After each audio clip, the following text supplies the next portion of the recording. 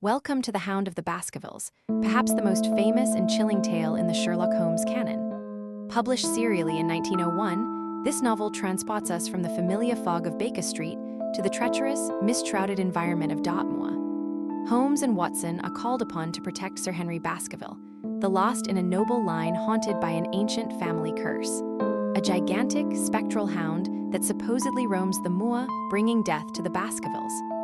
As fear, superstition, and the very real dangers of the desolate landscape close in, Holmes must use all his deductive powers to separate supernatural terror from calculated human malice.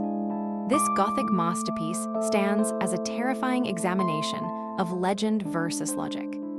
We begin with Chapter 1, Mr. Sherlock Holmes. Mr. Sherlock Holmes, who was usually very late in the mornings, save upon those not infrequent occasions when he was up all night, was seated at the breakfast table. I stood upon the hearthrug and picked up the stick which our visitor had left behind him the night before. It was a fine, thick piece of wood, bulbous-headed, of the sort which is known as a Penang lawyer. Just under the head was a broad silver band nearly an inch across.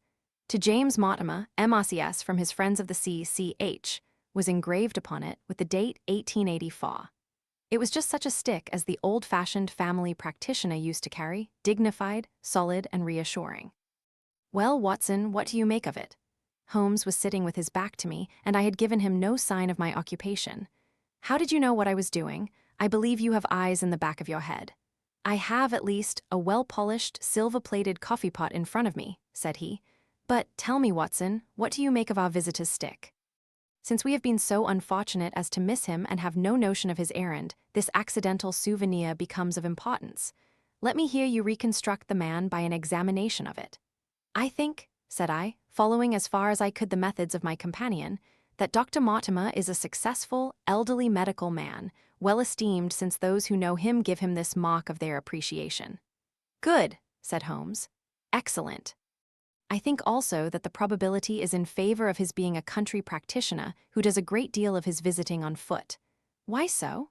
"Because this stick, though originally a very handsome one, has been so knocked about that I can hardly imagine a town practitioner carrying it. The thick iron ferrule is worn down, so it is evident that he has done a great amount of walking with it." "Perfectly sound," said Holmes. "And then again, there is the Friends of the CCH.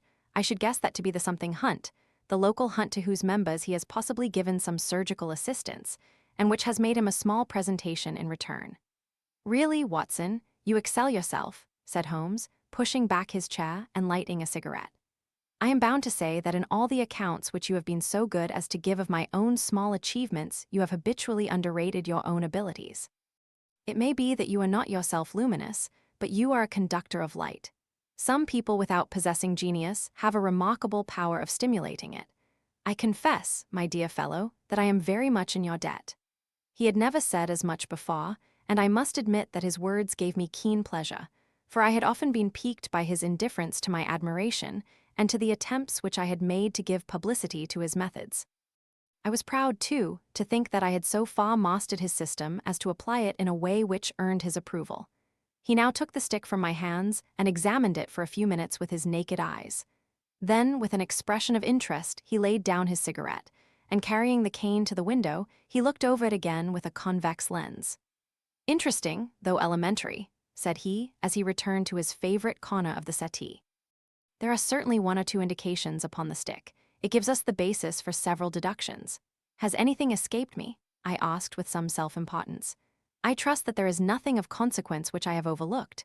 I am afraid, my dear Watson, that most of your conclusions were erroneous. When I said that you stimulated me, I meant, to be frank, that in noting your fallacies I was occasionally guided towards the truth, not that you are entirely wrong in this instance. The man is certainly a country practitioner, and he walks a good deal. Then I was right, to that extent, but that was all. No, my dear Watson, not all, by no means all. I would suggest, for example, that a presentation to a doctor is more likely to come from a hospital than from a hunt, and that when the initials CC are placed before that hospital, the words Charing Cross very naturally suggest themselves. You may be right. The probability lies in that direction. And if we take this as a working hypothesis, we have a fresh basis from which to start our construction of this unknown visitor. Well then, supposing that CCH does stand for Charing Cross Hospital, What further inferences may we draw? Do none suggest themselves? You know my methods. Apply them. I can only think of the obvious conclusion that the man has practiced in town before going to the country. I think that we might venture a little farther than this. Look at it in this light. On what occasion would it be most probable that such a presentation would be made? When would his friends unite to give him a pledge of their goodwill? Obviously, at the moment when Dr. Mortimer withdrew from the service of the hospital in order to start a practice for himself. We know there has been a presentation. We believe there has been a change from a town hospital to a country practice. Is it then stretching our inference too far to say that the presentation was on the occasion of the change? It certainly seems probable. Now, you will observe that he could not have been on the staff of the hospital, since only a man well established in a London practice could hold such a position, and such a one would not drift into the country. What was he then? If he was in the hospital, and yet not on the staff, he could only have been a house surgeon or a house physician, little more than a senior student. And he left 5 years ago. The date is on the stick. So your grave, middle-aged family practitioner vanishes into thin air, my dear Watson, and there emerges a young fellow under 30, amiable, unambitious, absent-minded, and the possessor of a favorite dog, which I should describe roughly as being larger than a terrier and smaller than a mastiff. I laughed incredulously as Sherlock Holmes leaned back in his settee and blew little wavering rings of smoke up to the ceiling. As to the latter part, I have no means of checking you, said I, but at least it is not difficult to find out a few particulars about the man's age and professional career. From my small medical shelf, I took down the medical directory and turned up the name. There were several Mortimers, but only one who could be our visitor. I read his record aloud. Mortimer, James, MRCS, 1882, Grimpen, Dartmoor, Devon. House surgeon from 1882 to 1884 at Charing Cross Hospital. Winner of the Jackson Prize for Comparative Pathology with essay entitled, Is Disease a Reversion? Corresponding member of the Swedish Pathological Society. Author of Some Freaks of Atavism, Lancet 1882, Do We Progress? Journal of Psychology, March 1883, medical officer for the parishes of Grimpen, Thorsley, and High Barrow. No mention of that local hunt, Watson, said Holmes with a mischievous smile, but a country doctor, as you very astutely observed. I think that I am fairly justified in my inferences. As to the adjectives, I said, if I remember right, amiable, unambitious, and absent-minded. It is my experience that it is only an amiable man in this world who receives testimonials, only an unambitious one who abandons a London career for the country, and only an absent-minded one who leaves his stick and not his visiting card after waiting an hour in your room. And the dog has been in the habit of carrying this stick behind his master. Being a heavy stick, the dog has held it tightly by the middle, and the marks of his teeth are very plainly visible. The dog's jaw, as shown in the space between these marks, is too broad in my opinion for a terrier and not broad enough for a mastiff. It may have been, yes, by Jove, it is a curly-haired spaniel. He had risen and paced the room as he spoke. Now he halted in the recess of the window. There was such a ring of conviction in his voice that I glanced up in surprise. My dear fellow, how can you possibly be so sure of that? For the very simple reason that I see the dog himself on our very doorstep, and there is the ring of its owner. Don't move, I beg you, Watson. He is a professional brother of yours, and your presence may be of assistance to me. Now is the dramatic moment of fate, Watson, when you hear a step upon the stair which is walking into your life, and you know not whether for good or ill. What does Dr. James Mortimer, the man of science, ask of Sherlock Holmes, the specialist in crime? Come in. The appearance of our visitor was a surprise to me, since I had expected a typical country practitioner. He was a very tall, thin man, with a long nose like a beak, which jutted out between two keen, gray eyes, set closely together and sparkling brightly from behind a pair of gold-rimmed glasses. He was clad in a professional but rather slovenly fashion, for his frock coat was dingy and his trousers frayed. Though young, his long back was already bowed, and he walked with a forward thrust of his head and a general air of peering benevolence. As he entered, his eyes fell upon the stick in Holmes's hand, and he ran towards it with an exclamation of joy. "I am so very glad," said he. "I was not sure whether I had left it here or in the shipping office. I would not lose that stick for the world." "A presentation, I see," said Holmes. "Yes, sir. From Charing Cross Hospital. From one or two friends there on the occasion of my marriage." Dear, that's bad," said Holmes, shaking his head. Dr. Mortimer blinked through his glasses in mild astonishment. Why was it bad? Only that you have disarranged our little deductions. Your marriage, you say? Yes, sir, I married and so left the hospital, and with it all hopes of a consulting practice. It was necessary to make a home of my own. Come, we are not so far wrong after all, said Holmes. And now Dr. James Mortimer, Mr., a humble MRCS, and a man of precise mind, evidently. A dabbler in science, Mr. Holmes, a picker-up of shells on the shores of the great unknown ocean. I presume that it is Mr. Sherlock Holmes whom I am addressing and not— No, this is my friend Dr. Watson. Glad to meet you, sir. I have heard your name mentioned in connection with that of your friend. You interest me very much, Mr. Holmes. I had hardly expected so dolichocephalic a skull or such well-marked supraorbital development. Would you have any objection to my running my finger along your parietal fissure?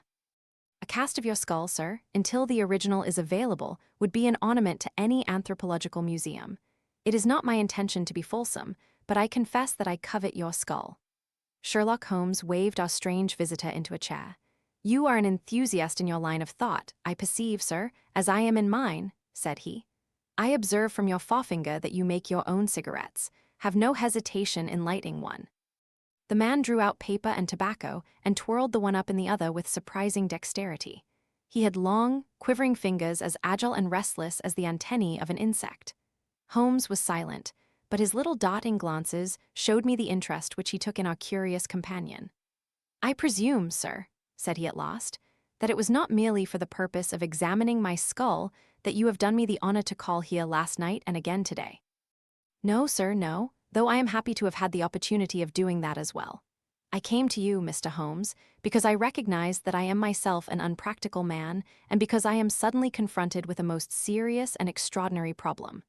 Recognizing, as I do, that you are the second highest expert in Europe. Indeed, sir. May I inquire who has the honor to be the first? Asked Holmes with some asperity. To the man of precisely scientific mind, the work of Monsieur Berthelin must always appeal strongly. Then had you not better consult him? I said, sir, to the precisely scientific mind. But as a practical man of affairs, it is acknowledged that you stand alone. I trust, sir, that I have not inadvertently— Just a little, said Holmes. I think, Dr. Mortimer, you would do wisely if without more ado you would kindly tell me plainly what the exact nature of the problem is in which you demand my assistance. Chapter 2. The Curse of the Baskervilles. I have in my pocket a manuscript, said Dr. James Mortimer. I observed it as you entered the room, said Holmes. It is an old manuscript. Early 18th century, unless it is a forgery. How can you say that, sir? You have presented an inch or two of it to my examination all the time that you have been talking. It would be a poor expert who could not give the date of a document within a decade or so. You may possibly have read my little monograph upon the subject. I put that at 1730. The exact date is 1742. Dr. Mortimer drew it from his breast pocket.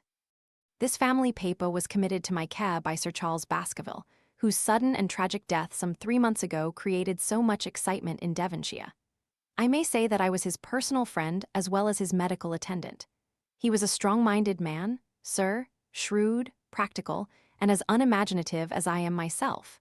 Yet he took this document very seriously, and his mind was prepared for just such an end as did eventually overtake him. Holmes stretched out his hand for the manuscript and flattened it upon his knee. You will observe, Watson, the alternative use of the long S and the short. It is one of several indications which enabled me to fix the date. I looked over his shoulder at the yellow paper and the faded script. At the head was written, Baskerville Hall, and below in large, scrawling figures, 1742. It appears to be a statement of some sort. Yes, it is a statement of a certain legend which runs in the Baskerville family. But I understand that it is something more modern and practical upon which you wish to consult me? Most modern. A most practical, pressing matter, which must be decided within 24 hours. But the manuscript is short and is intimately connected with the affair.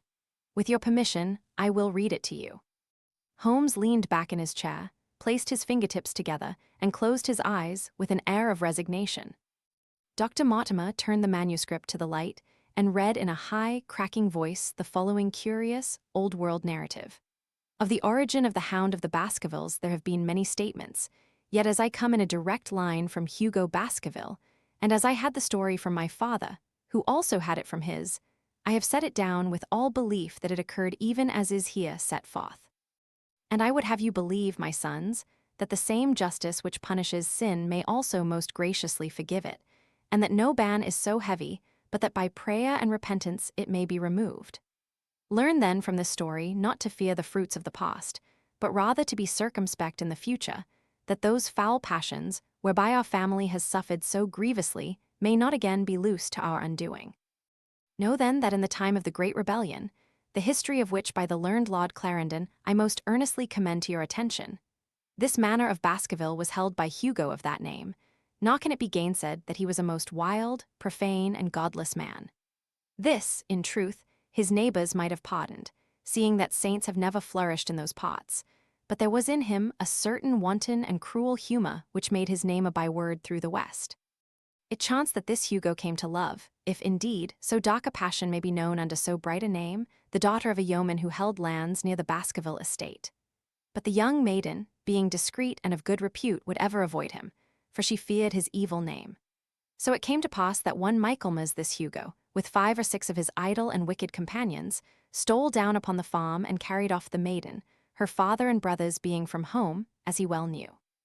When they had brought her to the hall, the maiden was placed in an upper chamber, while Hugo and his friends sat down to a long carouse, as was their nightly custom. Now, the poor lass upstairs was like to have her wits turned at the singing and shouting and terrible oaths which came up to her from below, for they say that the words used by Hugo Baskerville, when he was in wine, were such as might blast the man who said them. At last, in the stress of her fear, she did that which might have daunted the bravest or most active man, for by the aid of the growth of ivy which covered, and still covers, the south wall she came down from under the eaves, and so homeward across the moor, there being 3 leagues betwixt the hall and her father's farm. It chanced that some little time later Hugo left his guests to carry food and drink, with other worse things, perchance, to his captive, and so found the cage empty and the bird escaped. Then, as it would seem, he became as one that hath a devil.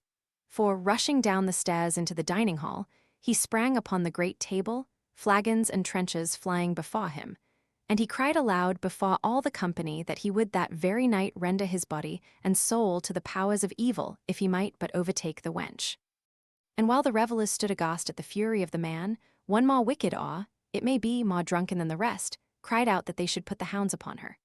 Whereat Hugo ran from the house, crying to his grooms that they should saddle his mare and unkennel the pack, and giving the hounds a kerchief of the maid, he swung them to the line, and so off full cry in the moonlight over the moor. Now, for some space the revellers stood agape, unable to understand all that had been done in such haste. But anon their bemused wits awoke to the nature of the deed which was like to be done upon the moorlands. Everything was now in an uproar, some calling for their pistols, some for their horses, and some for another flask of wine. But at length some sense came back to their crazed minds, and the whole of them, 13 in number, took horse and started in pursuit. The moon shone clear above them, and they rode swiftly abreast, taking that course which the maid must needs have taken if she were to reach her own home. They had gone a mile or 2 when they passed one of the night shepherds upon the moorlands, and they cried to him to know if he had seen the hunt. And the man, as the story goes, was so crazed with fear that he could scarce speak, but at last he said that he had indeed seen the unhappy maiden, with the hounds upon her track. "But I have seen more than that," said he, "for Hugo Baskerville passed me upon his black mare, and there ran mute behind him such a hound of hell as God forbid should ever be at my heels." So the drunken squires cursed the shepherd and rode onward. But soon their skins turned cold, for there came a galloping across the moor, and the black mare, dabbled with white froth, went past with trailing bridle and empty saddle. Then the revellers rode close together, for a great fear was on them, but they still followed over the moor, though each, had he been alone, would have been right glad to have turned his horse's head. Riding slowly in this fashion, they came at last upon the hounds. These, though known for their valor and their breed, were whimpering in a cluster at the head of a deep dip or goyle, as we call it, upon the moor, some slinking away and some, with starting hackles and staring eyes, gazing down the narrow valley before them. The company had come to a halt, more sober men, as you may guess, than when they started. The most of them would by no means advance, but 3 of them, the boldest, or it may be the most drunken, rode forward down the goyle. Now, it opened into a broad space in which stood 2 of those great stones, still to be seen there, which were set by certain forgotten peoples in the days of old. The moon was shining bright upon the clearing, and there in the center lay the unhappy maid where she had fallen, dead of fear and of fatigue. But it was not the sight of her body, nor yet was it that of the body of Hugo Baskerville lying near her, which raised the hair upon the heads of these three daredevil roisterers. But it was that, standing over Hugo and plucking at his throat, there stood a foul thing, a great black beast, shaped like a hound, yet larger than any hound that ever mortal eye has rested upon. And even as they looked, the thing tore the throat out of Hugo Baskerville, on which, as it turned its blazing eyes and dripping jaws upon them, the three shrieked with fear and rode for dear life, still screaming, across the moor. One, it is said, died that very night of what he had seen, and the other twain were but broken men for the rest of their days. Such is the tale, my sons, of the coming of the Hound, which is said to have plagued the family so sorely ever since. If I have set it down, it is because that which is clearly known hath less terror than that which is but hinted at and guessed. Nor can it be denied that many of the family have been unhappy in their deaths, which have been sudden, bloody, and mysterious. Yet may we shelter ourselves in the infinite goodness of Providence, which would not forever punish the innocent beyond that third or fourth generation which is threatened in Holy Writ. To that Providence, my sons, I hereby commend you, and I counsel you by way of caution to forbear from crossing the moor in those dark hours when the powers of evil are exalted. This from Hugo Baskerville to his sons Roger and John, with instructions that they say nothing thereof to their sister Elizabeth. When Dr. Mortimer had finished reading this singular narrative, he pushed his spectacles up on his forehead and stared across at Mr. Sherlock Holmes. The latter yawned and tossed the end of his cigarette into the fire. "Well," said he, "do you not find it interesting? To a collector of fairy tales." Dr. Mortimer drew a folded newspaper out of his pocket. "Now, Mr. Holmes, we will give you something a little more recent. This is the Devon County Chronicle of May 14th of this year. It is a short account of the facts elicited at the death of Sir Charles Baskerville, which occurred a few days before that date." My friend leaned a little forward, and his expression became intent. Our visitor readjusted his glasses and began. "The recent sudden death of Sir Charles Baskerville, whose name has been mentioned as the probable Liberal candidate for Mid-Devon at the next election, has cast a gloom over the county." Though Sir Charles had resided at Baskerville Hall for a comparatively short period, his amiability of character and extreme generosity had won the affection and respect of all who had been brought into contact with him. In these days of nouveau riches, it is refreshing to find a case where the scion of an old county family, which has fallen upon evil days, is able to make his own fortune, and to bring it back with him to restore the fallen grandeur of his line. Sir Charles, as is well known, made large sums of money in South African speculation. More wise than those who go on until the wheel turns against them, he realized his gains and returned to England with them. It is only 2 years since he took up his residence at Baskerville Hall, and it is common talk how large were those schemes of reconstruction and improvement which have been interrupted by his death. Being himself childless, it was his openly expressed desire that the whole countryside should, within his own lifetime, profit by his good fortune, and many will have personal reasons for bewailing his untimely end. His generous donations to local and county charities have been frequently chronicled in these columns. The circumstances connected with the death of Sir Charles cannot be said to have been entirely cleared up by the inquest, but at least enough has been done to dispose of those rumors to which local superstition has given rise. There is no reason whatever to suspect foul play, or to imagine that death could be from any but natural causes. Sir Charles was a widower, and a man who may be said to have been in some ways of an eccentric habit of mind. In spite of his considerable wealth, he was simple in his personal tastes, and his indoor servants at Baskerville Hall consisted of a married couple named Barrymore, the husband acting as butler and the wife as housekeeper. Their evidence, corroborated by that of several friends, tends to show that Sir Charles's health has for some time been impaired, and points especially to some affection of the heart, manifesting itself in changes of color, breathlessness, and acute attacks of nervous depression. Dr. James Mortimer, the friend and medical attendant of the deceased, has given evidence to the same effect. The facts of the case are simple. Sir Charles Baskerville was in the habit every night before going to bed of walking down the famous yew alley of Baskerville Hall. The evidence of the Barrymores shows that this had been his custom.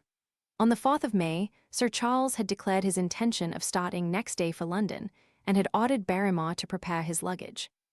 That night, he went out as usual for his nocturnal walk, in the course of which he was in the habit of smoking a cigar. He never returned. At 12 o'clock, Barrymore, finding the hall door still open, became alarmed and, lighting a lantern, went in search of his master. The day had been wet, and Sir Charles's footmarks were easily traced down the alley. Halfway down this walk, there is a gate which leads out onto the moor. There were indications that Sir Charles had stood for some little time here. He then proceeded down the alley, and it was at the far end of it that his body was discovered. One fact which has not been explained is the statement of Barrymore that his master's footprints altered their character from the time that he passed the moor gate, and that he appeared from thence onward to have been walking upon his toes. One Murphy, a gypsy horse dealer, was on the moor at no great distance at the time, but he appears by his own confession to have been the worse for drink. He declares that he heard cries, but is unable to state from what direction they came. No signs of violence were to be discovered upon Sir Charles's person, and though the doctor's evidence pointed to an almost incredible facial distortion, so great that Dr. Mortimer refused at first to believe that it was indeed his friend and patient who lay before him. It was explained that that is a symptom which is not unusual in cases of dyspnea and death from cardiac exhaustion. This explanation was borne out by the post-mortem examination, which showed long-standing organic disease, and the coroner's jury returned a verdict in accordance with the medical evidence. It is well that this is so, for it is obviously of the utmost importance that Sir Charles's heir should settle at the Hall and continue the good work which has been so sadly interrupted.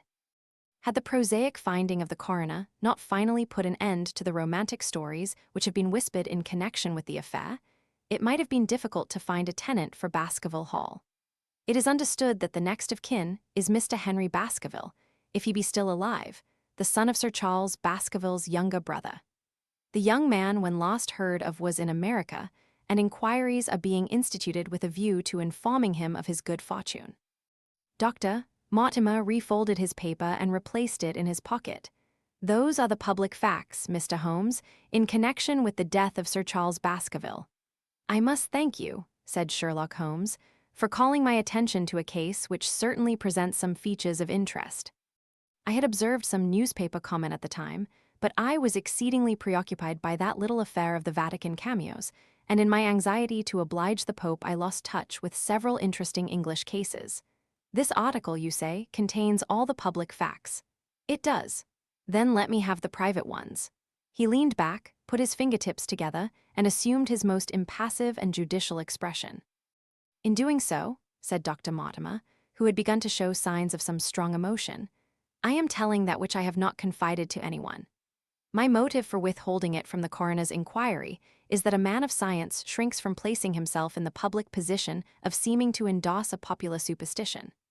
I had the further motive that Baskerville Hall, as the paper says, would certainly remain untenanted if anything were done to increase its already rather grim reputation. For both these reasons, I thought that I was justified in telling rather less than I knew, since no practical good could result from it. But with you, there is no reason why I should not be perfectly frank. The moor is very sparsely inhabited, and those who live near each other are thrown very much together. For this reason, I saw a good deal of Sir Charles Baskerville. With the exception of Mr. Frankland, of Lafter Hall, and Mr. Stapleton, the naturalist, there are no other men of education within many miles. Sir Charles was a retiring man, but the chance of his illness brought us together, and a community of interests in science kept us so. He had brought back much scientific information from South Africa, and many a charming evening we have spent together discussing the comparative anatomy of the Bushman and the Hottentot. Within the last few months, it became increasingly plain to me that Sir Charles's nervous system was strained to the breaking point. He had taken this legend, which I have read you, exceedingly to heart, so much so that, although he would walk in his own grounds, nothing would induce him to go out upon the moor at night. Incredible as it may appear to you, Mr. Holmes, he was honestly convinced that a dreadful fate overhung his family, and certainly the records which he was able to give of his ancestors were not encouraging. The idea of some ghastly presence constantly haunted him, and on more than one occasion he has asked me whether I had on my medical journeys at night ever seen any strange creature or heard the baying of a hound. The latter question he put to me several times, and always with a voice which vibrated with excitement. I can well remember driving up to his house in the evening some 3 weeks before the fatal event. He chanced to be at his hall door. I had descended from my gig and was standing in front of him, when I saw his eyes fix themselves over my shoulder and stare past me with an expression of the most dreadful horror. I whisked round, and had just time to catch a glimpse of something which I took to be a large black calf passing at the head of the drive. So excited and alarmed was he that I was compelled to go down to the spot where the animal had been and look around for it. It was gone, however, and the incident appeared to make the worst impression upon his mind.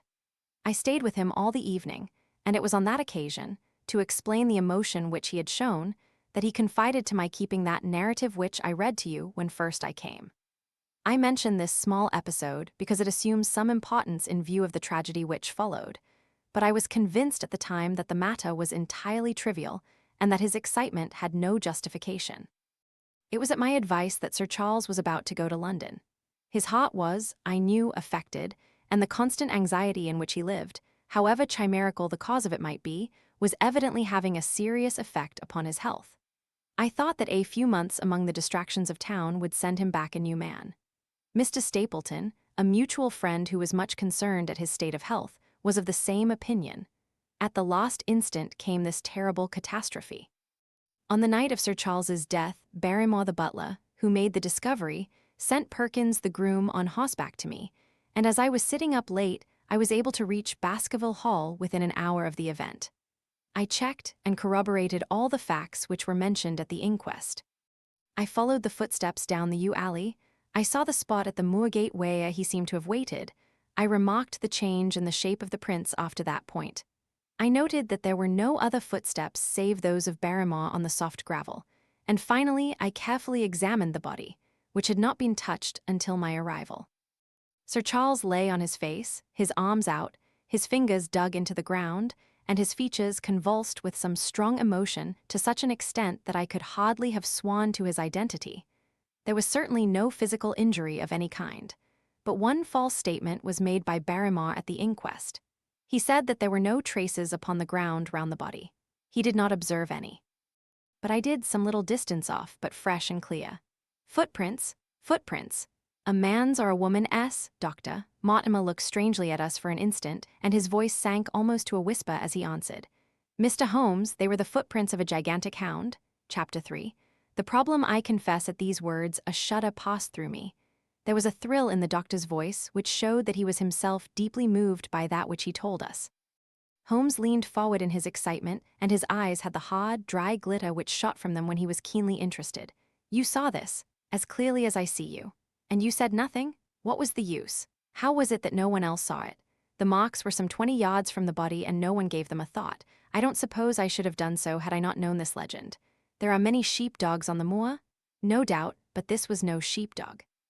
You say it was large? Enormous. But it had not approached the body? No. What sort of night was it?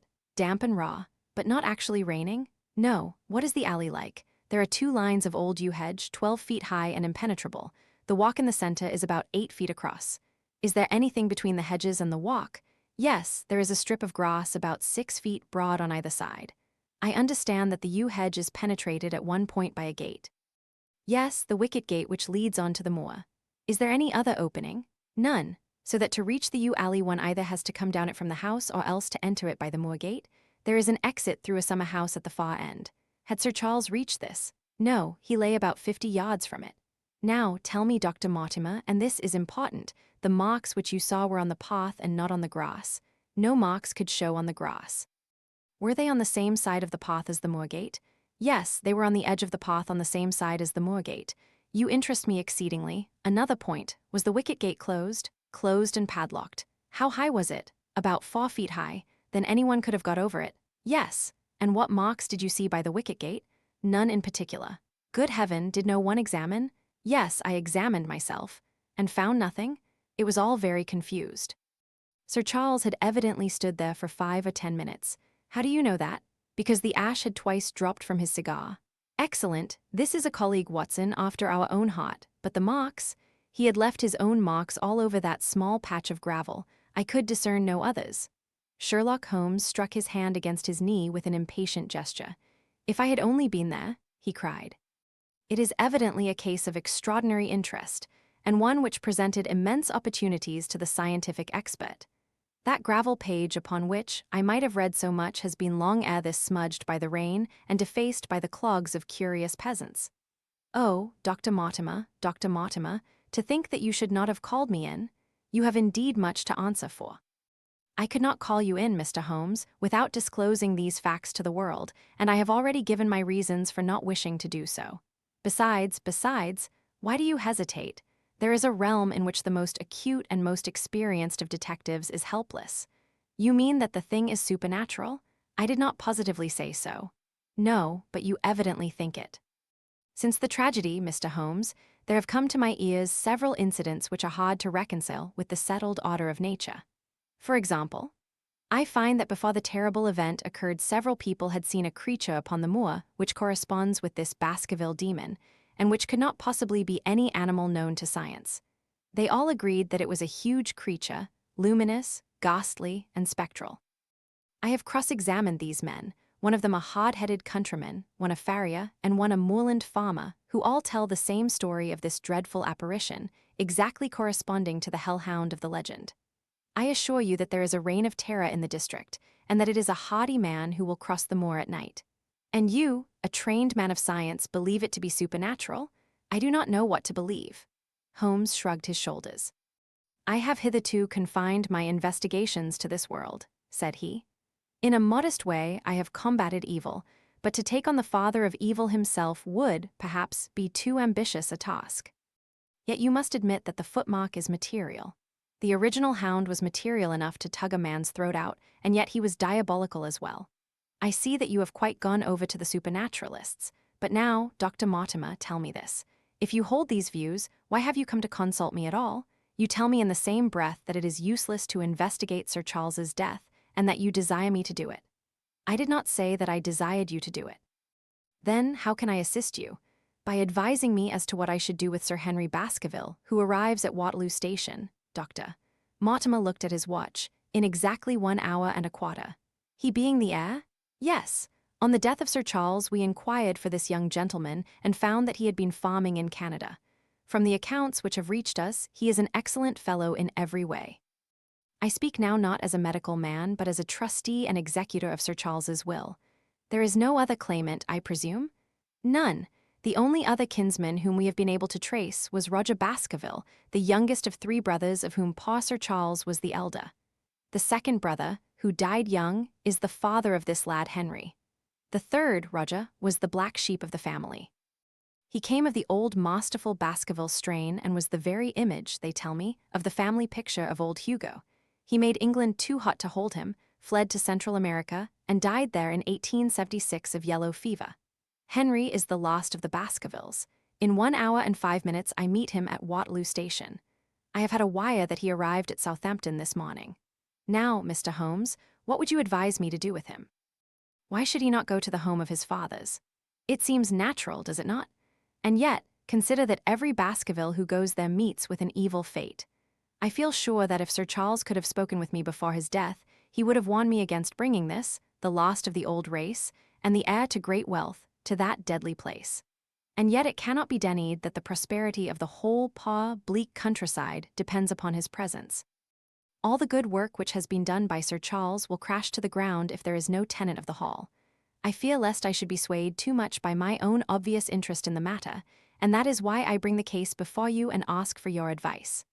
Holmes considered for a little time. Put into plain words, the matter is this, said he. In your opinion, there is a diabolical agency which makes Dartmoor an unsafe abode for a Baskerville. That is your opinion. At least I might go the length of saying that there is some evidence that this may be so. Exactly. But surely, if your supernatural theory be correct, it could work the young man evil in London as easily as in Devonshire. A devil with merely local powers like a parish vestry would be too inconceivable a thing. You put the matter more flippantly, Mr. Holmes, than you would probably do if you were brought into personal contact with these things. Your advice, then, as I understand it, is that the young man will be as safe in Devonshire as in London. He comes in 50 minutes. What would you recommend? I recommend, sir, that you take a cab, call off your spaniel who is scratching at my front door, and proceed to Waterloo to meet Sir Henry Baskerville. And then you will say nothing to him at all until I have made up my mind about the matter. How long will it take you to make up your mind? 24 hours. At 10 o'clock tomorrow, Dr. Mortimer, I will be much obliged to you if you will call upon me here, and it will be of help to me in my plans for the future if you will bring Sir Henry Baskerville with you. I will do so, Mr. Holmes. He scribbled the appointment on his shirt cuff and hurried off in his strange, peering, absent-minded fashion. Holmes stopped him at the head of the stair. Only one more question, Dr. Mortimer. You say that before Sir Charles Baskerville's death several people saw this apparition upon the moor? 3 people did. Did any see it after? I have not heard of any. Thank you. Good morning. Holmes returned to his seat with that quiet look of inward satisfaction which meant that he had a congenial task before him. Going out, Watson? Unless I can help you. No, my dear fellow, it is at the hour of action that I turn to you for aid. But this is splendid, really unique from some points of view. When you pass Bradley's, would you ask him to send up a pound of the strongest shag tobacco? Thank you. It would be as well if you could make it convenient not to return before evening. Then I should be very glad to compare impressions as to this most interesting problem which has been submitted to us this morning. I knew that seclusion and solitude were very necessary for my friend in those hours of intense mental concentration during which he weighed every particle of evidence, constructed alternative theories, balanced one against the other, and made up his mind as to which points were essential and which immaterial. I therefore spent the day at my club and did not return to Baker Street until evening. It was nearly 9 o'clock when I found myself in the sitting room once more. My first impression as I opened the door was that a fire had broken out, for the room was so filled with smoke that the light of the lamp upon the table was blurred by it. As I entered, however, my fears were set at rest, for it was the acrid fumes of strong-cost tobacco which took me by the throat and set me coughing. Through the haze, I had a vague vision of Holmes in his dressing gown, coiled up in an armchair with his black clay pipe between his lips. Several rolls of paper lay around him. "A cold, Watson," said he. "No, it's this poisonous atmosphere. I suppose it is pretty thick now that you mention it. Thick, it is intolerable. Open the window, then. You have been at your club all day, I perceive. My dear Holmes, am I right? Certainly, but how?" He laughed at my bewildered expression.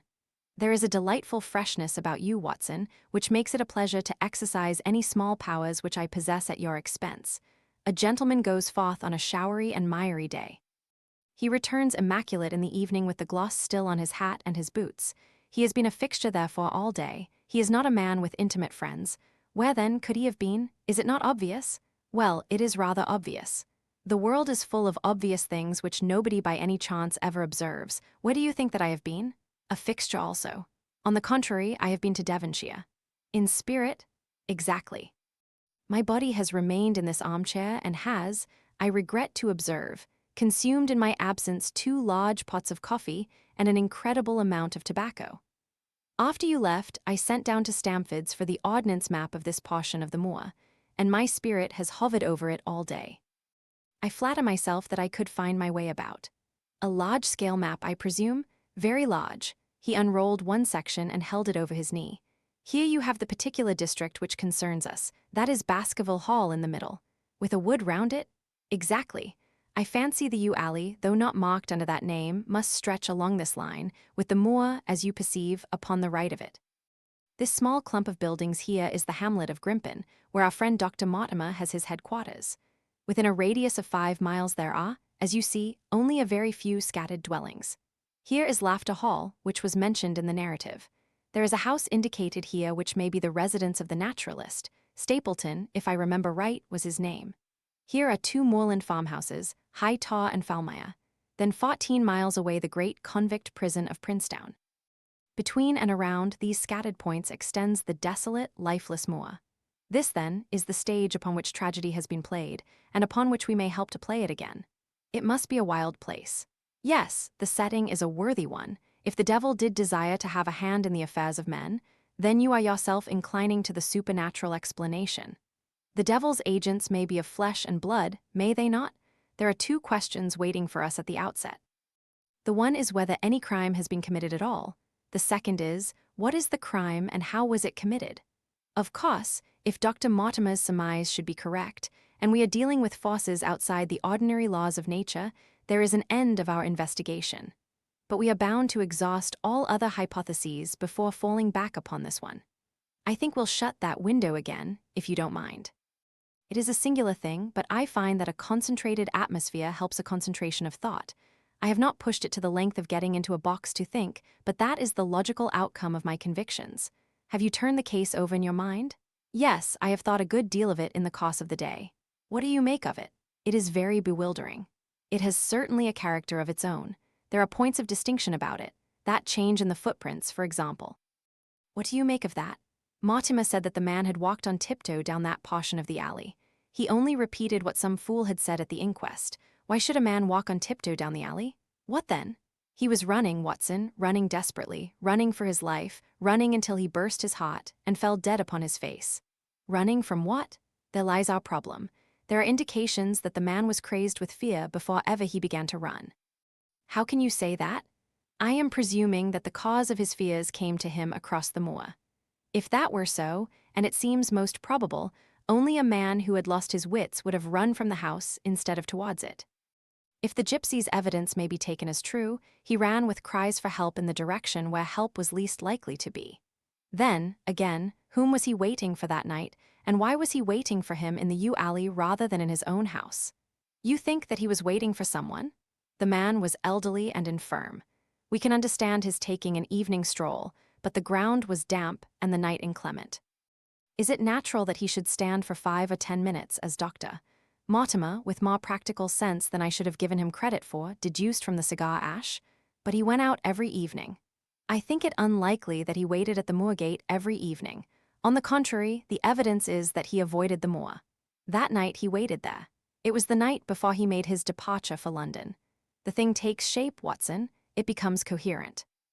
Might one ask you to hand me my violin, and we will postpone all further thought upon this business until we have had the advantage of meeting Dr. Mortimer and Sir Henry Baskerville in the morning. Chapter 4. Sir Henry Baskerville, our breakfast table was cleared early, and Holmes waited in his dressing gown for the promised interview.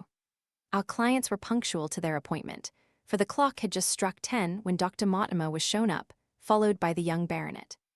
The latter was a small, alert, dark-eyed man about 30 years of age, very sturdily built, with thick black eyebrows and a strong, pugnacious face. He wore a ruddy-tinted tweed suit and had the weather-beaten appearance of one who has spent most of his time in the open air, and yet there was something in his steady eye and the quiet assurance of his bearing which indicated the gentleman. "This is Sir Henry Baskerville," said Dr. Mortimer. "Why, yes," said he, "and the strange thing is, Mr. Sherlock Holmes, that if my friend here had not proposed coming round to you this morning, I should have come on my own account. I understand that you think out little puzzles, and I've had one this morning which wants more thinking out than I am able to give it. Pray take a seat, Sir Henry. Do I understand you to say that you have yourself had some remarkable experience since you arrived in London?" "Nothing of much importance, Mr. Holmes. Only a joke, as like as not. It was this letter, if you can call it a letter, which reached me this morning." He laid an envelope upon the table, and we all bent over it. It was of common quality, grayish in color. The address, Sir Henry Baskerville, Northumberland Hotel, was printed in rough characters, the postmark Charing Cross, and the date of posting the preceding evening. "Who knew that you were going to the Northumberland Hotel?" asked Holmes, glancing keenly across at our visitor. "No one could have known. We only decided after I met Dr. Mortimer. But Dr. Mortimer was no doubt already stopping there?" "No, I had been staying with a friend," said the doctor. "There was no possible indication that we intended to go to this hotel." Someone seems to be very deeply interested in your movements." Out of the envelope, he took a half sheet of foolscap paper folded into four. This he opened and spread flat upon the table. Across the middle of it, a single sentence had been formed by the expedient of pasting printed words upon it. It ran, "As you value your life or your reason, keep away from the moor." The word moor only was printed in ink. "Now," said Sir Henry Baskerville, "perhaps you will tell me, Mr. Holmes, what in thunder is the meaning of that, and who it is that takes so much interest in my affairs.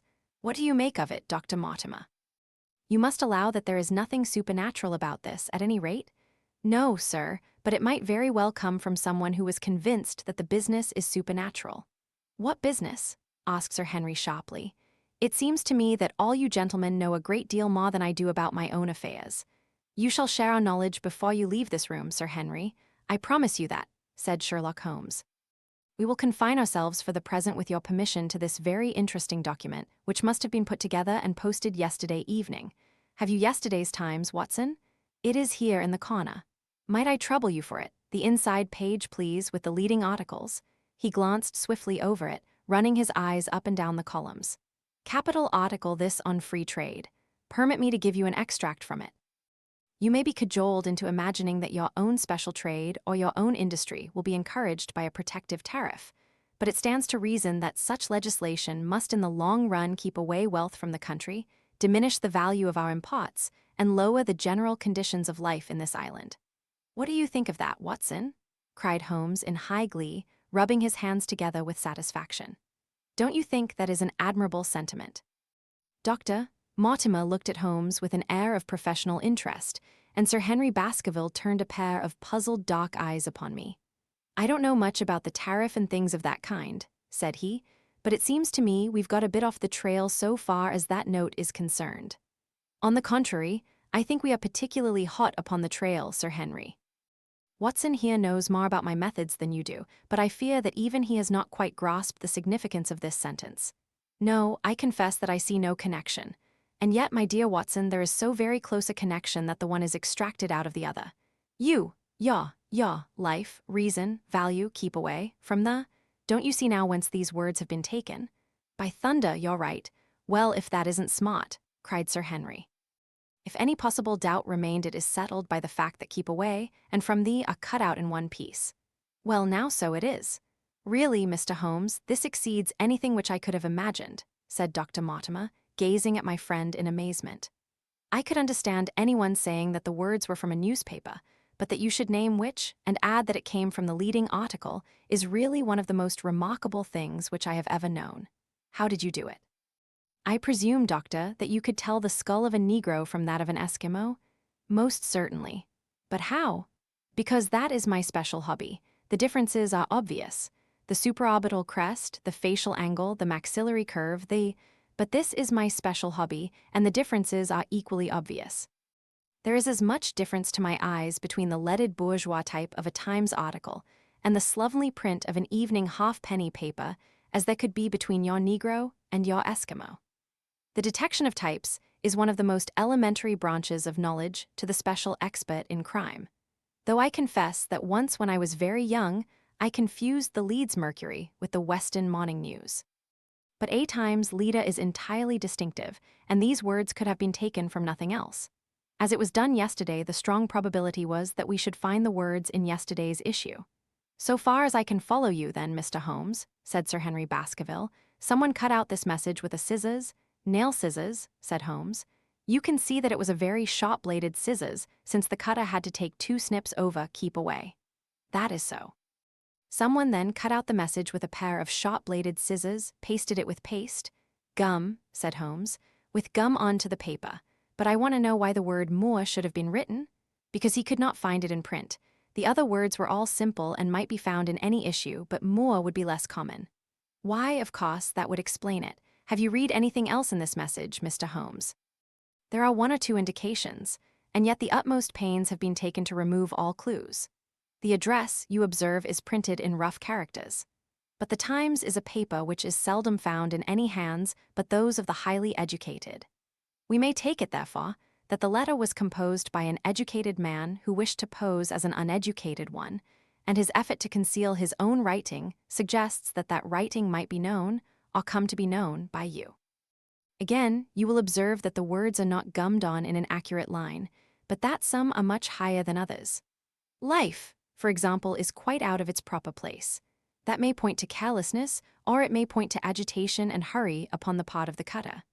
On the whole, I incline to the latter view, since the matter was evidently important, and it is unlikely that the composer of such a letter would be careless. If he were in a hurry, it opens up the interesting question why he should be in a hurry, since any letter posted up to early morning would reach Sir Henry before he would leave his hotel. Did the composer fear an interruption, and from whom? We are coming now rather into the region of guesswork, said Dr. Mortimer. Say, rather, into the region where we balance probabilities and choose the most likely. It is the scientific use of the imagination, but we have always some material basis on which to start our speculation. Now, you would call it a guess, no doubt, but I am almost certain that this address has been written in a hotel. How in the world can you say that? If you examine it carefully, you will see that both the pen and the ink have given the writer trouble. The pen has spluttered twice in a single word and has run dry 3 times in a short address, showing that there was very little ink in the bottle. Now, a private pen or ink bottle is seldom allowed to be in such a state, and the combination of the two must be quite rare. But you know the hotel ink and the hotel pen, where it is rare to get anything else.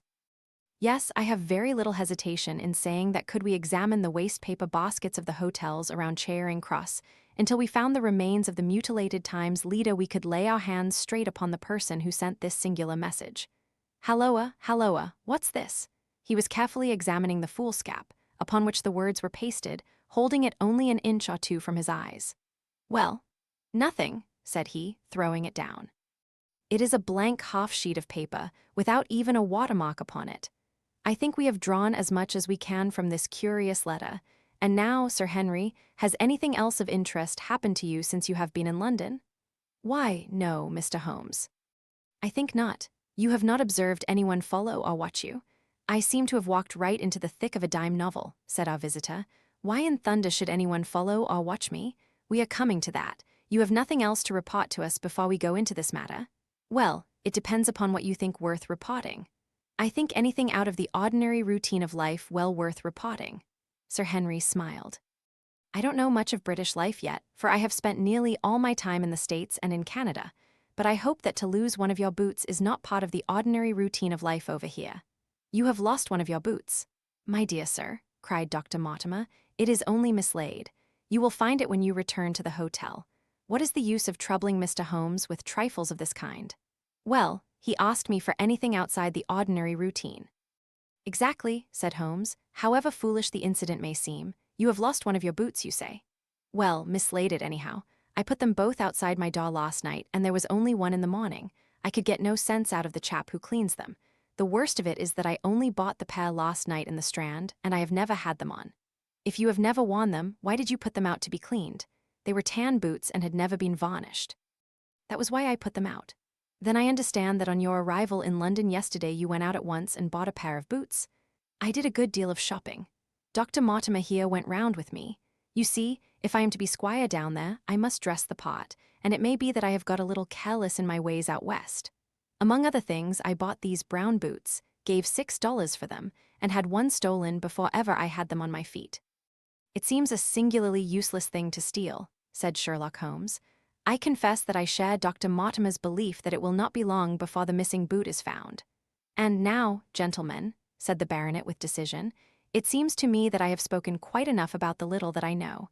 It is time that you kept your promise and gave me a full account of what we are all driving at. Your request is a very reasonable one, Holmes answered. Dr. Mortimer, I think you could not do better than to tell your story as you told it to us. Thus encouraged, our scientific friend drew his papers from his pocket and presented the whole case as he had done upon the morning before. Sir Henry Baskerville listened with the deepest attention and with an occasional exclamation of surprise. Well, I seem to have come into an inheritance with a vengeance, said he, when the long narrative was finished. Of course, I've heard of the Hound ever since I was in the nursery. It's the pet story of the family, though I never thought of taking it seriously before. But as to my uncle's death, well, it all seems boiling up in my head, and I can't get it clear yet. You don't seem quite to have made up your mind whether it's a case for a policeman or a clergyman. Precisely. And now there's this affair of the letter to me at the hotel. I suppose that fits into its place. It seems to show that someone knows more than we do about what goes on upon the moor, said Dr. Mortimer. And also, said Holmes, that someone is not ill-disposed towards you, since they warn you of danger. Or it may be that they wish, for their own purposes, to scare me away. Well, of course, that is possible also. I am very much indebted to you, Dr. Mortimer, for introducing me to a problem which presents several interesting alternatives. But the practical point which we now have to decide, Sir Henry, is whether it is or is not advisable for you to go to Baskerville Hall. Why should I not go? There seems to be danger. Do you mean danger from this family fiend, or do you mean danger from human beings? Well, that is what we have to find out. Whichever it is, my answer is fixed. There is no devil in hell, Mr. Holmes, and there is no man upon earth who can prevent me from going to the home of my own people, and you may take that to be my final answer. His dark brows knitted, and his face flushed to a dusky red as he spoke. It was evident that the fiery temper of the Baskervilles was not extinct in this their lost representative. Meanwhile, said he, I have hardly had time to think over all that you have told me. It's a big thing for a man to have to understand and to decide at one sitting.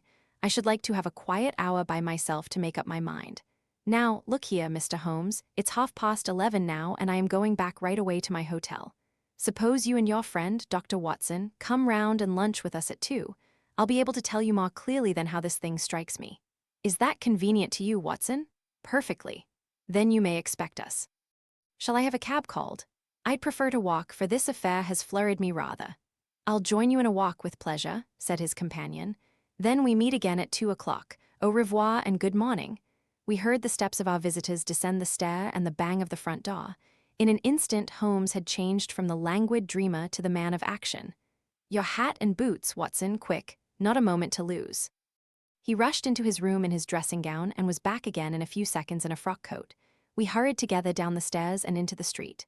Dr. Mortimer and Baskerville were still visible about 200 yards ahead of us in the direction of Oxford Street.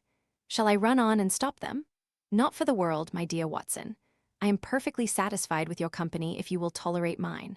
Our friends are wise, for it is certainly a very fine morning for a walk. He quickened his pace until we had decreased the distance which divided us by about half. Then, still keeping 100 yards behind, we followed into Oxford Street and so down Regent Street.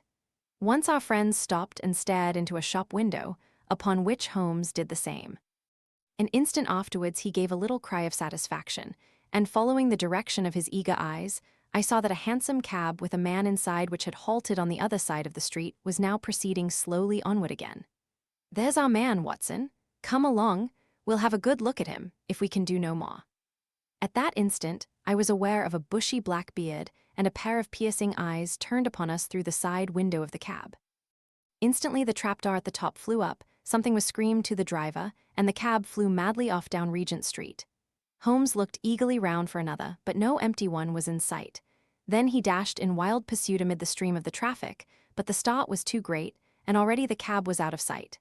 There now, said Holmes bitterly, as he emerged panting and white with vexation from the tide of vehicles. Was ever such bad luck and such bad management too? Watson, Watson, if you are an honest man you will record this also, and set it against my successes. Who was the man? I have not an idea. A spy? Well, it was evident from what we have heard that Baskerville has been very closely shadowed by someone since he has been in town. How else could it be known so quickly that it was the Northumberland Hotel which he had chosen? If they had followed him the first day, I argued that they would follow him also the second. You may have observed that I twice strolled over to the window while Dr. Mortimer was reading his legend. Yes, I remember. I was looking out for loiterers in the street, but I saw none. We are dealing with a clever man, Watson. This matter cuts very deep, and though I have not finally made up my mind whether it is a benevolent or a malevolent agency which is in touch with us, I am conscious always of power and design. When our friends left, I at once followed them in the hopes of marking down their invisible attendant. So wily was he that he had not trusted himself upon foot, but he had availed himself of a cab so that he could loiter behind or dash past them and so escape their notice. His method had the additional advantage that if they were to take a cab, he was all ready to follow them. It has, however, one obvious disadvantage. It puts him in the power of the cabman. Exactly. What a pity we did not get the number. My dear Watson, clumsy as I have been, you surely do not seriously imagine that I neglected to get the number. Number 2704 is our man, but that is no use to us for the moment. I fail to see how you could have done more. On observing the cab, I should have instantly turned and walked in the other direction. I should then at my leisure have hired a second cab and followed the first at a respectful distance. Or, better still, have driven to the Northumberland Hotel and waited there. When our unknown had followed Baskerville home, we should have had the opportunity of playing his own game upon himself and seeing where he made for. As it is, by an indiscreet eagerness, which was taken advantage of with extraordinary quickness and energy by our opponent, we have betrayed ourselves and lost our man. We had been sauntering slowly down Regent Street during this conversation, and Dr. Mortimer, with his companion, had long vanished in front of us. "There is no object in our following them," said Holmes. "The shadow has departed and will not return. We must see what further cards we have in our hands and play them with decision. Could you swear to that man's face within the cab?" "I could swear only to the beard." "And so could I, from which I gather that in all probability it was a false one." "A clever man upon so delicate an errand has no use for a beard save to conceal his features. Come in here, Watson." He turned into one of the district messenger offices, where he was warmly greeted by the manager. "Ah, Wilson, I see you have not forgotten the little case in which I had the good fortune to help you." "No, sir, indeed I have not." "You saved my good name and perhaps my life." "My dear fellow, you exaggerate. I have some recollection, Wilson, that you had among your boys a lad named Cartwright who showed some ability during the investigation." "Yes, sir, he is still with us." "Could you ring him up? Thank you, and I should be glad to have change of this £5 note." A lad of 14, with a bright, keen face, had obeyed the summons of the manager. He stood now gazing with great reverence at the famous detective. "Let me have the hotel directory," said Holmes. "Thank you. Now, Cartwright, there are the names of 23 hotels here, all in the immediate neighborhood of Charing Cross. Do you see?" "Yes, sir." "You will visit each of these in turn." "Yes, sir." "You will begin in each case by giving the outside potter 1 shilling. Here are 23 shillings." "Yes, sir." "You will tell him that you want to see the waste paper of yesterday. You will say that an important telegram has miscarried and that you are looking for it. You understand?" "Yes, sir."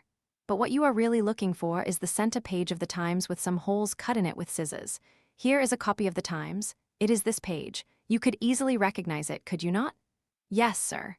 "In each case, the outside potter will send for the hall potter, to whom also you will give a shilling. Here are 23 shillings. You will then learn in possibly 20 cases out of the 23 that the waste of the day before has been burned or removed. In the 3 other cases, you will be shown a heap of paper, and you will look for this page of the Times among it. The odds are enormously against your finding it. There are 10 shillings over in case of emergencies. Let me have a report by wire at Baker Street before evening. And now, Watson, it only remains for us to find out by wire the identity of the cabman. No. 2704, and then we will drop into one of the Bond Street picture galleries and fill in the time until we are due at the hotel. Chapter 5. 3 broken threads. Sherlock Holmes had, in a very remarkable degree, the power of detaching his mind at will. For 2 hours, the strange business in which we had been involved appeared to be forgotten, and he was entirely absorbed in the pictures of the modern Belgian masters. He would talk of nothing but art, of which he had the crudest ideas, from our leaving the gallery until we found ourselves at the Northumberland Hotel. "Sir Henry Baskerville is upstairs expecting you," said the clock. "He asked me to show you up at once when you came. Have you any objection to my looking at your register?" Said Holmes, "Not in the least." The book showed that 2 names had been added after that of Baskerville. One was Theophilus Johnson and family, of Newcastle, the other Mrs. Oldmore and maid, of High Lodge, Alton. "Surely that must be the same Johnson whom I used to know," said Holmes to the potter. "A lawyer, is he not, grey-headed and walks with a limp?" "No, sir, this is Mr. Johnson, the colonna, a very active gentleman, not older than yourself." "Surely you are mistaken about his trade?" "No, sir, he has used this hotel for many years, and he is very well known to us." "Ah, that settles it. Mrs. Oldmore, too, I seem to remember the name. Excuse my curiosity, but often in calling upon one friend one finds another." "She is an invalid lady, sir." "Her husband was once Mayor of Gloucester. She always comes to us when she is in town." "Thank you. I am afraid I cannot claim her acquaintance. We have established a most important fact by these questions, Watson," he continued in a low voice as we went upstairs together. "We know now that the people who are so interested in our friend have not settled down in his own hotel. That means that while they are, as we have seen, very anxious to watch him, they are equally anxious that he should not see them. Now, this is a most suggestive fact." "What does it suggest?" "It suggests, halloa, my dear fellow, what on earth is the matter?" As we came round the top of the stairs, we had run up against Sir Henry Baskerville himself. His face was flushed with anger, and he held an old and dusty boot in one of his hands. So furious was he that he was hardly articulate, and when he did speak, it was in a much broader and more Western dialect than any which we had heard from him in the morning. "Seems to me they are playing me for a sucker in this hotel," he cried. "They'll find they've started in to monkey with the wrong man unless they are careful. By thunder, if that chap can't find my missing boot, there will be trouble. I can take a joke with the best, Mr. Holmes, but they've got a bit over the mark this time. Still looking for your boot? Yes, sir, and mean to find it. But surely you said that it was a new brown boot. So it was, sir, and now it's an old black one. What, you don't mean to say? That's just what I do mean to say. I only had 3 pairs in the world, the new brown, the old black, and the patent leathers, which I am wearing. Last night they took one of my brown ones, and today they have sneaked one of the black. Well, have you got it? Speak out, man, and don't stand staring. An agitated German waiter had appeared upon the scene. No, sir, I have made inquiry all over the hotel, but I can hear no word of it. Well, either that boot comes back before sundown or I'll see the manager and tell him that I go right straight out of this hotel. It shall be found, sir. I promise you that if you will have a little patience it will be found. Mind it is, for it's the last thing of mine that I'll lose in this den of thieves. Well, Mr. Holmes, you'll excuse my troubling you about such a trifle. I think it's well worth troubling about. Why, you look very serious over it. How do you explain it? I just don't attempt to explain it. It seems the very maddest, queerest thing that ever happened to me. The queerest, perhaps, said Holmes thoughtfully. What do you make of it yourself? Well, I don't profess to understand it yet. This case of yours is very complex, Sir Henry. When taken in conjunction with your uncle's death, I am not sure that of all the 500 cases of capital importance which I have handled there is one which cuts so deep. But we hold several threads in our hands, and the odds are that one or other of them guides us to the truth. We may waste time in following the wrong one, but sooner or later we must come upon the right. We had a pleasant luncheon, in which little was said of the business which had brought us together. It was in the private sitting room to which we afterwards repaired that Holmes asked Baskerville what were his intentions. To go to Baskerville Hall. And when? At the end of the week. On the whole, said Holmes, I think that your decision is a wise one. I have ample evidence that you are being dogged in London, and amid the millions of this great city, it is difficult to discover who these people are or what their object can be. If their intentions are evil, they might do you a mischief, and we should be powerless to prevent it. You did not know, Dr. Mortimer, that you were followed this morning from my house? Dr. Mortimer started violently. Followed by whom? That, unfortunately, is what I cannot tell you. Have you among your neighbors or acquaintances on Dartmoor any man with a black full beard? No, or let me see, why yes. Barrymore, Sir Charles's butler, is a man with a full black beard. Ha, where is Barrymore? He is in charge of the hall. We had best ascertain if he is really there, or if by any possibility he might be in London. How can you do that? Give me a telegraph form. Is all ready for Sir Henry? That will do. Addressed to Mr. Barrymore, Baskerville Hall. What is the nearest telegraph office? Grimpen. Very good. We will send a second wire to the postmaster, Grimpen. Telegram to Mr. Barrymore to be delivered into his own hand. If absent, please return wire to Sir Henry Baskerville, Northumberland Hotel. That should let us know before evening whether Barrymore is at his post in Devonshire or not. That's so, said Baskerville. By the way, Dr. Mortimer, who is this Barrymore anyhow? He is the son of the old caretaker, who is dead. They have looked after the hall for 4 generations now. So far as I know, he and his wife are as respectable a couple as any in the county. At the same time, said Baskerville, it's clear enough that so long as there are none of the family at the hall, these people have a mighty fine home and nothing to do. That is true. Did Barrymore profit at all by Sir Charles's will? Asked Holmes. He and his wife had £500 each. Ha, did they know that they would receive this? Yes, Sir Charles was very fond of talking about the provisions of his will. That is very interesting. I hope, said Dr. Mortimer, that you do not look with suspicious eyes upon everyone who received a legacy from Sir Charles, for I also had £1,000 left to me. Indeed, and anyone else? There were many insignificant sums to individuals and a large number of public charities. The residue all went to Sir Henry. And how much was the residue? £740,000. Holmes raised his eyebrows in surprise. I had no idea that so gigantic a sum was involved, said he. Sir Charles had the reputation of being rich, but we did not know how very rich he was until we came to examine his securities. The total value of the estate was close on to £1 million. Dear me. It is a stake for which a man might well play a desperate game. And one more question, Dr. Mortimer. Supposing that anything happened to our young friend here, you will forgive the unpleasant hypothesis. Who would inherit the estate? Since Roger Baskerville, Sir Charles's younger brother, died unmarried, the estate would descend to the Desmonds, who are distant cousins. James Desmond is an elderly clergyman in Westmoreland. Thank you. These details are all of great interest. Have you met Mr. James Desmond? Yes, he once came down to visit Sir Charles. He is a man of venerable appearance and of saintly life.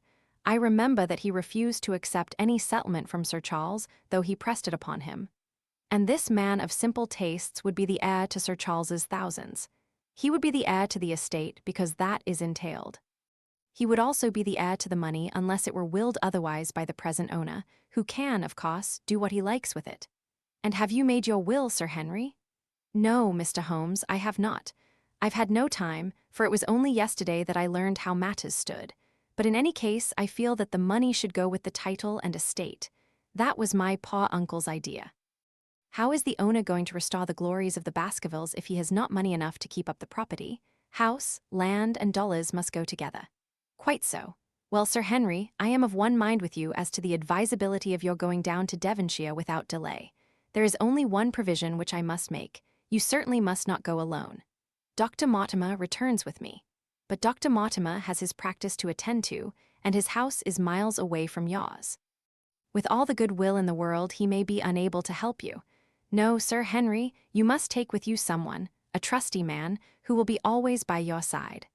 Is it possible that you could come yourself, Mr. Holmes? If matters came to a crisis, I should endeavor to be present in person. But you can understand that, with my extensive consulting practice, and with the constant appeals which reach me from many quarters, it is impossible for me to be absent from London for an indefinite time.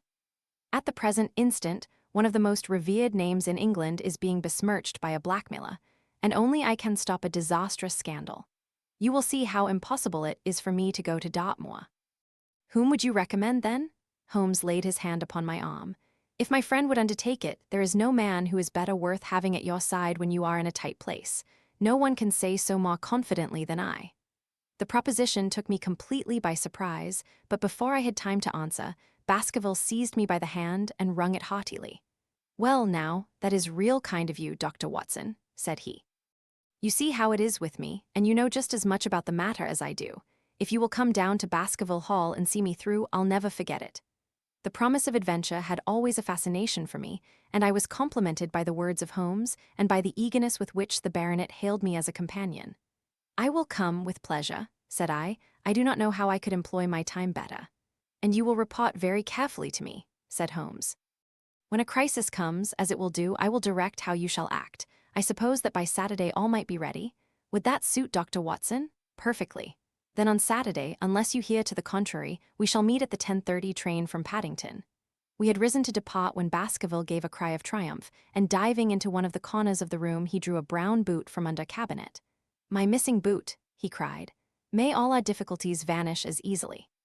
Said Sherlock Holmes, but it is a very singular thing, Dr. Mortimer remarked. I searched this room carefully before lunch. And so did I, said Baskerville. Every inch of it. There was certainly no boot in it then. In that case, the waiter must have placed it there while we were lunching.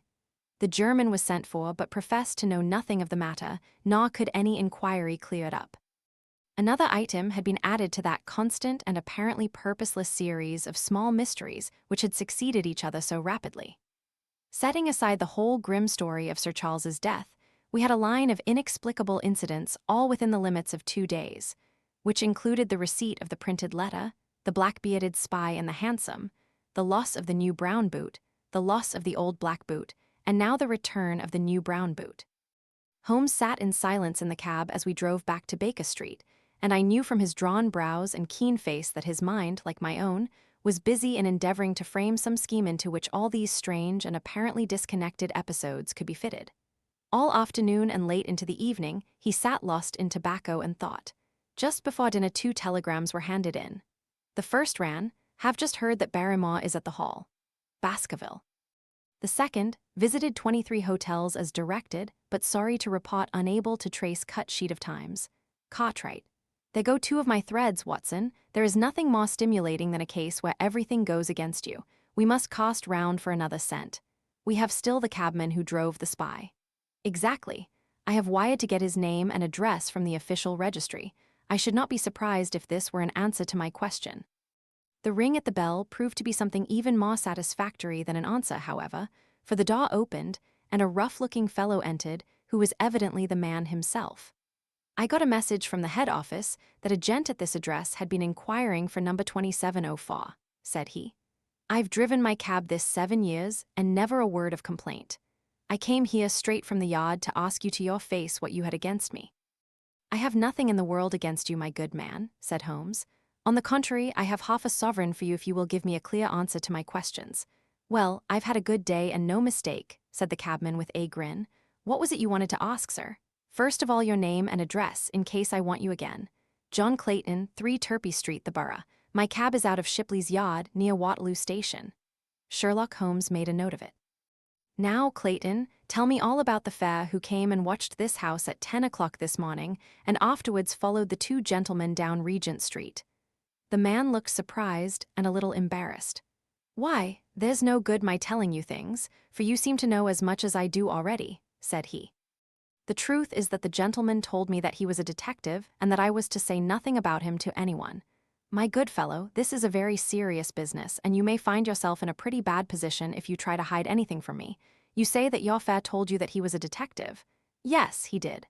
When did he say this? When he left me. Did he say anything more? He mentioned his name. Holmes cast a swift glance of triumph at me. Oh, he mentioned his name, did he? That was imprudent. What was the name that he mentioned? His name, said the cabman, was Mr. Sherlock Holmes. Never have I seen my friend more completely taken aback than by the cabman's reply. For an instant he sat in silent amazement. Then he burst into a hearty laugh. A touch, Watson, an undeniable touch, said he. I feel a foil as quick and supple as my own. He got home upon me very prettily that time. So his name was Sherlock Holmes, was it? Yes, sir, that was the gentleman's name. Excellent. Tell me where you picked him up and all that occurred. He hailed me at 9:30 in Trafalgar Square. He said that he was a detective, and he offered me 2 guineas if I would do exactly what he wanted all day and ask no questions. I was glad enough to agree. First we drove down to the Northumberland Hotel and waited there until 2 gentlemen came out and took a cab from the rank. We followed their cab until it pulled up somewhere near here. This very door, said Holmes. Well, I couldn't be sure of that, but I dare say my fare knew all about it. We pulled up halfway down the street and waited an hour and a half. Then the 2 gentlemen passed us, walking, and we followed down Baker Street and along. I know, said Holmes, until we got 3/4 down Regent Street. Then my gentleman threw up the trap, and he cried that I should drive right away to Waterloo Station as hard as I could go. I whipped up the mare, and we were there under the 10 minutes. Then he paid up his 2 guineas, like a good one, and away he went into the station. Only just as he was leaving, he turned round and he said, It might interest you to know that you have been driving Mr. Sherlock Holmes. That's how I come to know the name. I see, and you saw no more of him. Not after he went into the station. And how would you describe Mr. Sherlock Holmes? The cabman scratched his head. Well, he wasn't altogether such an easy gentleman to describe. I'd put him at 40 years of age, and he was of a middle height, 2 or 3 inches shorter than you, sir. He was dressed like a toff, and he had a black beard, cut square at the end, and a pale face. I don't know as I could say more than that. Color of his eyes? No, I can't say that. Nothing more that you can remember? No, sir, nothing. Well then, here is your half-sovereign. There's another one waiting for you if you can bring any more information. Good night? Good night, sir, and thank you. John Clayton departed chuckling, and Holmes turned to me with a shrug of his shoulders and a rueful smile. Snap goes our 3rd thread, and we end where we began, said he. The cunning rascal. He knew our number, knew that Sir Henry Baskerville had consulted me, spotted who I was in Regent Street, conjectured that I had got the number of the cab and would lay my hands on the driver, and so sent back this audacious message. I tell you, Watson, this time we have got a foeman who is worthy of our steel. I've been checkmated in London. I can only wish you better luck in Devonshire, but I'm not easy in my mind about it. About what? About sending you. It's an ugly business, Watson, an ugly, dangerous business, and the more I see of it, the less I like it. Yes, my dear fellow, you may laugh, but one give you my word that one shall be very glad to have you back safe and sound in Baker Street once more. Chapter 6. Baskerville Hall. Sir Henry Baskerville and Dr. Mortimer were ready upon the appointed day, and we started as arranged for Devonshire. Mr. Sherlock Holmes drove with me to the station and gave me his last parting injunctions and advice. I will not bias your mind by suggesting theories or suspicions, Watson, said he. I wish you simply to report facts in the fullest possible manner to me, and you can leave me to do the theorizing. What sort of facts? I asked. anything which may seem to have a bearing, however indirect, upon the case, and especially the relations between young Baskerville and his neighbours, or any fresh particulars concerning the death of Sir Charles. I have made some inquiries myself in the last few days, but the results have, I fear, been negative. One thing only appears to be certain, and that is that Mr. James Desmond, who is the next heir, is an elderly gentleman of a very amiable disposition, so that this persecution does not arise from him. I really think that we may eliminate him entirely from our calculations. There remain the people who will actually surround Sir Henry Baskerville upon the moor. Would it not be well in the first place to get rid of this Barrymore couple? By no means. You could not make a greater mistake. If they are innocent, it would be a cruel injustice, and if they are guilty, we should be giving up all chance of bringing it home to them. No, we will preserve them upon our list of suspects. Then there is a groom at the Hall, if I remember right. There are 2 moorland farmers. There is our friend Dr. Mortimer, whom I believe to be entirely honest, and there is his wife, of whom we know nothing. There is this naturalist, Stapleton, and there is his sister, who is said to be a young lady of attractions. There is Mr. Frankland of Laughter Hall, who is also an unknown factor, and there are 1 or 2 other neighbors. These are the folk who must be your very special study. I will do my best. You have arms, I suppose? Yes, I thought it as well to take them. Most certainly. Keep your revolver near you night and day, and never relax your precautions. Our friends had already secured a first-class carriage, and were waiting for us upon the platform. No, we have no news of any kind, said Dr. Mortimer in answer to my friend's questions. I can swear to one thing, and that is that we have not been shadowed during the last 2 days. We have never gone out without keeping a sharp watch, and no one could have escaped our notice. You have always kept together, I presume? Except yesterday afternoon. I usually give up 1 day to pure amusement when I come to town, so I spent it at the Museum of the College of Surgeons. And I went to look at the folk in the park, said Baskerville, but we had no trouble of any kind. It was imprudent all the same, said Holmes, shaking his head and looking very grave. I beg, Sir Henry, that you will not go about alone. Some great misfortune will befall you if you do. Did you get your other boot? No, sir, it is gone forever. Indeed, that is very interesting. Well, goodbye, he added as the train began to glide down the platform.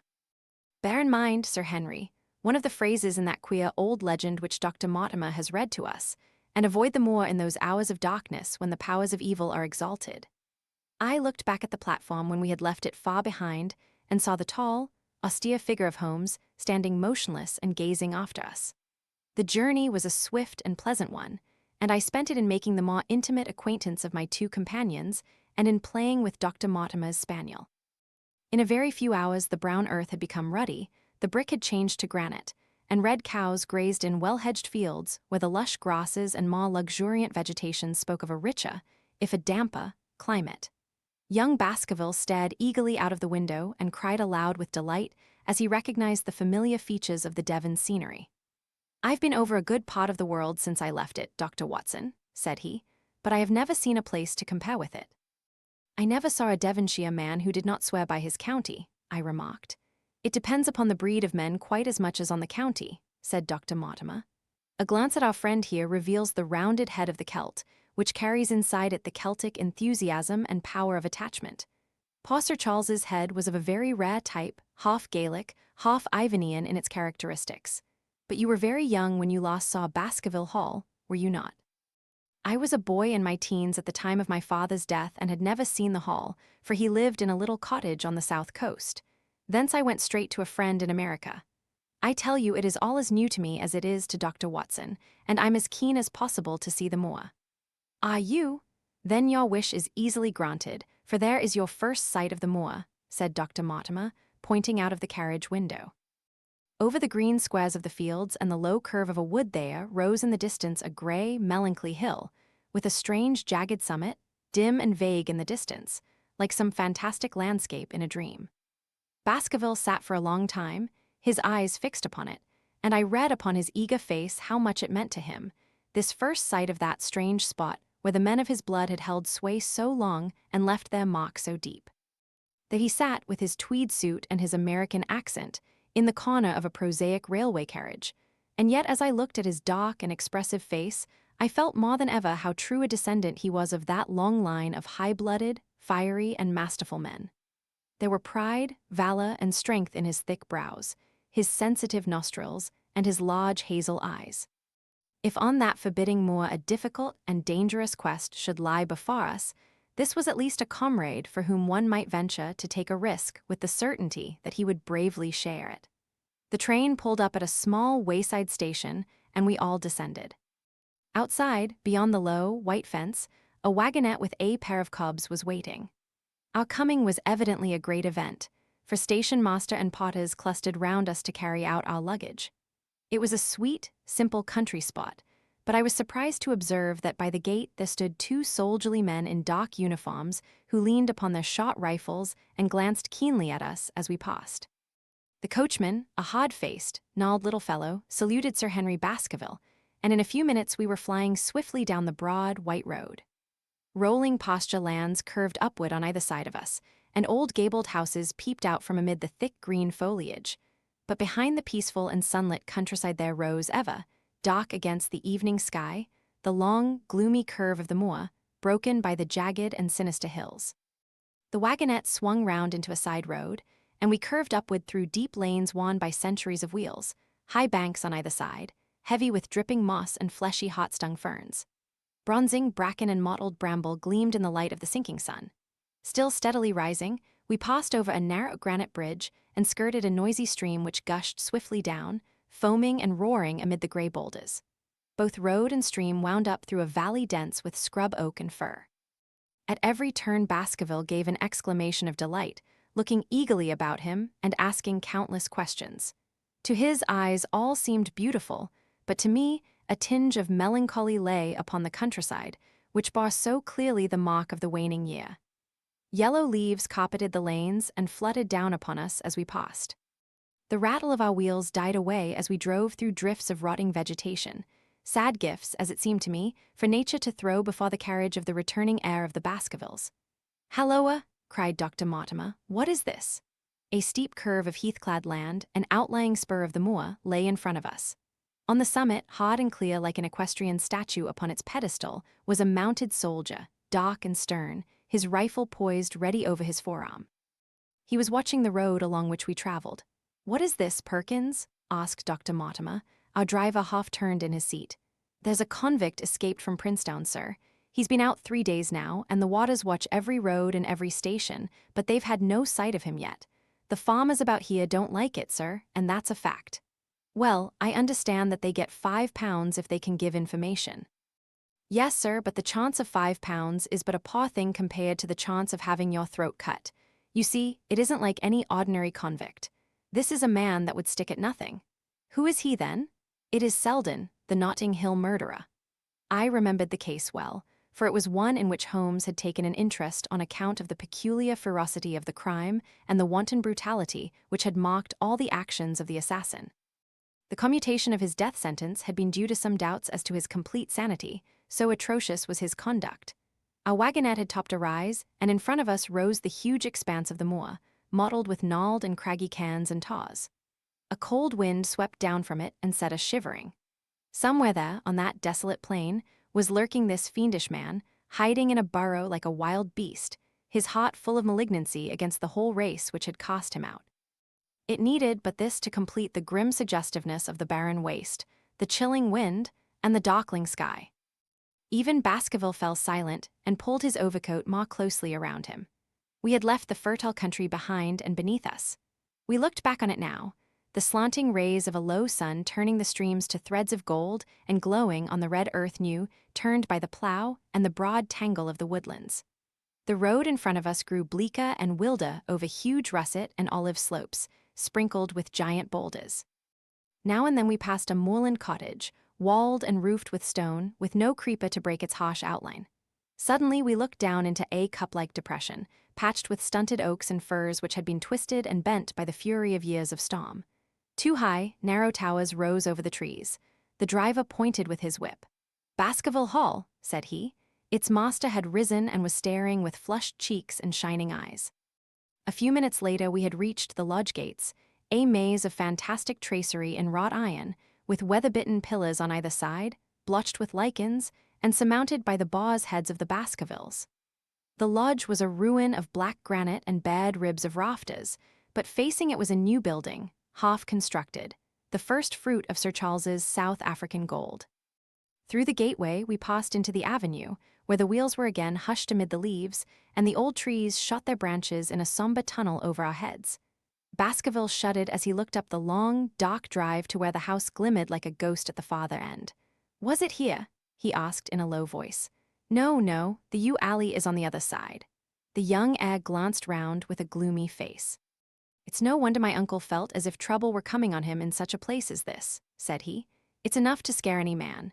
I'll have a row of electric lamps up here inside of 6 months, and you won't know it again, with 1,000 candle power Swan and Edison right here in front of the hall door." The avenue opened into a broad expanse of turf, and the house lay before us.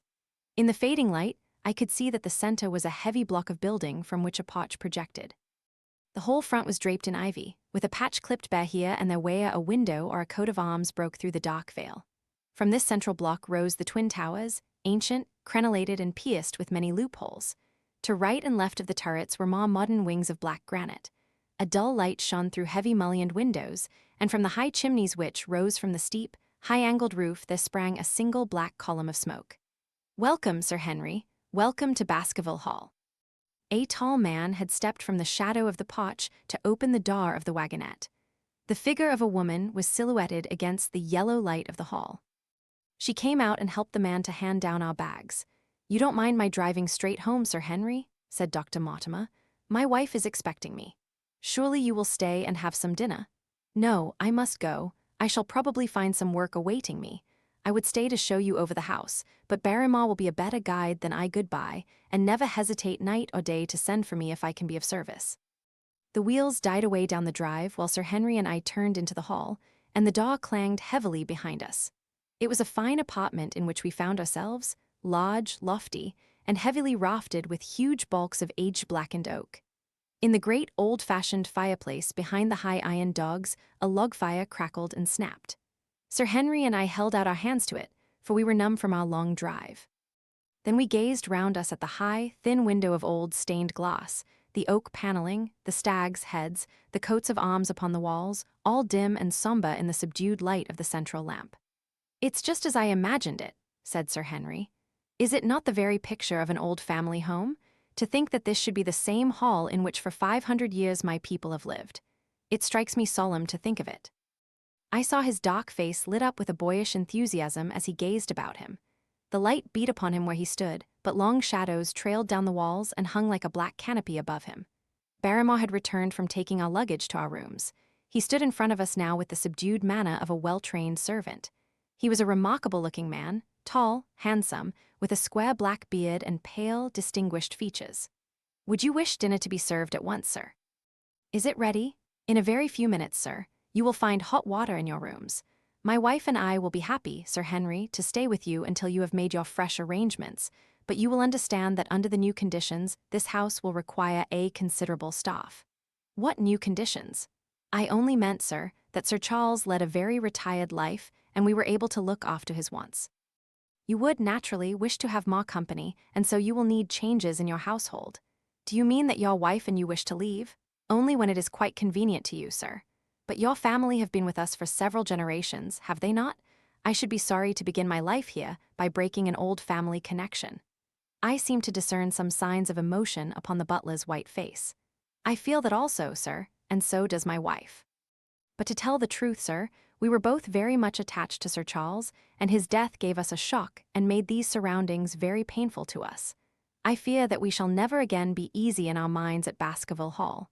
But what do you intend to do?" "I have no doubt, sir, that we shall succeed in establishing ourselves in some business. Sir Charles's generosity has given us the means to do so.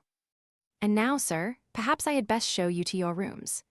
A square balustraded gallery ran round the top of the old hall, approached by a double stair. From this central point, two long corridors extended the whole length of the building, from which all the bedrooms opened. My own was in the same wing as Baskerville's and almost next door to it. These rooms appeared to be much more modern than the central part of the house, and the bright paper and numerous candles did something to remove the somber impression which our arrival had left upon my mind. But the dining room which opened out of the hall was a place of shadow and gloom. It was a long chamber with a step separating the dais where the family sat from the lower portion reserved for their dependents. At one end, a minstrel's gallery overlooked it. Black beams shot across above our heads, with a smoke-darkened ceiling beyond them. With rows of flaring torches to light it up, and the color and rude hilarity of an old-time banquet, it might have softened. But now, when two black-clothed gentlemen sat in the little circle of light thrown by a shaded lamp, one's voice became hushed and one's spirit subdued. A dim line of ancestors, in every variety of dress, from the Elizabethan knight to the buck of the Regency, stared down upon us and daunted us by their silent company. We talked little, and I for one was glad when the meal was over and we were able to retire into the modern billiard room and smoke a cigarette. "My word, it isn't a very cheerful place," said Sir Henry. "I suppose one can tone down to it, but I feel a bit out of the picture at present. I don't wonder that my uncle got a little jumpy if he lived all alone in such a house as this. However, if it suits you, we will retire early tonight, and perhaps things may seem more cheerful in the morning." I drew aside my curtains before I went to bed and looked out from my window. It opened upon the grassy space which lay in front of the hall door. Beyond, two copses of trees moaned and swung in a rising wind. A half-moon broke through the rifts of racing clouds. In its cold light, I saw beyond the trees a broken fringe of rocks and the long, low curve of the melancholy moor. I closed the curtain, feeling that my last impression was in keeping with the rest, and yet it was not quite the last. I found myself weary and yet wakeful, tossing restlessly from side to side, seeking for the sleep which would not come. Far away, a chiming clock struck out the quarters of the hours, but otherwise a deathly silence lay upon the old house. And then suddenly, in the very dead of the night, there came a sound to my ears, clear, resonant, and unmistakable. It was the sob of a woman, the muffled, strangling gasp of one who is torn by an uncontrollable sorrow. I sat up in bed and listened intently. The noise could not have been far away, and was certainly in the house. For half an hour I waited with every nerve on the alert, but there came no other sound save the chiming clock and the rustle of the ivy on the wall. Chapter 7. The Stapletons of Merripit House. The fresh beauty of the following morning did something to efface from our minds the grim and grey impression which had been left upon both of us by our first experience of Baskerville Hall. As Sir Henry and I sat at breakfast, the sunlight flooded in through the high mullioned windows, throwing watery patches of color from the coats of arms which covered them. The dark paneling glowed like bronze in the golden rays, and it was hard to realize that this was indeed the chamber which had struck such a gloom into our souls upon the evening before. "I guess it is ourselves, and not the house, that we have to blame," said the baronet. "We were tired with our journey and chilled by our drive, so we took a grey view of the place. Now we are fresh and well, so it is all cheerful once more." "And yet it was not entirely a question of imagination," I answered. "Did you, for example, happen to hear someone, a woman I think, sobbing in the night?" "That is curious, for I did when I was half asleep fancy that I heard something of the sort." I waited quite a time, but there was no more of it, so I concluded that it was all a dream. "I heard it distinctly, and I am sure that it was really the sob of a woman. We must ask about this right away." He rang the bell and asked Barrymore whether he could account for our experience. It seemed to me that the pallid features of the butler turned a shade paler still as he listened to his master's question. "There are only two women in the house, Sir Henry," he answered. "One is the scullery maid, who sleeps in the other wing. The other is my wife, and I can answer for it that the sound could not have come from her." And yet he lied as he said it, for it chanced that after breakfast I met Mrs. Barrymore in the long corridor with the sun full upon her face. She was a large, impassive, heavy-featured woman with a stern-set expression of mouth, but her telltale eyes were red and glanced at me from between swollen lids. It was she, then, who wept in the night, and if she did so, her husband must know it. Yet he had taken the obvious risk of discovery in declaring that it was not so. Why had he done this, and why did she weep so bitterly? Already round this pale-faced, handsome, black-bearded man there was gathering an atmosphere of mystery and of gloom. It was he who had been the first to discover the body of Sir Charles, and we had only his word for all the circumstances which led up to the old man's death. Was it possible that it was Barrymore, after all, whom we had seen in the cab in Regent Street? The beard might well have been the same. The cabman had described a somewhat shorter man, but such an impression might easily have been erroneous. How could I settle the point forever?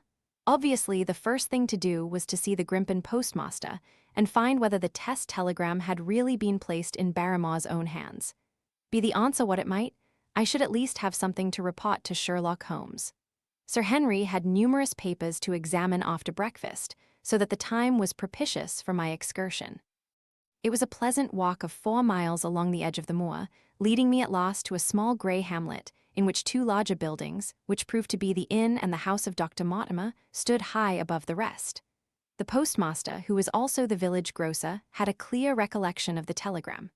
"Certainly, sir," said he, "I had the telegram delivered to Mr. Barrymore exactly as directed." "Who delivered it?" "My boy here." "James, you delivered that telegram to Mr. Barrymore at the hall last week, did you not?" "Yes, father, I delivered it." "Into his own hands?" I asked. "Well, he was up in the loft at the time, so that I could not put it into his own hands, but I gave it into Mrs. Barrymore's hands, and she promised to deliver it at once." "Did you see Mr. Barrymore?" "No, sir, I tell you he was in the loft." "If you didn't see him, how do you know he was in the loft?" "Well, surely his own wife ought to know where he is," said the postmaster testily. "Didn't he get the telegram? If there is any mistake, it is for Mr. Barrymore himself to complain." It seemed hopeless to pursue the inquiry any farther, but it was clear that in spite of Holmes's ruse, we had no proof that Barrymore had not been in London all the time. Suppose that it were so, suppose that the same man had been the last who had seen Sir Charles alive, and the first to dog the new heir when he returned to England. What then? Was he the agent of others, or had he some sinister design of his own? What interest could he have in persecuting the Baskerville family? I thought of the strange warning clipped out of the leading article of the Times. Was that his work, or was it possibly the doing of someone who was bent upon counteracting his schemes? The only conceivable motive was that which had been suggested by Sir Henry, that if the family could be scared away, a comfortable and permanent home would be secured for the Barrymores. But surely such an explanation as that would be quite inadequate to account for the deep and subtle scheming, which seemed to be weaving an invisible net round the young baronet. Holmes himself had said that no more complex case had come to him in all the long series of his sensational investigations. I prayed, as I walked back along the grey, lonely road, that my friend might soon be freed from his preoccupations and able to come down to take this heavy burden of responsibility from my shoulders.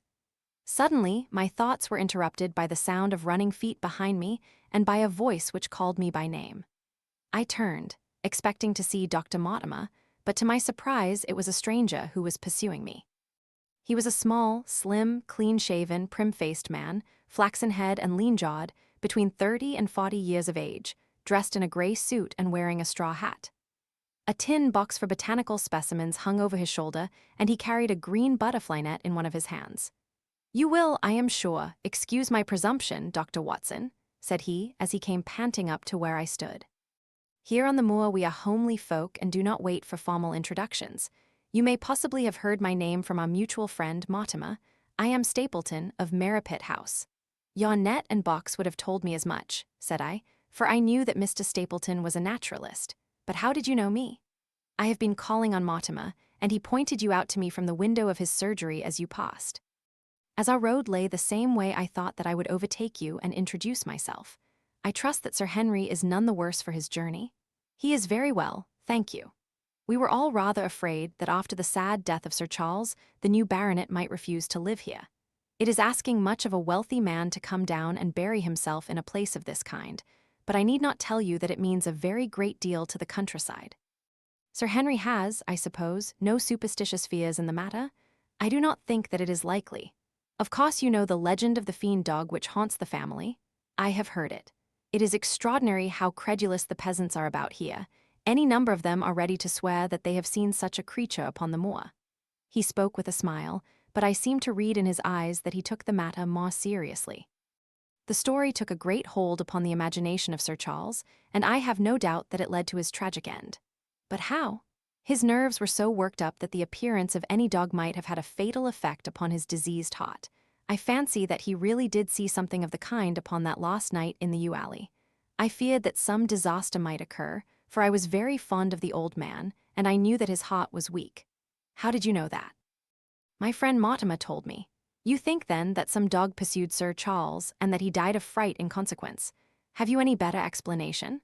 I have not come to any conclusion. Has Mr. Sherlock Holmes? The words took away my breath for an instant, but a glance at the placid face and steadfast eyes of my companion showed that no surprise was intended. "It is useless for us to pretend that we do not know you, Dr. Watson," said he. "The records of your detective have reached us here, and you could not celebrate him without being known yourself. When Mortimer told me your name, he could not deny your identity. If you are here, then it follows that Mr. Sherlock Holmes is interesting himself in the matter, and I am naturally curious to know what view he may take. I am afraid that I cannot answer that question. May I ask if he is going to honor us with a visit himself? He cannot leave town at present. He has other cases which engage his attention." "What a pity! He might throw some light on that which is so dark to us. But as to your own researches, if there is any possible way in which I can be of service to you, I trust that you will command me. If I had any indication of the nature of your suspicions, or how you propose to investigate the case, I might perhaps even now give you some aid or advice. I assure you that I am simply here upon a visit to my friend Sir Henry, and that I need no help of any kind." "Excellent," said Stapleton. "You are perfectly right to be wary and discreet. I am justly reproved for what I feel was an unjustifiable intrusion, and I promise you that I will not mention the matter again." We had come to a point where a narrow, grassy path struck off from the road and wound away across the moor. A steep, boulder-sprinkled hill lay upon the right which had in bygone days been cut into a granite quarry. The face which was turned towards us formed a dark cliff, with ferns and brambles growing in its niches. From over a distant rise there floated a grey plume of smoke. "A moderate walk along this moor path brings us to Merripit House," said he. "Perhaps you will spare an hour that I may have the pleasure of introducing you to my sister." My first thought was that I should be by Sir Henry's side, but then I remembered the pile of papers and bills with which his study table was littered. It was certain that I could not help with those, and Holmes had expressly said that I should study the neighbors upon the moor. I accepted Stapleton's invitation, and we turned together down the path. "It is a wonderful place, the moor," said he, looking round over the undulating downs, long green rollers with crests of jagged granite foaming up into fantastic surges. "You never tire of the moor. You cannot think the wonderful secrets which it contains. It is so vast and so barren and so mysterious."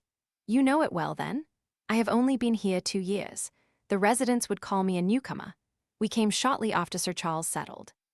But my tastes led me to explore every part of the country round, and I should think that there are few men who know it better than I do." "Is it hard to know?" "Very hard. You see, for example, this great plain to the north here with the queer hills breaking out of it. Do you observe anything remarkable about that? It would be a rare place for a gallop. You would naturally think so, and the thought has cost several their lives before now. You notice those bright green spots scattered thickly over it?" "Yes, they seem more fertile than the rest." Stapleton laughed. "That is the Great Grimpen Mire," said he. "A false step yonder means death to man or beast. Only yesterday I saw one of the moor ponies wander into it. He never came out. I saw his head for quite a long time craning out of the bog hole, but it sucked him down at last. Even in dry seasons it is a danger to cross it, but after these autumn rains it is an awful place. And yet I can find my way to the very heart of it and return alive. By George, there is another of those miserable ponies." Something brown was rolling and tossing among the green sedges. Then a long, agonized, writhing neck shot upward, and a dreadful cry echoed over the moor. It turned me cold with horror, but my companion's nerves seemed to be stronger than mine. "It's gone," said he. "The Mire has him, 2 in 2 days, and many more perhaps, for they get in the way of going there in the dry weather and never know the difference until the Mire has them in its clutches. It's a bad place, the Great Grimpen Mire. And you say you can penetrate it?" "Yes, there are 1 or 2 paths which a very active man can take. I have found them out.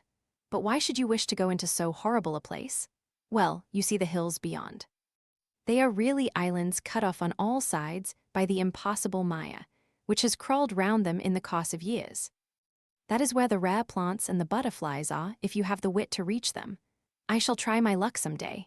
He looked at me with a surprised face. "For God's sake, put such an idea out of your mind," said he. "Your blood would be upon my head. I assure you that there would not be the least chance of your coming back alive. It is only by remembering certain complex landmarks that I am able to do it."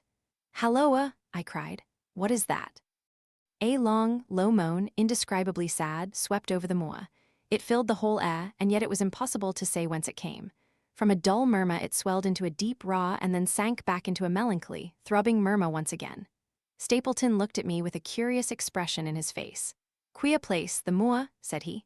"But what is it?" "The peasants say it is the hound of the Baskervilles calling for its prey. I've heard it once or twice before, but never quite so loud."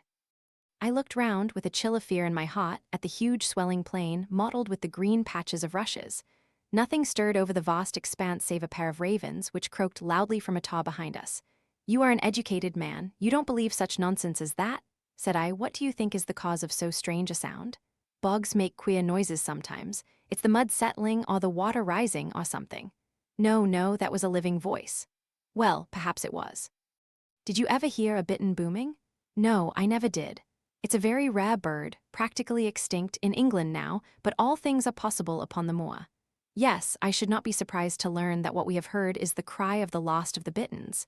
It's the weirdest, strangest thing that ever I heard in my life." "Yes, it's rather an uncanny place altogether. Look at the hillside yonder. What do you make of those?"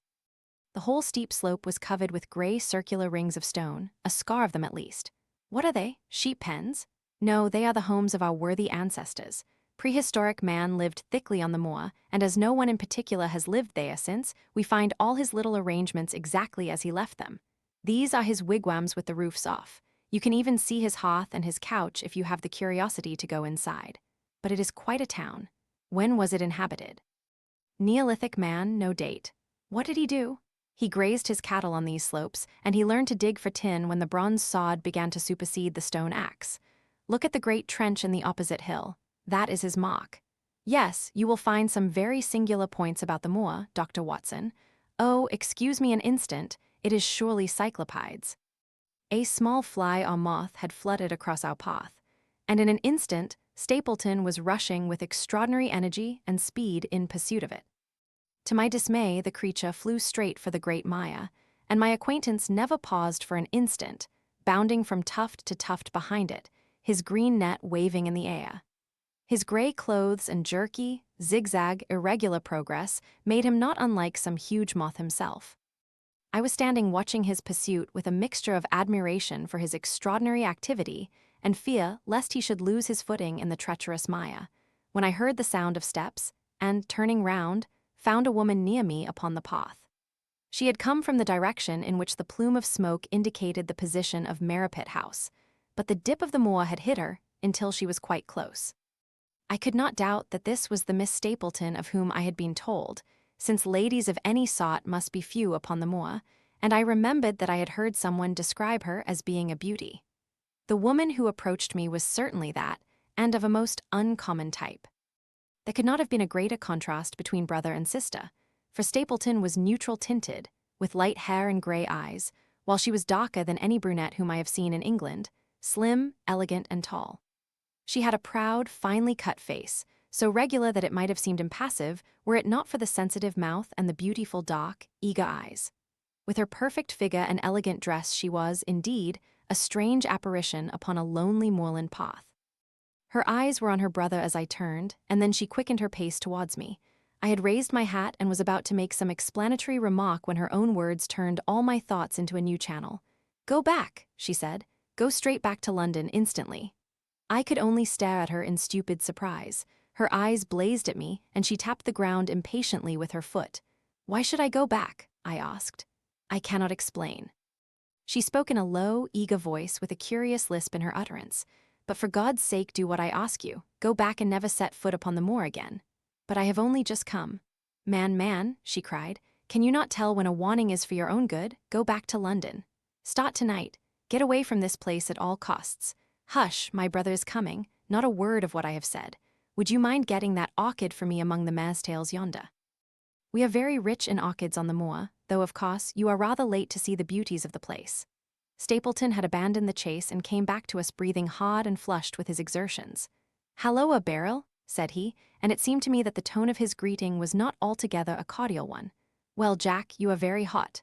"Yes, I was chasing a cyclopides. He is very rare and seldom found in the late autumn. What a pity that I should have missed him." He spoke unconcernedly, but his small light eyes glanced incessantly from the girl to me. "You have introduced yourselves, I can see." "Yes, I was telling Sir Henry that it was rather late for him to see the true beauties of the moor. Why, who do you think this is? I imagine that it must be Sir Henry Baskerville. No, no, said I, only a humble commoner, but his friend. My name is Dr. Watson. A flush of vexation passed over her expressive face. We have been talking at cross purposes, said she. Why, you had not very much time for talk, her brother remarked with the same questioning eyes. I talked as if Dr. Watson were a resident instead of being merely a visitor, said she. It cannot much matter to him whether it is early or late for the orchids, but you will come on, will you not, and see Merripit House? A short walk brought us to it, a bleak moorland house, once the farm of some grazier in the old prosperous days, but now put into repair and turned into a modern dwelling. An orchard surrounded it, but the trees, as is usual upon the moor, were stunted and nipped, and the effect of the whole place was mean and melancholy. We were admitted by a strange, wizened, rusty-coated old manservant who seemed in keeping with the house. Inside, however, there were large rooms furnished with an elegance in which I seemed to recognize the taste of the lady. As I looked from their windows at the interminable granite-flecked moor rolling unbroken to the farthest horizon, I could not but marvel at what could have brought this highly educated man and this beautiful woman to live in such a place. Queer spot to choose, is it not? Said he as if in answer to my thought. And yet we managed to make ourselves fairly happy, do we not, Beryl? Quite happy, said she, but there was no ring of conviction in her words. I had a school, said Stapleton. It was in the North Country.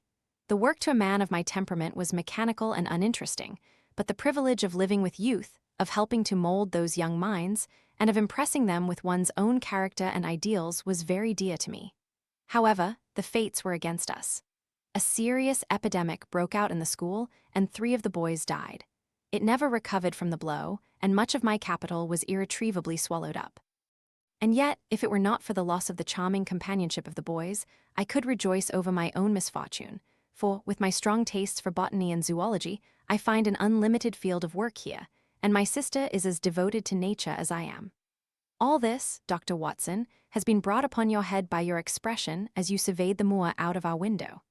It certainly did cross my mind that it might be a little dull, less for you, perhaps, than for your sister. No, no, I am never dull, said she quickly.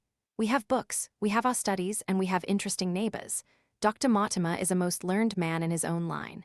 Poor Sir Charles was also an admirable companion. We knew him well and miss him more than I can tell. Do you think that I should intrude if I were to call this afternoon and make the acquaintance of Sir Henry? I am sure that he would be delighted. Then perhaps you would mention that I propose to do so. We may, in our humble way, do something to make things more easy for him, until he becomes accustomed to his new surroundings. Will you come upstairs, Dr. Watson, and inspect my collection of Lepidoptera? I think it is the most complete one in the southwest of England. By the time that you have looked through them, lunch will be almost ready. But I was eager to get back to my charge. The melancholy of the moor, the death of the unfortunate pony, the weird sound which had been associated with the grim legend of the Baskervilles, all these things tinged my thoughts with sadness. Then, on the top of these more or less vague impressions, there had come the definite and distinct warning of Miss Stapleton, delivered with such intense earnestness that I could not doubt that some grave and deep reason lay behind it. I resisted all pressure to stay for lunch, and I set off at once upon my return journey, taking the grass-grown path by which we had come. It seems, however, that there must have been some short cut for those who knew it, for before I had reached the road I was astounded to see Miss Stapleton sitting upon a rock by the side of the track. Her face was beautifully flushed with her exertions, and she held her hand to her side. I have run all the way in order to cut you off, Dr. Watson, said she. I had not even time to put on my hat. I must not stop, or my brother may miss me. I wanted to say to you how sorry I am about the stupid mistake I made in thinking that you were Sir Henry. Please forget the words I said, which have no application whatever to you. But I can't forget them, Miss Stapleton, said I. I am Sir Henry's friend, and his welfare is a very close concern of mine. Tell me why it was that you were so eager that Sir Henry should return to London. A woman's whim, Dr. Watson. When you know me better, you will understand that I cannot always give reasons for what I say or do. No, no. I remember the thrill in your voice. I remember the look in your eyes. Please, please, be frank with me, Miss Stapleton, for ever since I have been here, I have been conscious of shadows all round me. Life has become like that Great Grimpen Mire, with little green patches everywhere into which one may sink, and with no guide to point the track. Tell me then what it was that you meant, and I will promise to convey your warning to Sir Henry. An expression of irresolution passed for an instant over her face, but her eyes had hardened again when she answered me. "You make too much of it, Dr. Watson," said she. "My brother and I were very much shocked by the death of Sir Charles. We knew him very intimately, for his favorite walk was over the moor to our house. He was deeply impressed with the curse which hung over the family, and when this tragedy came, I naturally felt that there must be some grounds for the fears which he had expressed. I was distressed, therefore, when another member of the family came down to live here, and I felt that he should be warned of the danger which he will run. That was all which I intended to convey." "But what is the danger? You know the story of the Hound? I do not believe in such nonsense." "But I do. If you have any influence with Sir Henry, take him away from a place which has always been fatal to his family. The world is wide. Why should he wish to live at the place of danger? Because it is the place of danger. That is Sir Henry's nature. I fear that unless you can give me some more definite information than this, it would be impossible to get him to move." "I cannot say anything definite, for I do not know anything definite." "I would ask you one more question, Miss Stapleton. If you meant no more than this when you first spoke to me, why should you not wish your brother to overhear what you said?" "There is nothing to which he or anyone else could object. My brother is very anxious to have the hall inhabited, for he thinks it is for the good of the poor folk upon the moor. He would be very angry if he knew that I have said anything which might induce Sir Henry to go away. But I have done my duty now, and I will say no more. I must go back, or he will miss me and suspect that I have seen you. Goodbye." She turned and had disappeared in a few minutes among the scattered boulders, while I, with my soul full of vague fears, pursued my way to Baskerville Hall. Chapter 8. First report of Dr. Watson. From this point onward, I will follow the course of events by transcribing my own letters to Mr. Sherlock Holmes, which lie before me on the table. One page is missing, but otherwise they are exactly as written and show my feelings and suspicions of the moment more accurately than my memory, clear as it is upon these tragic events, can possibly do. Baskerville Hall, October 13th. My dear Holmes, my previous letters and telegrams have kept you pretty well up to date as to all that has occurred in this most God-forsaken corner of the world. The longer one stays here, the more does the spirit of the moor sink into one's soul, its vastness, and also its grim charm. When you are once out upon its bosom, you have left all traces of modern England behind you, but, on the other hand, you are conscious everywhere of the homes and the work of the prehistoric people. On all sides of you as you walk are the houses of these forgotten folk, with their grave and the huge monoliths which are supposed to have marked their temples. As you look at their grey stone huts against the scarred hillsides, you leave your own age behind you, and if you were to see a skin-clad, hairy man crawl out from the low door fitting a flint-tipped arrow on to the string of his bow, you would feel that his presence there was more natural than your own. The strange thing is that they should have lived so thickly on what must always have been most unfruitful soil. I am no antiquarian, but I could imagine that they were some unwarlike and harried race who were forced to accept that which none other would occupy. All this, however, is foreign to the mission on which you sent me and will probably be very uninteresting to your severely practical mind. I can still remember your complete indifference as to whether the sun moved round the earth or the earth round the sun. Let me, therefore, return to the facts concerning Sir Henry Baskerville. If you have not had any report within the last few days, it is because up to today there was nothing of importance to relate. Then a very surprising circumstance occurred, which I shall tell you in due course. But first of all, I must keep you in touch with some of the other factors in the situation. One of these, concerning which I have said little, is the escaped convict upon the moor. There is strong reason now to believe that he has got right away, which is a considerable relief to the lonely householders of this district. A fortnight has passed since his flight, during which he has not been seen and nothing has been heard of him. It is surely inconceivable that he could have held out upon the moor during all that time. Of course, so far as his concealment goes, there is no difficulty at all. Any one of these stone huts would give him a hiding place, but there is nothing to eat unless he were to catch and slaughter one of the moor sheep. We think, therefore, that he has gone, and the outlying farmers sleep the better in consequence. We are 4 able-bodied men in this household, so that we could take good care of ourselves, but I confess that I have had uneasy moments when I have thought of the Stapletons. They live miles from any help. There are one maid, an old manservant, the sister, and the brother, the latter not a very strong man. They would be helpless in the hands of a desperate fellow like this Notting Hill criminal if he could once effect an entrance. Both Sir Henry and I were concerned at their situation, and it was suggested that Perkins the groom should go over to sleep there, but Stapleton would not hear of it. The fact is that our friend, the baronet, begins to display a considerable interest in our fair neighbour. It is not to be wondered at, for time hangs heavily in this lonely spot to an active man like him, and she is a very fascinating and beautiful woman. There is something tropical and exotic about her, which forms a singular contrast to her cool and unemotional brother, yet he also gives the idea of hidden fires.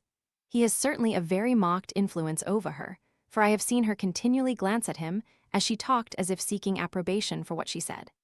I trust that he is kind to her. There is a dry glitter in his eyes and a firm set of his thin lips, which goes with a positive and possibly a harsh nature. You would find him an interesting study. He came over to call upon Baskerville on that first day, and the very next morning he took us both to show us the spot where the legend of the wicked Hugo is supposed to have had its origin. It was an excursion of some miles across the moor to a place which is so dismal that it might have suggested the story. We found a short valley between rugged taws which led to an open, grassy space flecked over with the white cotton grass.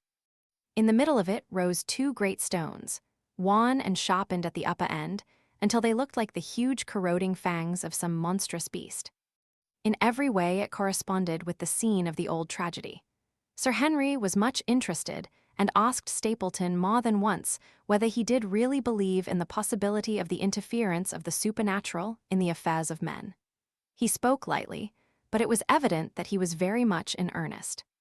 Stapleton was guarded in his replies, but it was easy to see that he said less than he might, and that he would not express his whole opinion out of consideration for the feelings of the baronet. He told us of similar cases, where families had suffered from some evil influence, and he left us with the impression that he shared the popular view upon the matter. On our way back, we stayed for lunch at Merripit House, and it was there that Sir Henry made the acquaintance of Miss Stapleton. From the first moment that he saw her, he appeared to be strongly attracted by her, and I am much mistaken if the feeling was not mutual. He referred to her again and again on our walk home, and since then hardly a day has passed that we have not seen something of the brother and sister. They dine here tonight, and there is some talk of our going to them next week. One would imagine that such a match would be very welcome to Stapleton, and yet I have more than once caught a look of the strongest disapprobation in his face when Sir Henry has been paying some attention to his sister. He is much attached to her, no doubt, and would lead a lonely life without her, but it would seem the height of selfishness if he were to stand in the way of her making so brilliant a marriage. Yet I am certain that he does not wish their intimacy to ripen into love, and I have several times observed that he has taken pains to prevent them from being tete-a-tete. By the way, your instructions to me never to allow Sir Henry to go out alone will become very much more onerous if a love affair were to be added to our other difficulties. My popularity would soon suffer if I were to carry out your orders to the letter. The other day, Thursday, to be more exact, Dr. Mortimer lunched with us. He has been excavating a barrow at Longdown and has got a prehistoric skull which fills him with great joy. Never was there such a single-minded enthusiast as he. The Stapletons came in afterwards, and the good doctor took us all to the yew alley at Sir Henry's request to show us exactly how everything occurred upon that fatal night. It is a long, dismal walk, the yew alley, between two high walls of clipped hedge, with a narrow band of grass upon either side. At the far end is an old tumble-down summer-house. Halfway down is the moor gate, where the old gentleman left his cigar ash. It is a white wooden gate with a latch. Beyond it lies the wide moor. I remembered your theory of the affair and tried to picture all that had occurred. As the old man stood there, he saw something coming across the moor, something which terrified him so that he lost his wits and ran until he died of sheer horror and exhaustion. There was the long, gloomy tunnel down which he fled. And from what? A sheep-dog of the moor, or a spectral hound, black, silent, and monstrous? Was there a human agency in the matter? Did the pale, watchful Barrymore know more than he cared to say? It was all dim and vague, but always there is the dark shadow of crime behind it. One other neighbor I have met since I wrote last. This is Mr. Frankland of Laughter Hall, who lives some 4 miles to the south of us. He is an elderly man, red-faced, white-haired, and choleric. His passion is for the British law, and he has spent a large fortune in litigation. He fights for the mere pleasure of fighting, and is equally ready to take up either side of a question, so that it is no wonder that he has found it a costly amusement. Sometimes he will shut up a right-of-way and defy the parish to make him open it. At others, he will with his own hands tear down some other man's gate and declare that a path has existed there from time immemorial, defying the owner to prosecute him for trespass.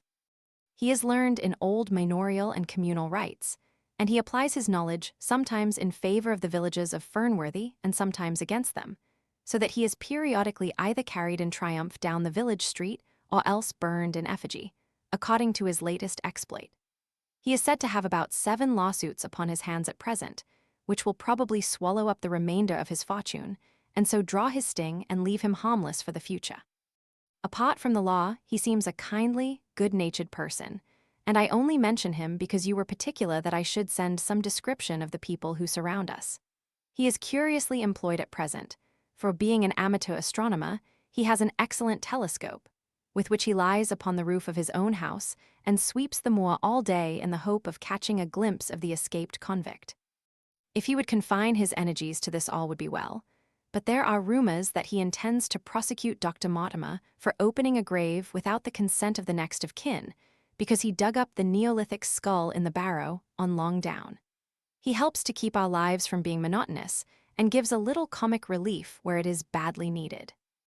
And now, having brought you up to date in the escaped convict, the Stapletons, Dr. Mortimer, and Frankland of Laughter Hall, let me end on that which is most important and tell you more about the Barrymores, and especially about the surprising development of last night. First of all, about the test telegram, which you sent from London in order to make sure that Barrymore was really here. I have already explained that the testimony of the postmaster shows that the test was worthless and that we have no proof one way or the other. I told Sir Henry how the matter stood, and he at once, in his downright fashion, had Barrymore up and asked him whether he had received the telegram himself. Barrymore said that he had. "Did the boy deliver it into your own hands?" asked Sir Henry. Barrymore looked surprised and considered for a little time. "No," said he, "I was in the box-room at the time, and my wife brought it up to me." "Did you answer it yourself?" "No, I told my wife what to answer, and she went down to write it." In the evening, he recurred to the subject of his own accord. "I could not quite understand the object of your questions this morning, Sir Henry," said he. "I trust that they do not mean that I have done anything to forfeit your confidence."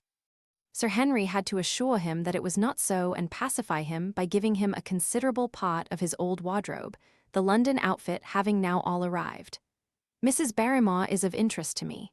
She is a heavy, solid person, very limited, intensely respectable, and inclined to be puritanical. You could hardly conceive a less emotional subject. Yet I have told you how, on the first night here, I heard her sobbing bitterly, and since then I have more than once observed traces of tears upon her face. Some deep sorrow gnaws ever at her heart. Sometimes I wonder if she has a guilty memory which haunts her, and sometimes I suspect Barrymore of being a domestic tyrant. I have always felt that there was something singular and questionable in this man's character, but the adventure of last night brings all my suspicions to a head, and yet it may seem a small matter in itself. You are aware that I am not a very sound sleeper, and since I have been on guard in this house my slumbers have been lighter than ever. Last night, about 2 in the morning, I was aroused by a stealthy step passing my room. I rose, opened my door, and peeped out. A long black shadow was trailing down the corridor. It was thrown by a man who walked softly down the passage with a candle held in his hand. He was in shirt and trousers, with no covering to his feet. I could merely see the outline, but his height told me that it was Barrymore. He walked very slowly and circumspectly, and there was something indescribably guilty and furtive in his whole appearance. I have told you that the corridor is broken by the balcony which runs round the hall, but that it is resumed upon the farther side. I waited until he had passed out of sight, and then I followed him. When I came round the balcony, he had reached the end of the farther corridor, and I could see from the glimmer of light through an open door that he had entered one of the rooms. Now, all these rooms are unfurnished and unoccupied, so that his expedition became more mysterious than ever. The light shone steadily as if he were standing motionless. I crept down the passage as noiselessly as I could and peeped round the corner of the door. Barrymore was crouching at the window with the candle held against the glass. His profile was half turned towards me, and his face seemed to be rigid with expectation as he stared out into the blackness of the moor. For some minutes he stood watching intently. Then he gave a deep groan, and with an impatient gesture, he put out the light. Instantly, I made my way back to my room, and very shortly came the stealthy steps passing once more upon their return journey. Long afterwards, when I had fallen into a light sleep, I heard a key turn somewhere in a lock, but I could not tell whence the sound came. What it all means I cannot guess, but there is some secret business going on in this house of gloom which sooner or later we shall get to the bottom of. I do not trouble you with my theories, for you asked me to furnish you only with facts. I have had a long talk with Sir Henry this morning, and we have made a plan of campaign founded upon my observations of last night. I will not speak about it just now, but it should make my next report interesting reading. Chapter 9. The Light upon the Moor. Second Report of Dr. Watson, Baskerville Hall, Oct. 15th. My dear Holmes, if I was compelled to leave you without much news during the early days of my mission, you must acknowledge that I am making up for lost time, and that events are now crowding thick and fast upon us. In my last report, I ended upon my top note with Barrymore at the window, and now I have quite a budget already which will, unless I am much mistaken, considerably surprise you. Things have taken a turn which I could not have anticipated. In some ways they have within the last 48 hours become much clearer, and in some ways they have become more complicated. But I will tell you all and you shall judge for yourself. Before breakfast on the morning following my adventure, I went down the corridor and examined the room in which Barrymore had been on the night before. The western window through which he had stared so intently has, I noticed, one peculiarity above all other windows in the house. It commands the nearest outlook onto the moor. There is an opening between two trees which enables one from this point of view to look right down upon it, while from all the other windows it is only a distant glimpse which can be obtained. It follows, therefore, that Barrymore, since only this window would serve the purpose, must have been looking out for something or somebody upon the moor.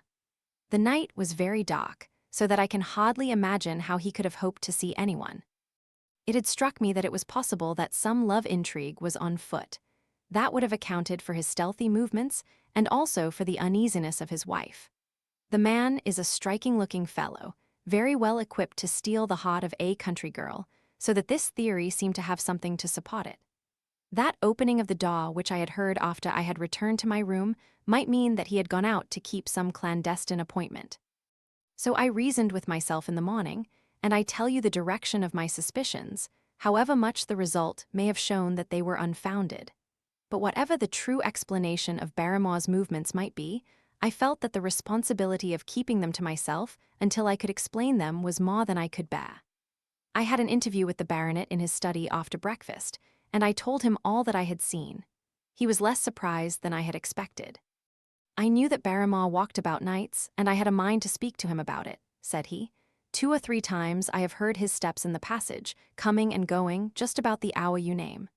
Perhaps then he pays a visit every night to that particular window, I suggested. Perhaps he does. If so, we should be able to shadow him and see what it is that he is after. I wonder what your friend Holmes would do if he were here. I believe that he would do exactly what you now suggest, said I. He would follow Barrymore and see what he did.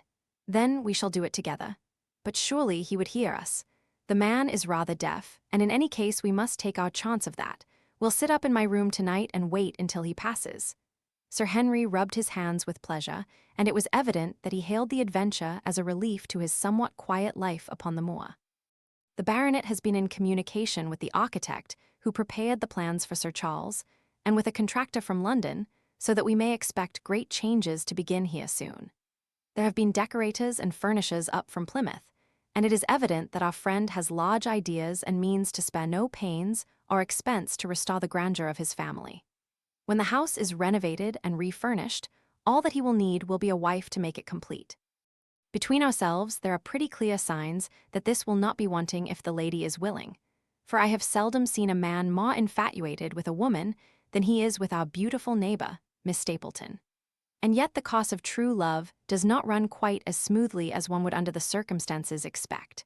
Today, for example, its surface was broken by a very unexpected ripple, which has caused our friend considerable perplexity and annoyance. After the conversation which I have quoted about Barrymore, Sir Henry put on his hat and prepared to go out. As a matter of course, I did the same. "What, are you coming, Watson?" he asked, looking at me in a curious way. That depends on whether you are going on the moor, said I. Yes, I am. Well, you know what my instructions are. I am sorry to intrude, but you heard how earnestly Holmes insisted that I should not leave you, and especially that you should not go alone upon the moor. Sir Henry put his hand upon my shoulder with a pleasant smile. My dear fellow, said he, Holmes, with all his wisdom, did not foresee some things which have happened since I have been on the moor. You understand me? I am sure that you are the last man in the world who would wish to be a spoil-sport. I must go out alone. It put me in a most awkward position. I was at a loss what to say or what to do, and before I had made up my mind, he picked up his cane and was gone. But when I came to think the matter over, my conscience reproached me bitterly for having on any pretext allowed him to go out of my sight. I imagined what my feelings would be if I had to return to you, and to confess that some misfortune had occurred through my disregard for your instructions. I assure you my cheeks flushed at the very thought. It might not even now be too late to overtake him, so I set off at once in the direction of Merripit House. I hurried along the road at the top of my speed without seeing anything of Sir Henry, until I came to the point where the moor path branches off. There, fearing that perhaps I had come in the wrong direction after all, I mounted a hill from which I could command a view, the same hill which is cut into the dark quarry. Thence I saw him at once. He was on the moor path about a quarter of a mile off, and a lady was by his side who could only be Miss Stapleton. It was clear that there was already an understanding between them, and that they had met by appointment. They were walking slowly along in deep conversation, and I saw her making quick little movements of her hands as if she were very earnest in what she was saying, while he listened intently, and once or twice shook his head in strong dissent. I stood among the rocks watching them, very much puzzled as to what I should do next. To follow them and break into their intimate conversation seemed to be an outrage, and yet my clear duty was never for an instant to let him out of my sight. To act the spy upon a friend was a hateful task. Still, I could see no better course than to observe him from the hill, and to clear my conscience by confessing to him afterwards what I had done. It is true that if any sudden danger had threatened him, I was too far away to be of use, and yet I am sure that you will agree with me that the position was very difficult, and that there was nothing more which I could do. Our friend, Sir Henry, and the lady had halted on the path and were standing deeply absorbed in their conversation, when I was suddenly aware that I was not the only witness of their interview. A wisp of green floating in the air caught my eye, and another glance showed me that it was carried on a stick by a man who was moving among the broken ground. It was Stapleton with his butterfly net. He was very much closer to the pair than I was, and he appeared to be moving in their direction. At this instant, Sir Henry suddenly drew Miss Stapleton to his side. His arm was round her, but it seemed to me that she was straining away from him with her face averted. He stooped his head to hers, and she raised one hand as if in protest. Next moment, I saw them spring apart and turn hurriedly round. Stapleton was the cause of the interruption. He was running wildly towards them, his absurd net dangling behind him. He gesticulated and almost danced with excitement in front of the lovers. What the scene meant I could not imagine, but it seemed to me that Stapleton was abusing Sir Henry, who offered explanations, which became more angry as the other refused to accept them. The lady stood by in haughty silence. Finally, Stapleton turned upon his heel and beckoned in a peremptory way to his sister, who, after an irresolute glance at Sir Henry, walked off by the side of her brother. The naturalist's angry gestures showed that the lady was included in his displeasure. The baronet stood for a minute looking after them, and then he walked slowly back the way that he had come, his head hanging, the very picture of dejection. What all this meant I could not imagine, but I was deeply ashamed to have witnessed so intimate a scene without my friend's knowledge. I ran down the hill, therefore, and met the baronet at the bottom. His face was flushed with anger, and his brows were wrinkled, like one who is at his wits' ends what to do. "Halloa, Watson, where have you dropped from?" said he. "You don't mean to say that you came after me in spite of all?" I explained everything to him, how I had found it impossible to remain behind, how I had followed him, and how I had witnessed all that had occurred. For an instant his eyes blazed at me, but my frankness disarmed his anger, and he broke at last into a rather rueful laugh. "You would have thought the middle of that prairie a fairly safe place for a man to be private," said he, "but by thunder the whole countryside seems to have been out to see me do my wooing, and a mighty paw wooing at that. Where had you engaged a seat?" "I was on that hill." "Quite in the back row, eh? But her brother was well up to the front. Did you see him come out on us?" "Yes, I did." "Did he ever strike you as being crazy, this brother of hers?" I can't say that he ever did. I dare say not. I always thought him sane enough until today, but you can take it from me that either he or I ought to be in a straitjacket. What's the matter with me, anyhow? You've lived near me for some weeks, Watson. Tell me straight now, is there anything that would prevent me from making a good husband to a woman that I loved? I should say not. He can't object to my worldly position, so it must be myself that he has this down on. What has he against me? I never hurt man or woman in my life that I know of, and yet he would not so much as let me touch the tips of her fingers. Did he say so? That and a deal more. I tell you, Watson, I've only known her these few weeks, but from the first I just felt that she was made for me, and she too, she was happy when she was with me, and that I'll swear. There's a light in a woman's eyes that speaks louder than words. But he has never let us get together, and it was only today for the first time that I saw a chance of having a few words with her alone. She was glad to meet me, but when she did, it was not love that she would talk about, and she wouldn't have let me talk about it either if she could have stopped it. She kept coming back to it that this was a place of danger, and that she would never be happy until I had left it. I told her that since I had seen her, I was in no hurry to leave it, and that if she really wanted me to go, the only way to work it was for her to arrange to go with me. With that, I offered in as many words to marry her, but before she could answer, down came this brother of hers, running at us with a face on him like a madman. He was just white with rage, and those light eyes of his were blazing with fury. What was I doing with the lady? How dared I offer her attentions which were distasteful to her? Did I think that because I was a baronet I could do what I liked? If he had not been her brother, I should have known better how to answer him. As it was, I told him that my feelings towards his sister were such as I was not ashamed of, and that I hoped that she might honor me by becoming my wife. That seemed to make the matter no better, so then I lost my temper too, and I answered him rather more hotly than I should perhaps, considering that she was standing by. So it ended by his going off with her, as you saw, and here am I as badly puzzled a man as any in this county. Just tell me what it all means, Watson, and I'll owe you more than ever I can hope to pay. I tried one or two explanations, but indeed I was completely puzzled myself. Our friend's title, his fortune, his age, his character, and his appearance are all in his favor, and I know nothing against him unless it be this dark fate which runs in his family. That his advances should be rejected so brusquely, without any reference to the lady's own wishes, and that the lady should accept the situation without protest is very amazing. However, our conjectures were set at rest by a visit from Stapleton himself that very afternoon. He had come to offer apologies for his rudeness of the morning, and after a long private interview with Sir Henry in his study, the upshot of their conversation was that the breach is quite healed, and that we are to dine at Merripit House next Friday as a sign of it. I don't say now that he isn't a crazy man, said Sir Henry. I can't forget the look in his eyes when he ran at me this morning, but I must allow that no man could make a more handsome apology than he has done. Did he give any explanation of his conduct?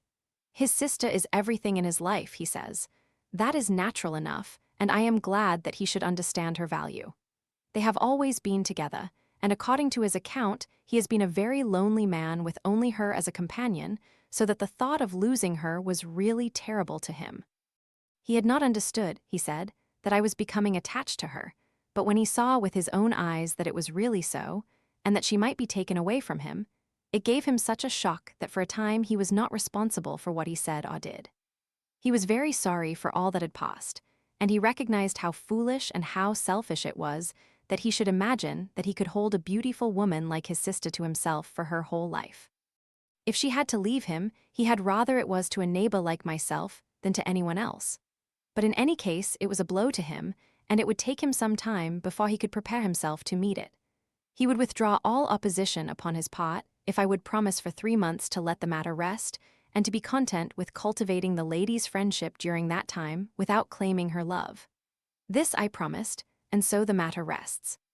So there is one of our small mysteries cleared up. It is something to have touched bottom anywhere in this bog in which we are floundering. We know now why Stapleton looked with disfavor upon his sister's suitor, even when that suitor was so eligible a one as Sir Henry. And now I pass on to another thread which I have extricated out of the tangled skein, the mystery of the sobs in the night, of the tear-stained face of Mrs. Barrymore, of the secret journey of the butler to the western lattice window. Congratulate me, my dear Holmes, and tell me that I have not disappointed you as an agent, that you do not regret the confidence which you showed in me when you sent me down. All these things have by one night's work been thoroughly cleared. I have said by one night's work, but in truth it was by 2 nights' work, for on the first we drew entirely blank. I sat up with Sir Henry in his rooms until nearly 3 o'clock in the morning, but no sound of any sort did we hear except the chiming clock upon the stairs. It was a most melancholy vigil, and ended by each of us falling asleep in our chairs. Fortunately, we were not discouraged, and we determined to try again. The next night we lowered the lamp and sat smoking cigarettes without making the least sound. It was incredible how slowly the hours crawled by, and yet we were helped through it by the same sort of patient interest which the hunter must feel as he watches the trap into which he hopes the game may wander.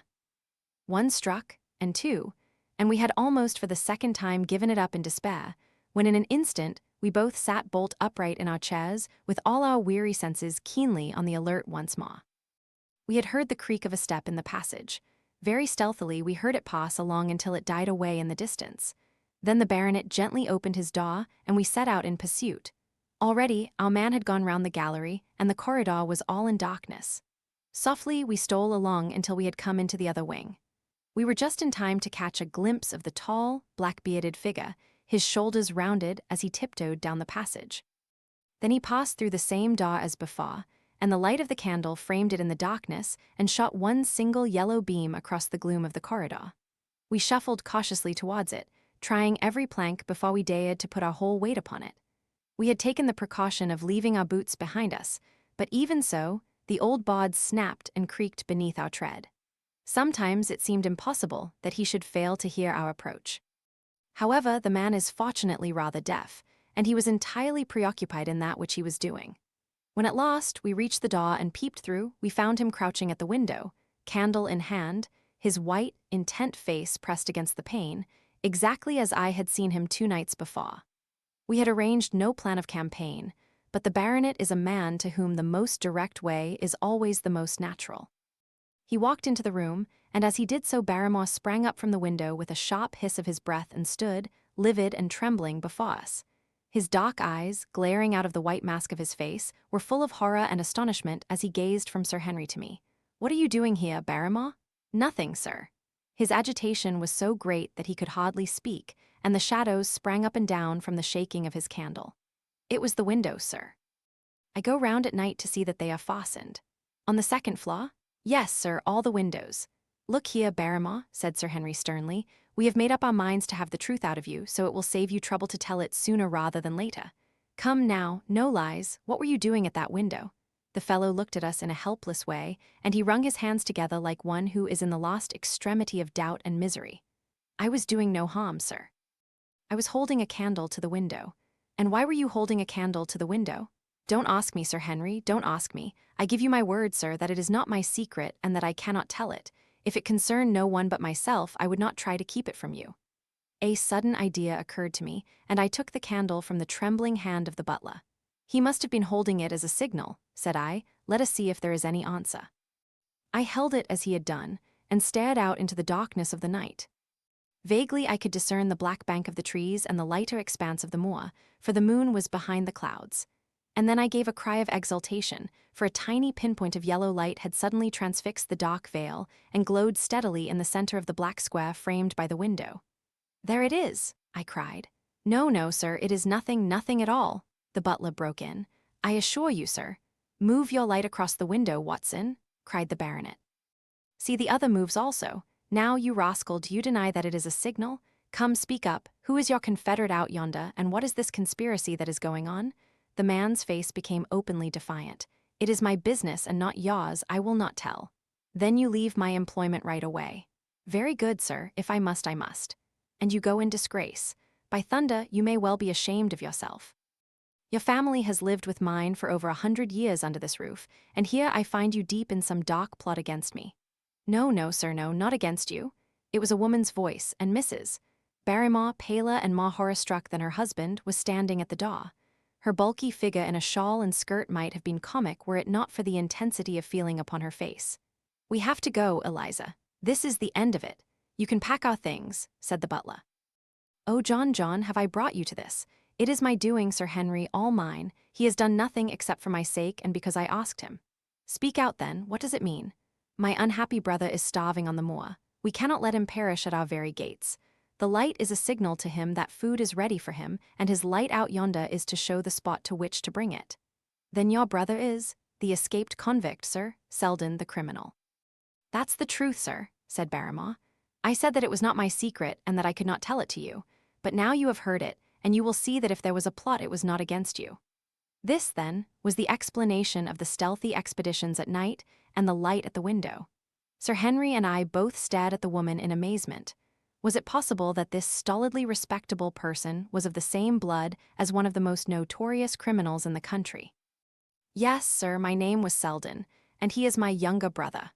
We humoured him too much when he was a lad and gave him his own way in everything until he came to think that the world was made for his pleasure, and that he could do what he liked in it. Then, as he grew older, he met wicked companions, and the devil entered into him until he broke my mother's heart and dragged our name in the dirt. From crime to crime, he sank lower and lower until it is only the mercy of God which has snatched him from the scaffold. But to me, sir, he was always the little curly-headed boy that I had nursed and played with as an elder sister would. That was why he broke prison, sir. He knew that I was here and that we could not refuse to help him. When he dragged himself here one night, weary and starving, with the waters hard at his heels, what could we do? We took him in and fed him and cared for him. Then you returned, sir, and my brother thought he would be safer on the moor than anywhere else until the hue and cry was over, so he lay in hiding there. But every second night, we made sure if he was still there by putting a light in the window, and if there was an answer, my husband took out some bread and meat to him. Every day we hoped that he was gone, but as long as he was there, we could not desert him. That is the whole truth, as I am an honest Christian woman, and you will see that if there is blame in the matter, it does not lie with my husband but with me, for whose sake he has done all that he has. The woman's words came with an intense earnestness which carried conviction with them. Is this true, Barrymore? Yes, Sir Henry, every word of it. Well, I cannot blame you for standing by your own wife. Forget what I have said. Go to your room, you two, and we shall talk further about this matter in the morning. When they were gone, we looked out of the window again. Sir Henry had flung it open, and the cold night wind beat in upon our faces. Far away in the black distance there still glowed that one tiny point of yellow light. I wonder he dares, said Sir Henry. It may be so placed as to be only visible from here. Very likely. How far do you think it is?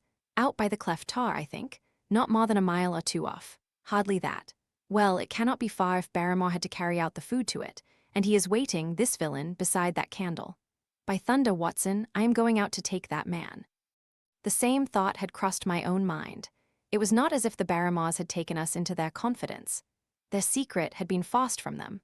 The man was a danger to the community, an unmitigated scoundrel for whom there was neither pity nor excuse. We were only doing our duty in taking this chance of putting him back where he could do no harm. With his brutal and violent nature, others would have to pay the price if we held our hands. Any night, for example, our neighbors the Stapletons might be attacked by him, and it may have been the thought of this which made Sir Henry so keen upon the adventure. I will come, said I, then get your revolver and put on your boots. The sooner we start the better, as the fellow may put out his light and be off. In 5 minutes we were outside the door, starting upon our expedition. We hurried through the dark shrubbery, amid the dull moaning of the autumn wind and the rustle of the falling leaves. The night air was heavy, with the smell of damp and decay. Now and again the moon peeped out for an instant, but clouds were driving over the face of the sky, and just as we came out on the moor, a thin rain began to fall. The light still burned steadily in front. Are you armed? I asked. I have a hunting crop. We must close in on him rapidly, for he is said to be a desperate fellow. We shall take him by surprise and have him at our mercy before he can resist. I say, Watson, said the baronet, what would Holmes say to this? How about that hour of darkness in which the power of evil is exalted? As if in answer to his words, there rose suddenly out of the vast gloom of the moor that strange cry which I had already heard upon the borders of the Great Grimpen Mire. It came with the wind through the silence of the night, a long, deep mutter, then a rising howl, and then the sad moan in which it died away. Again and again it sounded, the whole air throbbing with it, strident, wild, and menacing. The baronet caught my sleeve, and his face glimmered white through the darkness. My God, what's that, Watson? I don't know. It's a sound they have on the moor. I heard it once before. It died away, and an absolute silence closed in upon us. We stood straining our ears, but nothing came. Watson, said the baronet, it was the cry of a hound. My blood ran cold in my veins, for there was a break in his voice which told of the sudden horror which had seized him. "What do they call the sound?" he asked. "Who? The folk on the countryside. Oh, they are ignorant people. Why should you mind what they call it? Tell me, Watson, what do they say of it?" I hesitated, but could not escape the question. "They say it is the cry of the hound of the Baskervilles." He groaned and was silent for a few moments. "A hound it was," he said at last, "but it seemed to come from miles away, over yonder, I think. It was hard to say whence it came. It rose and fell with the wind." "Isn't that the direction of the Great Grimpen Mire?" "Yes, it is." "Well, it was up there. Come now, Watson, didn't you think yourself that it was the cry of a hound? I am not a child. You need not fear to speak the truth. Stapleton was with me when I heard it last. He said that it might be the calling of a strange bird." "No, no, it was a hound. My God, can there be some truth in all these stories? Is it possible that I am really in danger from so dark a cause?" "You don't believe it, do you, Watson?" "No, no. And yet it was one thing to laugh about it in London, and it is another to stand out here in the darkness of the moor and to hear such a cry as that. And my uncle, there was the footprint of the hound beside him as he lay. It all fits together."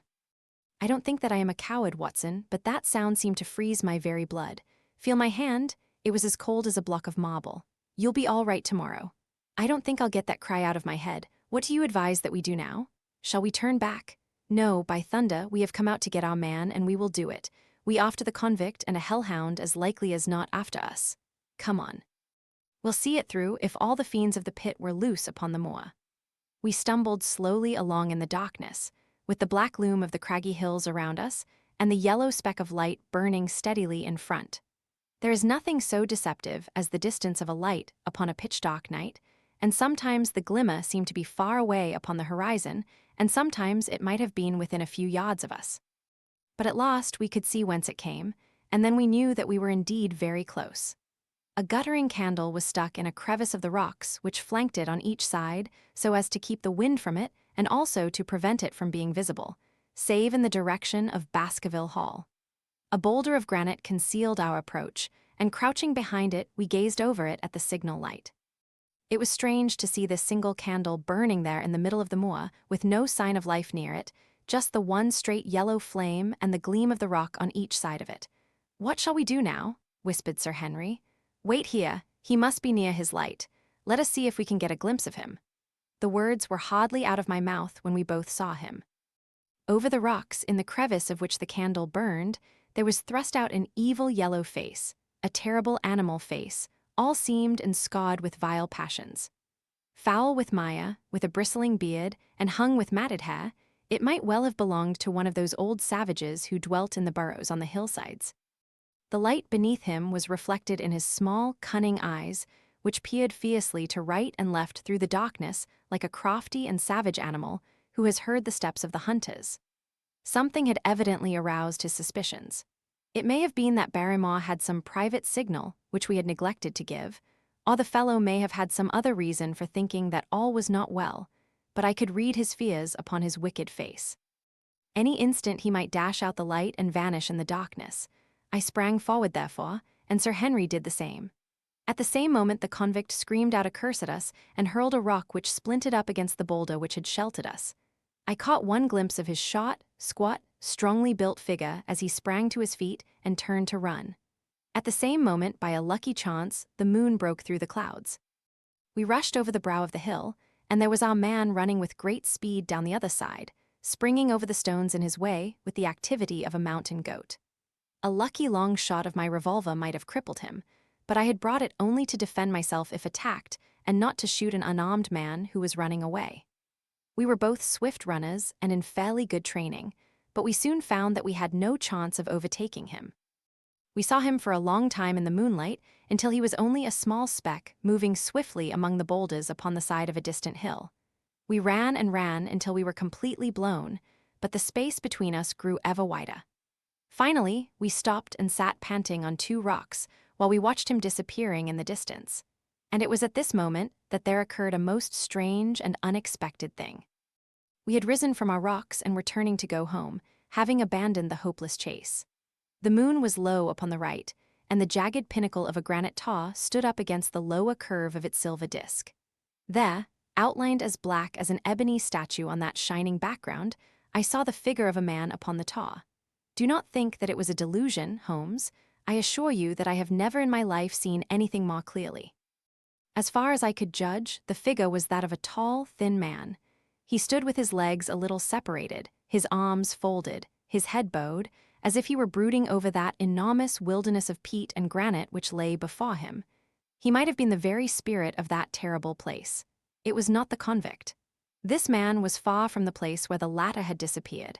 Besides, he was a much taller man. With a cry of surprise, I pointed him out to the baronet, but in the instant during which I had turned to grasp his arm, the man was gone. There was the sharp pinnacle of granite still cutting the lower edge of the moon, but its peak bore no trace of that silent and motionless figure. I wished to go in that direction and to search the tar, but it was some distance away. The baronet's nerves were still quivering from that cry, which recalled the dark story of his family, and he was not in the mood for fresh adventures. He had not seen this lonely man upon the tar and could not feel the thrill which his strange presence and his commanding attitude had given to me. "A water, no doubt," said he. "The moor has been thick with them since this fellow escaped." Well, perhaps his explanation may be the right one, but I should like to have some further proof of it. Today we mean to communicate to the Princetown people where they should look for their missing man, but it is hard lines that we have not actually had the triumph of bringing him back as our own prisoner. Such are the adventures of last night, and you must acknowledge, my dear Holmes, that I have done you very well in the matter of a report. Much of what I tell you is no doubt quite irrelevant, but still, I feel that it is best that I should let you have all the facts and leave you to select for yourself those which will be of most service to you in helping you to your conclusions. We are certainly making some progress. So far as the Barrymores go, we have found the motive of their actions, and that has cleared up the situation very much.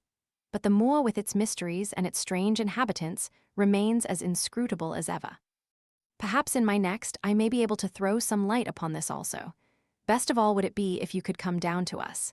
In any case, you will hear from me again in the course of the next few days. Chapter 10. Extract from the diary of Dr. Watson. So far, I have been able to quote from the reports which I have forwarded during these early days to Sherlock Holmes. Now, however, I have arrived at a point in my narrative where I am compelled to abandon this method and to trust once more to my recollections, aided by the diary which I kept at the time. A few extracts from the latter will carry me on to those scenes which are indelibly fixed in every detail upon my memory. I proceed, then, from the morning which followed our abortive chase of the convict and our other strange experiences upon the moor. October 16th. A dull and foggy day with a drizzle of rain. The house is banked in with rolling clouds, which rise now and then to show the dreary curves of the moor, with thin, silver veins upon the sides of the hills, and the distant boulders gleaming where the light strikes upon their wet faces. It is melancholy outside and in. The baronet is in a black reaction after the excitements of the night. I am conscious myself of a weight at my heart and a feeling of impending danger, ever-present danger, which is the more terrible because I am unable to define it. And have I not cause for such a feeling? Consider the long sequence of incidents which have all pointed to some sinister influence which is at work around us. There is the death of the last occupant of the hall, fulfilling so exactly the conditions of the family legend, and there are the repeated reports from peasants of the appearance of a strange creature upon the moor. Twice I have with my own ears heard the sound which resembled the distant baying of a hound. It is incredible, impossible, that it should really be outside the ordinary laws of nature. A spectral hound which leaves material footmarks and fills the air with its howling is surely not to be thought of. Stapleton may fall in with such a superstition, and Mortimer also, but if I have one quality upon earth it is common sense, and nothing will persuade me to believe in such a thing. To do so would be to descend to the level of these poor peasants, who are not content with a mere fiend dog, but must needs describe him with hellfire shooting from his mouth and eyes. Holmes would not listen to such fancies, and I am his agent. But facts are facts, and I have twice heard this crying upon the moor. Suppose that there were really some huge hound loose upon it, that would go far to explain everything. But where could such a hound lie concealed? Where did it get its food? Where did it come from? How was it that no one saw it by day? It must be confessed that the natural explanation offers almost as many difficulties as the other. And always, apart from the hound, there is the fact of the human agency in London, the man in the cab, and the letter which warned Sir Henry against the moor. This at least was real, but it might have been the work of a protecting friend as easily as of an enemy. Where is that friend or enemy now? Has he remained in London, or has he followed us down here? Could he be the stranger whom I saw upon the tar? It is true that I have had only the one glance at him, and yet there are some things to which I am ready to swear. He is no one whom I have seen down here, and I have now met all the neighbors. The figure was far taller than that of Stapleton, far thinner than that of Frankland. Barrymore it might possibly have been, but we had left him behind us, and I am certain that he could not have followed us. A stranger then is still dogging us, just as a stranger dogged us in London. We have never shaken him off. If I could lay my hands upon that man, then at last we might find ourselves at the end of all our difficulties. To this one purpose, I must now devote all my energies. My first impulse was to tell Sir Henry all my plans. My second and wisest one is to play my own game and speak as little as possible to anyone. He is silent and distrait. His nerves have been strangely shaken by that sound upon the moor. I will say nothing to add to his anxieties, but I will take my own steps to attain my own end. We had a small scene this morning after breakfast. Barrymore asked leave to speak with Sir Henry, and they were closeted in his study some little time. Sitting in the billiard-room, I more than once heard the sound of voices raised, and I had a pretty good idea what the point was which was under discussion. After a time, the baronet opened his door and called for me. Barrymore considers that he has a grievance, he said. He thinks that it was unfair on our part to hunt his brother-in-law down when he, of his own free will, had told us the secret. The butler was standing very pale but very collected before us. "I may have spoken too warmly, sir," said he, "and if I have, I am sure that I beg your pardon. At the same time, I was very much surprised when I heard you two gentlemen come back this morning and learned that you had been chasing Selden. The poor fellow has enough to fight against without my putting more upon his track." "If you had told us of your own free will, it would have been a different thing," said the baronet. "You only told us, or rather your wife only told us, when it was forced from you and you could not help yourself. I didn't think you would have taken advantage of it, Sir Henry. Indeed, I didn't. The man is a public danger. There are lonely houses scattered over the moor, and he is a fellow who would stick at nothing. You only want to get a glimpse of his face to see that. Look at Mr. Stapleton's house, for example, with no one but himself to defend it. There's no safety for anyone until he is under lock and key. He'll break into no house, sir. I give you my solemn word upon that, but he will never trouble anyone in this country again. I assure you, Sir Henry, that in a very few days the necessary arrangements will have been made, and he will be on his way to South America. For God's sake, sir, I beg of you not to let the police know that he is still on the moor. They have given up the chase there, and he can lie quiet until the ship is ready for him. You can't tell on him without getting my wife and me into trouble. I beg you, sir, to say nothing to the police. What do you say, Watson?" I shrugged my shoulders. If he were safely out of the country, it would relieve the taxpayer of a burden. But how about the chance of his holding someone up before he goes? He would not do anything so mad, sir. We have provided him with all that he can want. To commit a crime would be to show where he was hiding. "That is true," said Sir Henry. "Well, Barrymore, God bless you, sir, and thank you from my heart. It would have killed my poor wife had he been taken again. I guess we are aiding and abetting a felony, Watson. But after what we have heard, I don't feel as if I could give the man up, so there is an end of it. All right, Barrymore, you can go." With a few broken words of gratitude the man turned, but he hesitated and then came back. "You've been so kind to us, sir, that I should like to do the best I can for you in return.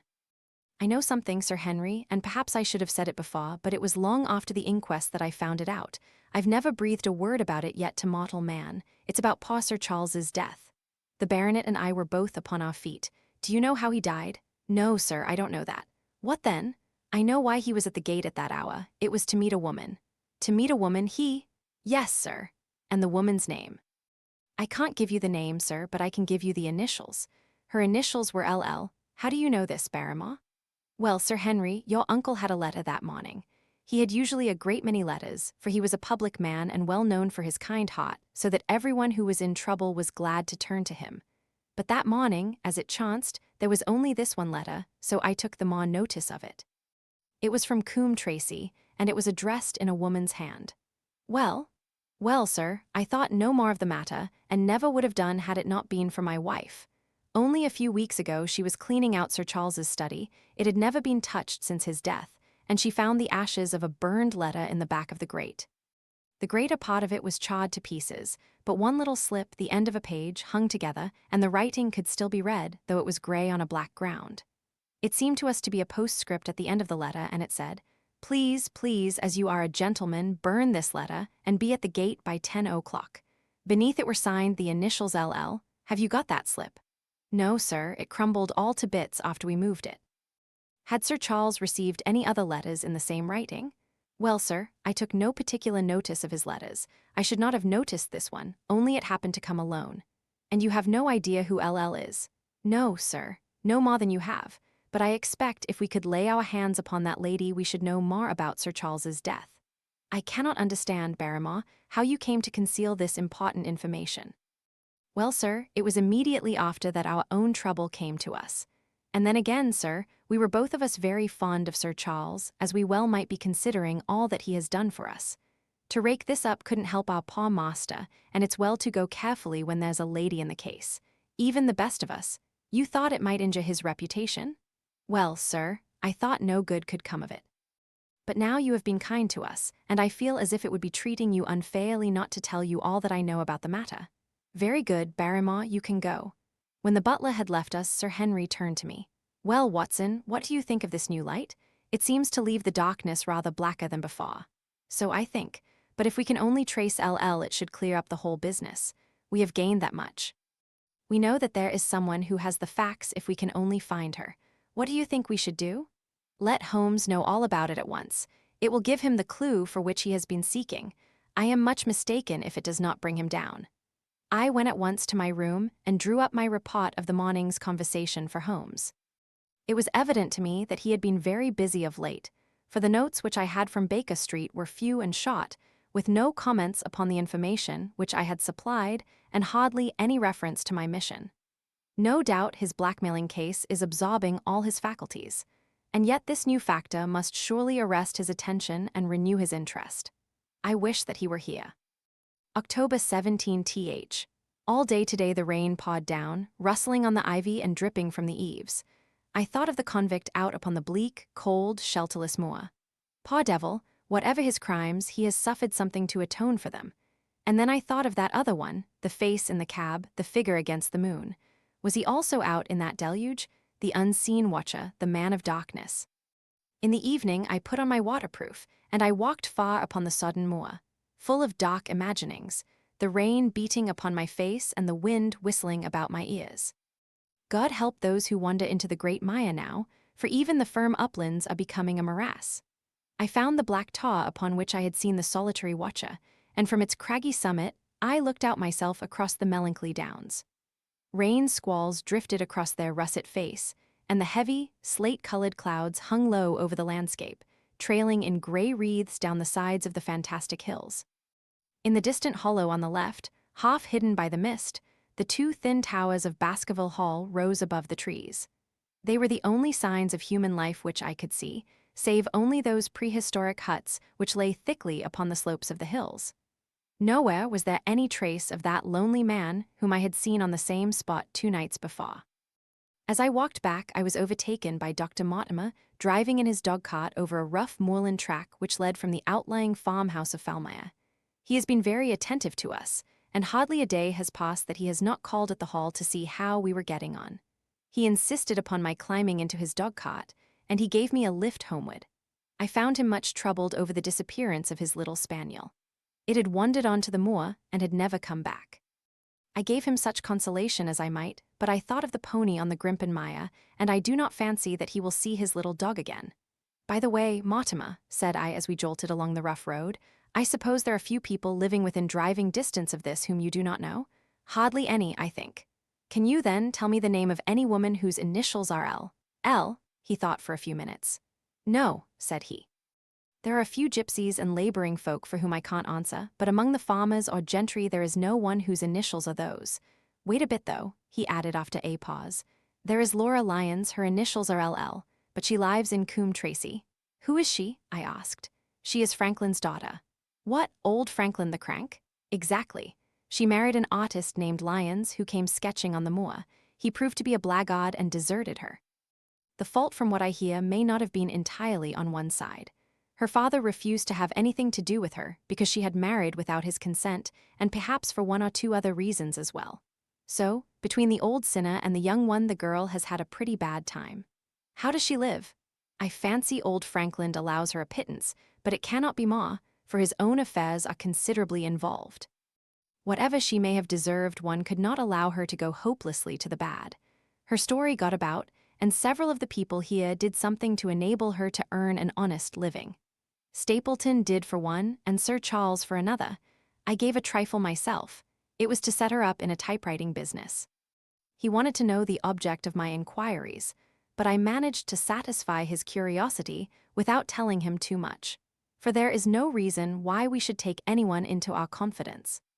Tomorrow morning, I shall find my way to Coombe Tracey, and if I can see this Mrs. Laura Lyons, of equivocal reputation, a long step will have been made towards clearing one incident in this chain of mysteries. I am certainly developing the wisdom of the serpent, for when Mortimer pressed his questions to an inconvenient extent, I asked him casually to what type Franklin's skull belonged, and so heard nothing but craniology for the rest of our drive. I have not lived for years with Sherlock Holmes for nothing. I have only one other incident to record upon this tempestuous and melancholy day. This was my conversation with Barrymore just now, which gives me one more strong card which I can play in due time. Mortimer had stayed to dinner, and he and the baronet played écarté afterwards. The butler brought me my coffee into the library, and I took the chance to ask him a few questions. "Well," said I, "has this precious relation of yours departed, or is he still lurking out yonder?" "I don't know, sir. I hope to heaven that he has gone, for he has brought nothing but trouble here. I've not heard of him since I left out food for him last, and that was 3 days ago." "Did you see him then?" "No, sir, but the food was gone when next I went that way." "Then he was certainly there." "So you would think, sir, unless it was the other man who took it." I sat with my coffee cup halfway to my lips and stared at Barrymore. "You know that there is another man, then?" "Yes, sir, there is another man upon the moor." "Have you seen him?" "No, sir." "How do you know of him, then?" "Selden told me of him, sir, a week ago or more. He's in hiding, too, but he's not a convict as far as I can make out. I don't like it, Dr. Watson. I tell you straight, sir, that I don't like it." He spoke with a sudden passion of earnestness. "Now listen to me, Barrymore. I have no interest in this matter but that of your master. I have come here with no object except to help him. Tell me frankly what it is that you don't like." Barrymore hesitated for a moment, as if he regretted his outburst or found it difficult to express his own feelings in words. "It's all these goings-on, sir," he cried at last, waving his hand towards the rain-lashed window which faced the moor. "There's foul play somewhere, and there's black villainy brewing, to that I'll swear. Very glad I should be, sir, to see Sir Henry on his way back to London again. But what is it that alarms you? Look at Sir Charles's death. That was bad enough for all that the coroner said. Look at the noises on the moor at night. There's not a man would cross it after sundown if he was paid for it. Look at this stranger hiding out yonder, and watching and waiting. What's he waiting for? What does it mean?" "It means no good to anyone of the name of Baskerville, and very glad I shall be to be quit of it all on the day that Sir Henry's new servants are ready to take over the hall." "But about this stranger," said I, "can you tell me anything about him? What did Selden say? Did he find out where he hid, or what he was doing?" "He saw him once or twice, but he is a deep one and gives nothing away." At first he thought that he was the police, but soon he found that he had some lay of his own. A kind of gentleman he was, as far as he could see, but what he was doing he could not make out. "And where did he say that he lived?" "Among the old houses on the hillside, the stone huts where the old folk used to live." "But how about his food?" "Selden found out that he has got a lad who works for him and brings all he needs. I dare say he goes to Coombe Tracey for what he wants." "Very good, Barrymore. We may talk further of this some other time." When the butler had gone, I walked over to the black window, and I looked through a blurred pane at the driving clouds and at the tossing outline of the wind-swept trees. It is a wild night indoors, and what must it be in a stone hut upon the moor? What passion of hatred can it be which leads a man to lurk in such a place at such a time? And what deep and earnest purpose can he have which calls for such a trial? There, in that hut upon the moor, seems to lie the very center of that problem which has vexed me so sorely. I swear that another day shall not have passed before I have done all that man can do to reach the heart of the mystery. Chapter 11.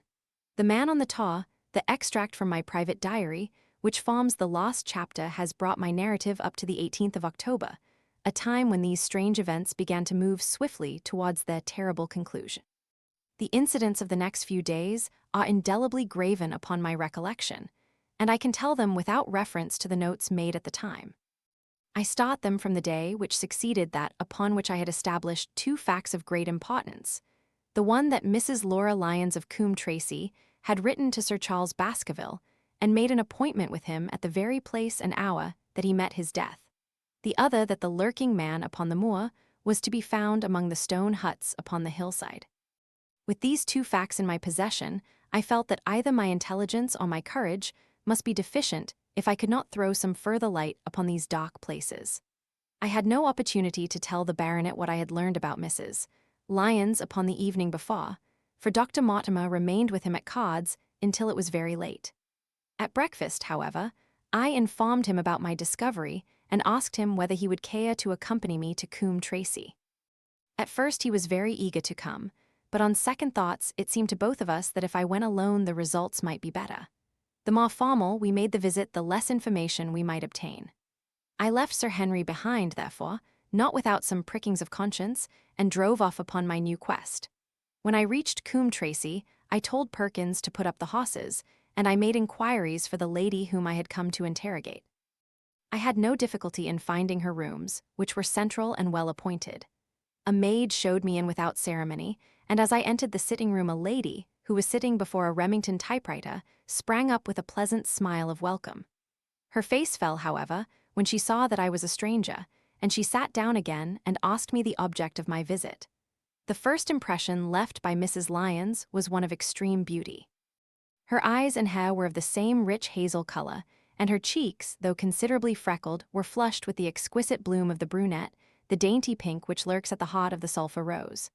Admiration was, I repeat, the first impression, but the second was criticism. There was something subtly wrong with the face, some coarseness of expression, some hardness, perhaps, of eye, some looseness of lip which marred its perfect beauty. But these, of course, are afterthoughts. At the moment I was simply conscious that I was in the presence of a very handsome woman and that she was asking me the reasons for my visit. I had not quite understood until that instant how delicate my mission was.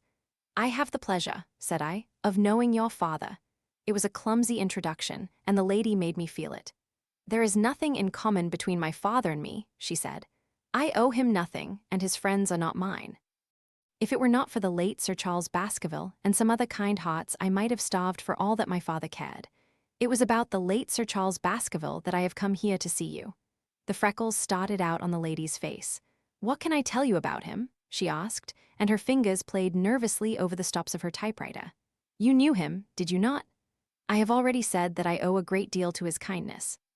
If I am able to support myself, it is largely due to the interest which he took in my unhappy situation. Did you correspond with him?" The lady looked quickly up with an angry gleam in her hazel eyes. "What is the object of these questions?" she asked sharply. "The object is to avoid a public scandal. It is better that I should ask them here than that the matter should pass outside our control." She was silent, and her face was still very pale. At last she looked up with something reckless and defiant in her manner. "Well, I'll answer," she said. "What are your questions? Did you correspond with Sir Charles?"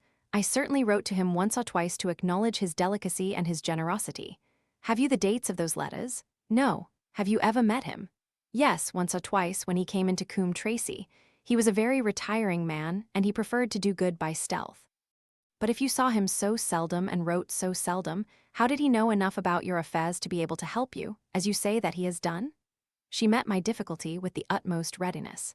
"There were several gentlemen who knew my sad history and united to help me. One was Mr. Stapleton, a neighbor and intimate friend of Sir Charles's. He was exceedingly kind, and it was through him that Sir Charles learned about my affairs. I knew already that Sir Charles Baskerville had made Stapleton his almoner upon several occasions, so the lady's statement bore the impress of truth upon it.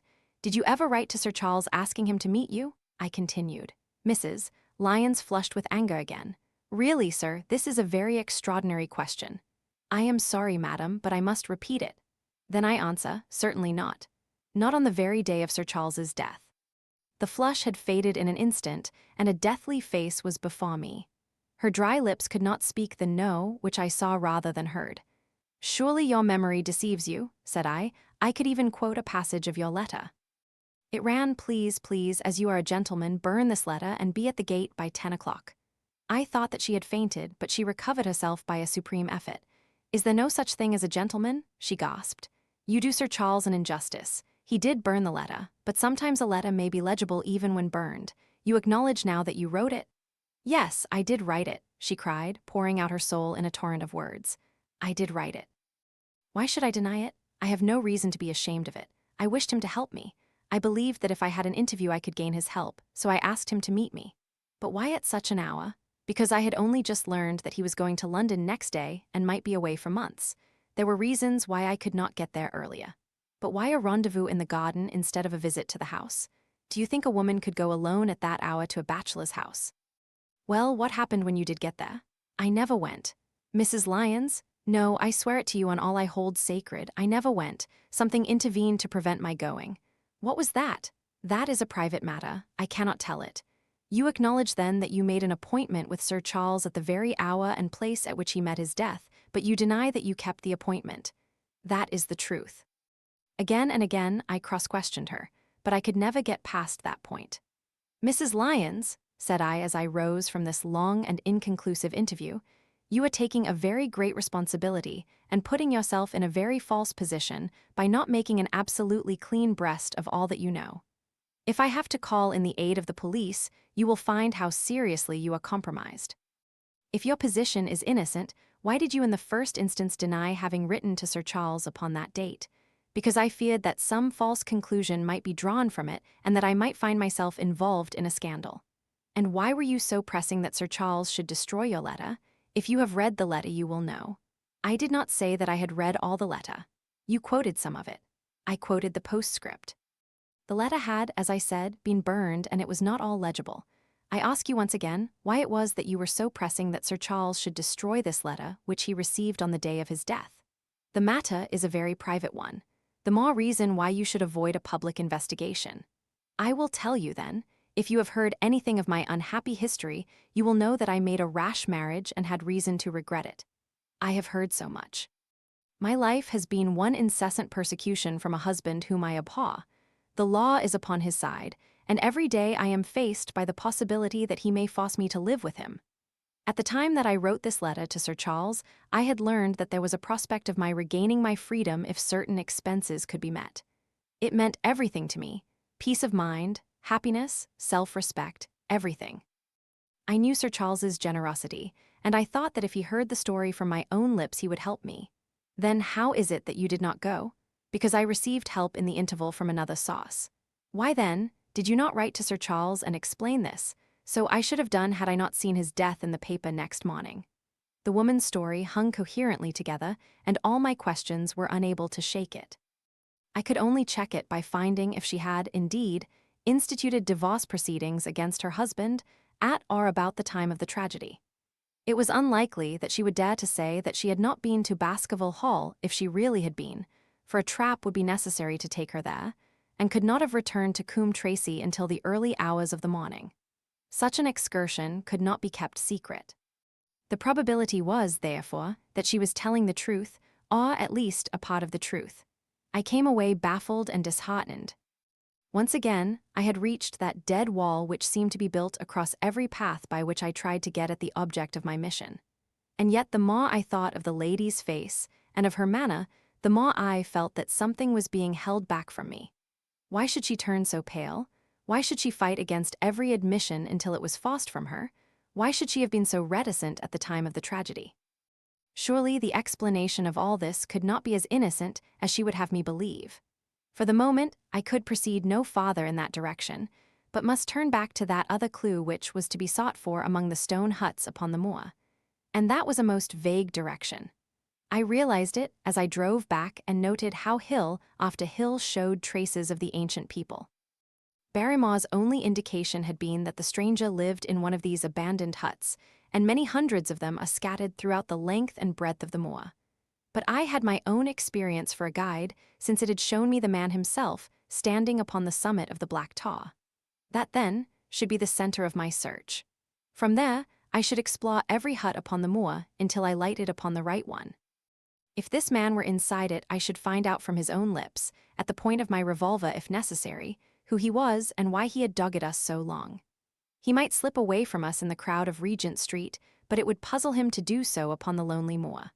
On the other hand, if I should find the hut and its tenant should not be within it, I must remain there, however long the vigil, until he returned. Holmes had missed him in London. It would indeed be a triumph for me if I could run him to earth where my master had failed. Luck had been against us again and again in this inquiry, but now at last it came to my aid. And the messenger of good fortune was none other than Mr. Frankland, who was standing, grey-whiskered and red-faced, outside the gate of his garden, which opened onto the highroad along which I travelled. "Good day, Dr. Watson," cried he with unwonted good humour. "You must really give your horses a rest and come in to have a glass of wine and to congratulate me." My feelings towards him were very far from being friendly after what I had heard of his treatment of his daughter, but I was anxious to send Perkins and the wagonette home, and the opportunity was a good one. I alighted and sent a message to Sir Henry that I should walk over in time for dinner. Then I followed Frankland into his dining room. "It is a great day for me, sir, one of the red-letter days of my life," he cried with many chuckles. "I have brought off a double event. I mean to teach them in these parts that law is law, and that there is a man here who does not fear to invoke it. I have established a right-of-way through the centre of Old Middleton's Park, slap across it, sir, within 100 yards of his own front door. What do you think of that? We'll teach these magnates that they cannot ride roughshod over the rights of the commoners, confound them. And I've closed the wood where the fern-worthy folk used to picnic. These infernal people seem to think that there are no rights of property, and that they can swarm where they like with their papers and their bottles. Both cases decided, Dr. Watson, and both in my favour. I haven't had such a day since I had Sir John Molland for trespass, because he shot in his own warren. How on earth did you do that? Look it up in the books, sir. It will repay reading, Frankland v. Molland, Court of Queen's Bench. It cost me £200, but I got my verdict. Did it do you any good? None, sir, none. I am proud to say that I had no interest in the matter. I act entirely from a sense of public duty. I have no doubt, for example, that the fern-worthy people will burn me in effigy tonight. I told the police last time they did it that they should stop these disgraceful exhibitions. The county constabulary is in a scandalous state, sir, and it has not afforded me the protection to which I am entitled. The case of Frankland v. Regina will bring the matter before the attention of the public. I told them that they would have occasion to regret their treatment of me, and already my words have come true. How so? I asked. The old man put on a very knowing expression. Because I could tell them what they are dying to know, but nothing would induce me to help the rascals in any way. I had been casting round for some excuse by which I could get away from his gossip, but now I began to wish to hear more of it. I had seen enough of the contrary nature of the old sinner to understand that any strong sign of interest would be the surest way to stop his confidences. "Some poaching case, no doubt?" said I with an indifferent manner.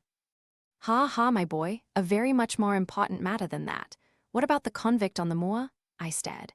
"You don't mean that you know where he is?" said I. "I may not know exactly where he is, but I am quite sure that I could help the police to lay their hands on him. Has it never struck you that the way to catch that man was to find out where he got his food and so trace it to him? He certainly seemed to be getting uncomfortably near the truth." "No doubt," said I, "but how do you know that he is anywhere upon the moor?" "I know it because I have seen with my own eyes the messenger who takes him his food." My heart sank for Barrymore. It was a serious thing to be in the power of this spiteful old busybody, but his next remark took a weight from my mind. "You'll be surprised to hear that his food is taken to him by a child. I see him every day through my telescope upon the roof.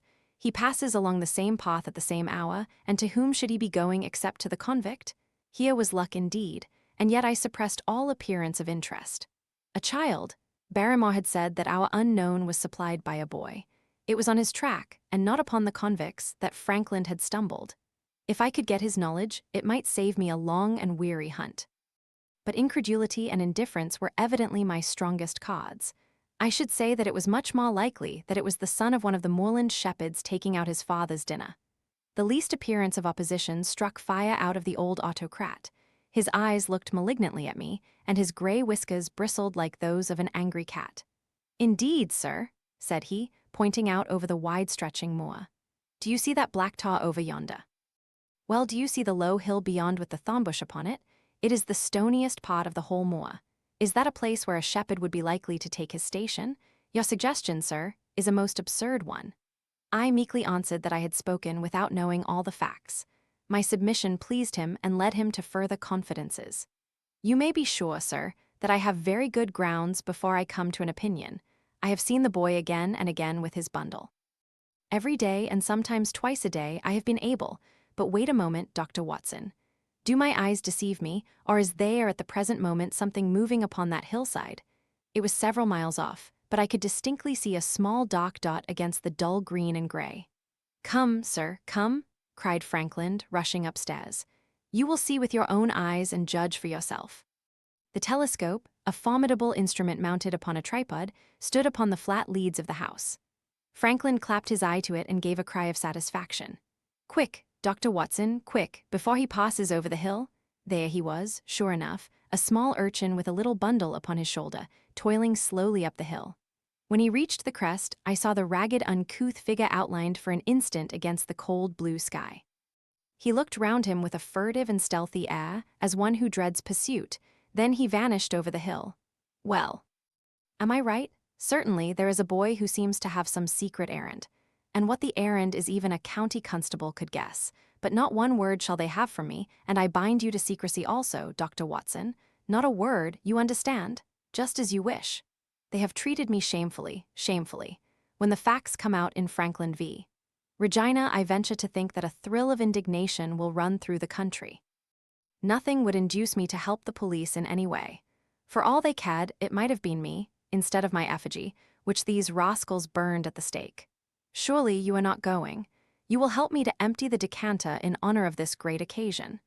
But I resisted all his solicitations and succeeded in dissuading him from his announced intention of walking home with me. I kept the road as long as his eye was on me, and then I struck off across the moor and made for the stony hill over which the boy had disappeared. Everything was working in my favor, and I swore that it should not be through lack of energy or perseverance that I should miss the chance which fortune had thrown in my way. The sun was already sinking when I reached the summit of the hill, and the long slopes beneath me were all golden green on one side and gray shadow on the other. A haze lay low upon the farthest skyline, out of which jutted the fantastic shapes of Belliver and Vixen Tar. Over the wide expanse there was no sound and no movement. One great gray bird, a gull or curlew, soared aloft in the blue heaven. He and I seemed to be the only living things between the huge arch of the sky and the desert beneath it. The barren scene, the sense of loneliness, and the mystery and urgency of my task all struck a chill into my heart. The boy was nowhere to be seen.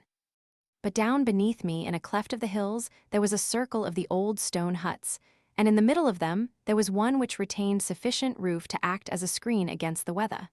My heart leaped within me as I saw it. This must be the burrow where the stranger lurked. At last my foot was on the threshold of his hiding place. His secret was within my grasp. As I approached the hut, walking as warily as Stapleton would do when with poised net he drew near the settled butterfly, I satisfied myself that the place had indeed been used as a habitation.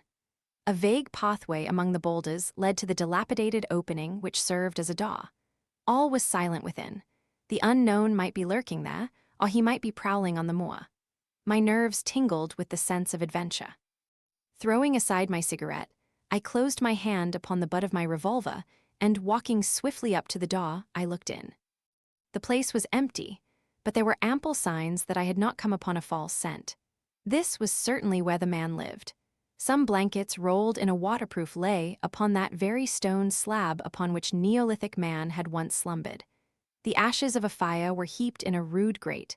Beside it lay some cooking utensils and a bucket half full of water. A litter of empty tins showed that the place had been occupied for some time, and I saw, as my eyes became accustomed to the checkered light, a pannikin and a half-full bottle of spirits standing in the corner.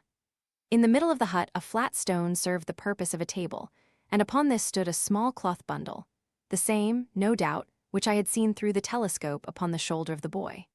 It contained a loaf of bread, a tinned tongue, and 2 tins of preserved peaches. As I set it down again, after having examined it, my heart leaped to see that beneath it there lay a sheet of paper with writing upon it. I raised it, and this was what I read, roughly scrawled in pencil. Dr. Watson has gone to Coombe Tracy. For a minute I stood there with the paper in my hands, thinking out the meaning of this curt message. It was I, then, and not Sir Henry, who was being dogged by this secret man. He had not followed me himself, but he had set an agent, the boy, perhaps, upon my track, and this was his report. Possibly I had taken no steps since I had been upon the moor, which had not been observed and reported. Always there was this feeling of an unseen fosse, a fine net drawn round us with infinite skill and delicacy, holding us so lightly that it was only at some supreme moment that one realized that one was indeed entangled in its meshes. If there was one report, there might be others, so I looked round the hut in search of them. There was no trace, however, of anything of the kind, nor could I discover any sign which might indicate the character or intentions of the man who lived in this singular place, save that he must be of Spartan habits and cared little for the comforts of life. When I thought of the heavy rains and looked at the gaping roof, I understood how strong and immutable must be the purpose which had kept him in that inhospitable abode. Was he our malignant enemy, or was he by chance our guardian angel? I swore that I would not leave the hut until I knew. Outside the sun was sinking low, and the west was blazing with scarlet and gold. Its reflection was shot back in ruddy patches by the distant pools which lay amid the Great Grimpen Mire. There were the 2 towers of Baskerville Hall, and there a distant blur of smoke which marked the village of Grimpen. Between the two, behind the hill, was the house of the Stapletons.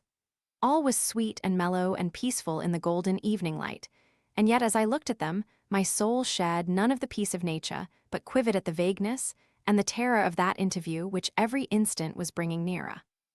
With tingling nerves but a fixed purpose, I sat in the dark recess of the hut and waited with somber patience for the coming of its tenant, and then at last I heard him.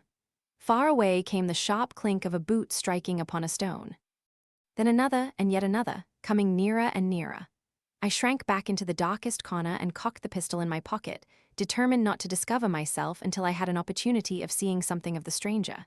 There was a long pause which showed that he had stopped. Then once more the footsteps approached, and a shadow fell across the opening of the hut. "It is a lovely evening, my dear Watson," said a well-known voice. "I really think that you will be more comfortable outside than in." Chapter 12. Death on the moor. For a moment or two I sat breathless, hardly able to believe my ears. Then my senses and my voice came back to me, while a crushing weight of responsibility seemed in an instant to be lifted from my soul. That cold, incisive, ironical voice could belong to but one man in all the world. "Holmes," I cried. "Holmes, come out," said he, "and please be careful with the revolver." I stooped under the rude lintel, and there he sat upon a stone outside, his gray eyes dancing with amusement as they fell upon my astonished features. He was thin and wan, but clear and alert, his keen face bronzed by the sun and roughened by the wind. In his tweed suit and cloth cap, he looked like any other tourist upon the moor, and he had contrived, with that cat-like love of personal cleanliness which was one of his characteristics, that his chin should be as smooth and his linen as perfect as if he were in Baker Street. "I never was more glad to see anyone in my life," said I as I wrung him by the hand. "Or more astonished, eh? Well, I must confess to it. The surprise was not all on one side, I assure you. I had no idea that you had found my occasional retreat, still less that you were inside it, until I was within 20 paces of the door. My footprint, I presume? No, Watson, I fear that I could not undertake to recognize your footprint amid all the footprints of the world. If you seriously desire to deceive me, you must change your tobacconist. For when I see the stub of a cigarette marked Bradley, Oxford Street, I know that my friend Watson is in the neighborhood. You will see it there beside the path. You threw it down, no doubt, at that supreme moment when you charged into the empty hut." "Exactly. I thought as much, and knowing your admirable tenacity, I was convinced that you were sitting in ambush, a weapon within reach, waiting for the tenant to return. So you actually thought that I was the criminal? I did not know who you were, but I was determined to find out." "Excellent, Watson, and how did you localize me?" "You saw me perhaps on the night of the convict hunt, when I was so imprudent as to allow the moon to rise behind me." "Yes, I saw you then, and have no doubt searched all the huts until you came to this one. No, your boy had been observed, and that gave me a guide where to look. The old gentleman with the telescope, no doubt. I could not make it out when first I saw the light flashing upon the lens." He rose and peeped into the hut. "Ha, I see that Cartwright has brought up some supplies. What's this paper? So you have been to Coombe Tracy, have you?" "Yes. To see Mrs. Laura Lyons?" "Exactly. Well done. Our researches have evidently been running on parallel lines, and when we unite our results, I expect we shall have a fairly full knowledge of the case. Well, I am glad from my heart that you are here, for indeed the responsibility and the mystery were both becoming too much for my nerves. But how in the name of wonder did you come here, and what have you been doing? I thought that you were in Baker Street working out that case of blackmailing. That was what I wished you to think. Then you use me, and yet do not trust me, I cried with some bitterness. I think that I have deserved better at your hands, Holmes. My dear fellow, you have been invaluable to me in this as in many other cases, and I beg that you will forgive me if I have seemed to play a trick upon you. In truth, it was partly for your own sake that I did it, and it was my appreciation of the danger which you ran which led me to come down and examine the matter for myself. Had I been with Sir Henry and you, it is confident that my point of view would have been the same as yours, and my presence would have warned our very formidable opponents to be on their guard. As it is, I have been able to get about as I could not possibly have done had I been living in the hall, and I remain an unknown factor in the business, ready to throw in all my weight at a critical moment. But why keep me in the dock? For you to know could not have helped us and might possibly have led to my discovery. You would have wished to tell me something, or in your kindness you would have brought me out some comfort or other, and so an unnecessary risk would be run. I brought Cartwright down with me. You remember the little chap at the express office, and he has seen after my simple wants, a loaf of bread and a clean collar. What does man want, Ma? He has given me an extra pair of eyes upon a very active pair of feet, and both have been invaluable. Then my reports have all been wasted. My voice trembled as I recalled the pains and the pride with which I had composed them. Holmes took a bundle of papers from his pocket. Here are your reports, my dear fellow, and very well thumbed, I assure you. I made excellent arrangements, and they are only delayed one day upon their way. I must compliment you exceedingly upon the zeal and the intelligence which you have shown over an extraordinarily difficult case. I was still rather raw over the deception which had been practiced upon me, but the warmth of Holmes's praise drove my anger from my mind. I felt also in my heart that he was right in what he said, and that it was really best for our purpose that I should not have known that he was upon the moor. That's better, said he, seeing the shadow rise from my face. And now tell me the result of your visit to Mrs. Laura Lyons. It was not difficult for me to guess that it was to see her that you had gone, for I am already aware that she is the one person in Coombe Tracey who might be of service to us in the matter. In fact, if you had not gone today, it is exceedingly probable that I should have gone tomorrow. The sun had set, and dusk was settling over the moor. The air had turned chill, and we withdrew into the hut for warmth. There, sitting together in the twilight, I told Holmes of my conversation with the lady. So interested was he that I had to repeat some of it twice before he was satisfied. This is most important, said he when I had concluded. It fills up a gap which I had been unable to bridge in this most complex affair. You are aware, perhaps, that a close intimacy exists between this lady and the man Stapleton? I did not know of a close intimacy. There can be no doubt about the matter. They meet, they write, there is a complete understanding between them. Now this puts a very powerful weapon into our hands. If I could only use it to detach his wife. His wife? I am giving you some information now, in return for all that you have given me. The lady who has passed here as Miss Stapleton is in reality his wife. Good heavens, Holmes, are you sure of what you say? How could he have permitted Sir Henry to fall in love with her? Sir Henry's falling in love could do no harm to anyone except Sir Henry. He took particular care that Sir Henry did not make love to her, as you have yourself observed. I repeat that the lady is his wife and not his sister. But why this elaborate deception? Because he foresaw that she would be very much more useful to him in the character of a free woman. All my unspoken instincts, my vague suspicions, suddenly took shape and scented upon the naturalist. In that impassive, colorless man, with his straw hat and his butterfly net, I seemed to see something terrible, a creature of infinite patience and craft, with a smiling face and a murderous heart. It is he, then, who is our enemy. It is he who dogged us in London. So I read the riddle. And the warning, it must have come from her. Exactly. The shape of some monstrous villainy, half seen, half guessed, loomed through the darkness which had girt me so long. But are you sure of this, Holmes? How do you know that the woman is his wife? Because he so far forgot himself as to tell you a true piece of autobiography upon the occasion when he first met you, and I dare say he has many a time regretted it since. He was once a schoolmaster in the north of England. Now, there is no one more easy to trace than a schoolmaster. There are scholastic agencies by which one may identify any man who has been in the profession. A little investigation showed me that a school had come to grief under atrocious circumstances, and that the man who had owned it, the name was different, had disappeared with his wife. The descriptions agreed. When I learned that the missing man was devoted to entomology, the identification was complete. The darkness was rising, but much was still hidden by the shadows. "If this woman is in truth his wife, where does Mrs. Laura Lyons come in?" I asked. "That is one of the points upon which your own researches have shed a light. Your interview with the lady has cleared the situation very much. I did not know about a projected divorce between herself and her husband. In that case, regarding Stapleton as an unmarried man, she counted no doubt upon becoming his wife. And when she is undeceived, why, then we may find the lady of service. It must be our first duty to see her, both of us tomorrow. Don't you think, Watson, that you are away from your charge rather long? Your place should be at Baskerville Hall." The last red streaks had faded away in the west and night had settled upon the moor. A few faint stars were gleaming in a violet sky. "One last question, Holmes," I said as I rose.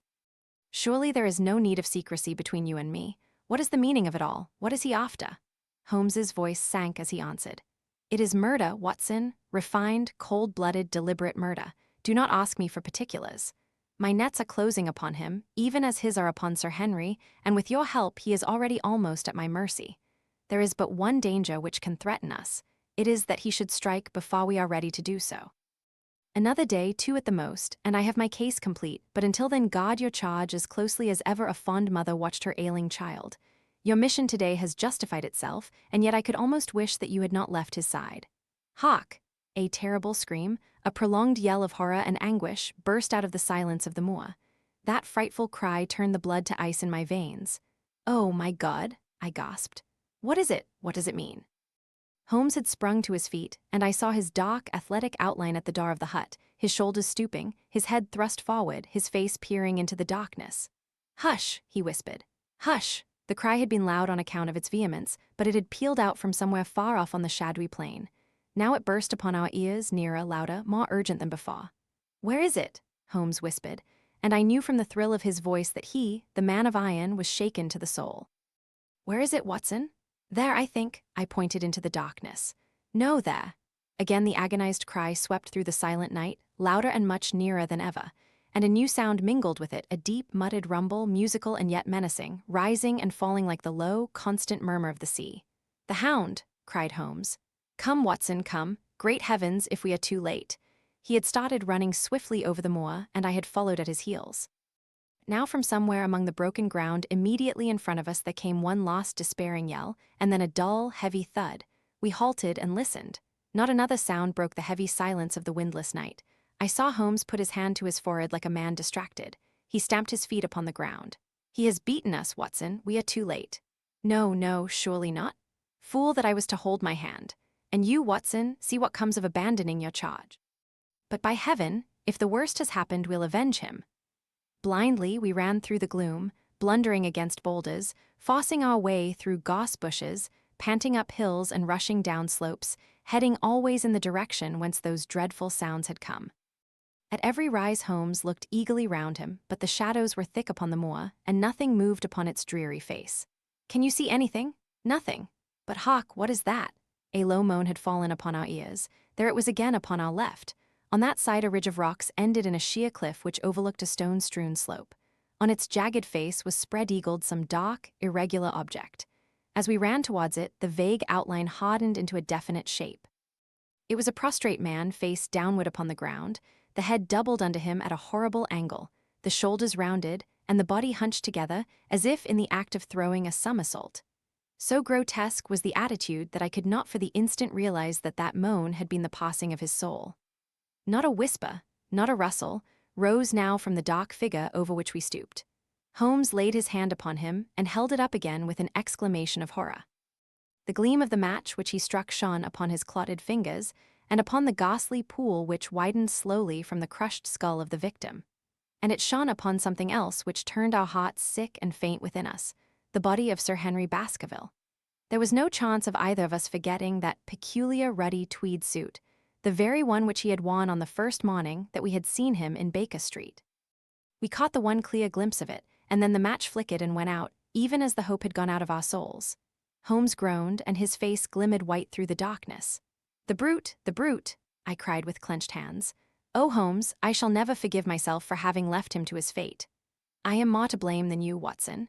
In order to have my case well-rounded and complete, I have thrown away the life of my client. It is the greatest blow which has befallen me in my career.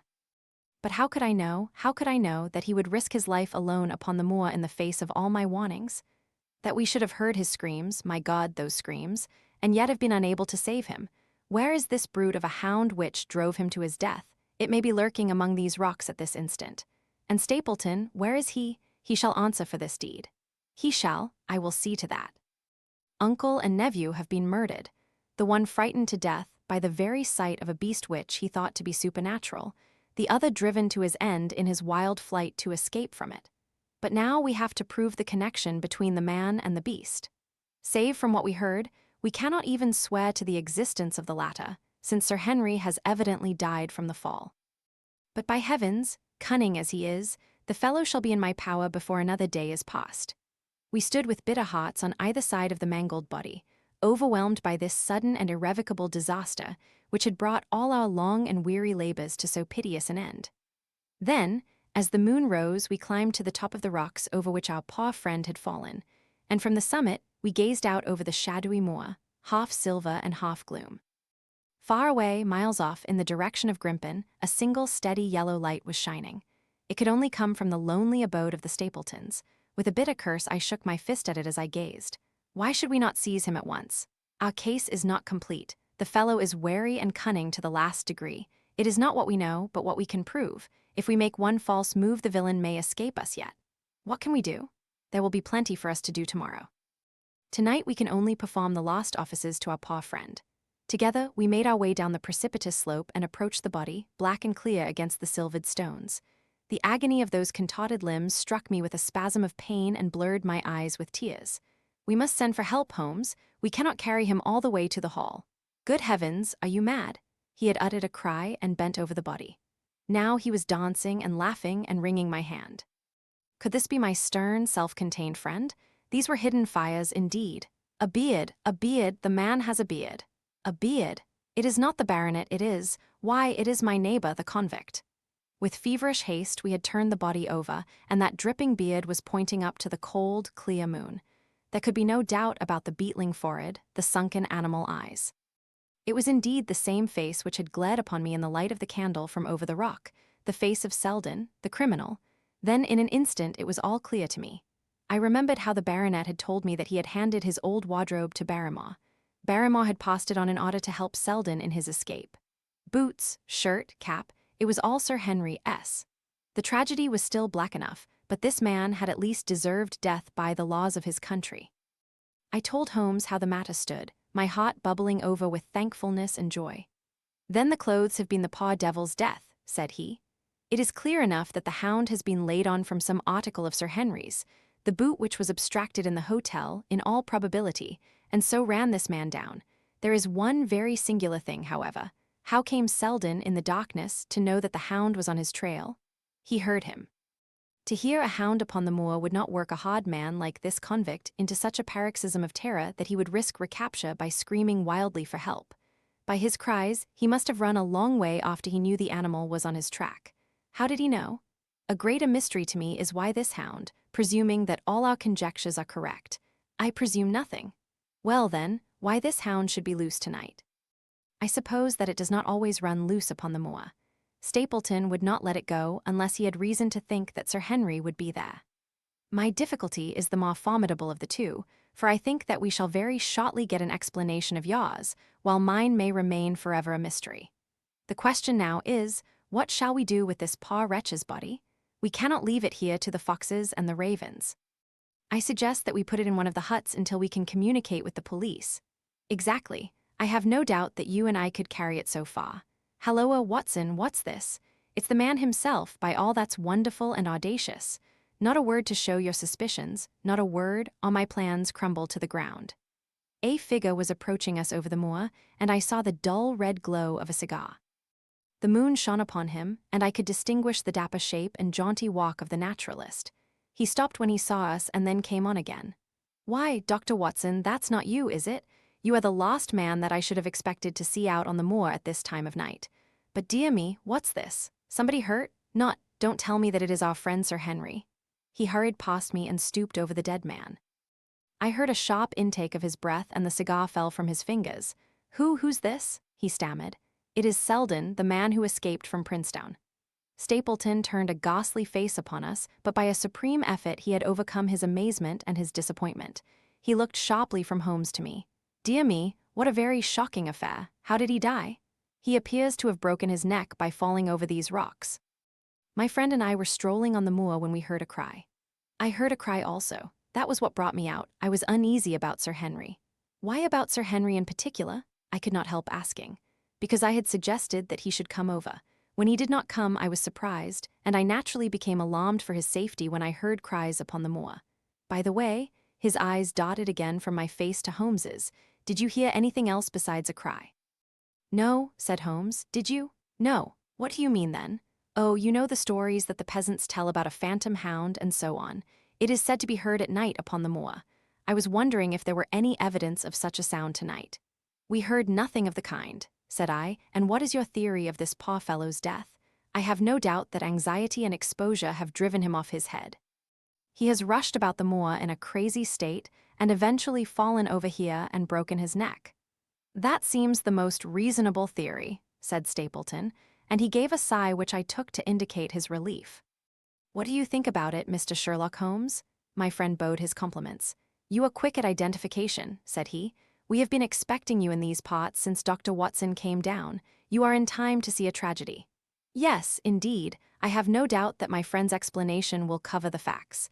I will take an unpleasant remembrance back to London with me tomorrow. Oh, you return tomorrow? That is my intention. I hope your visit has cast some light upon those occurrences which have puzzled us. Holmes shrugged his shoulders.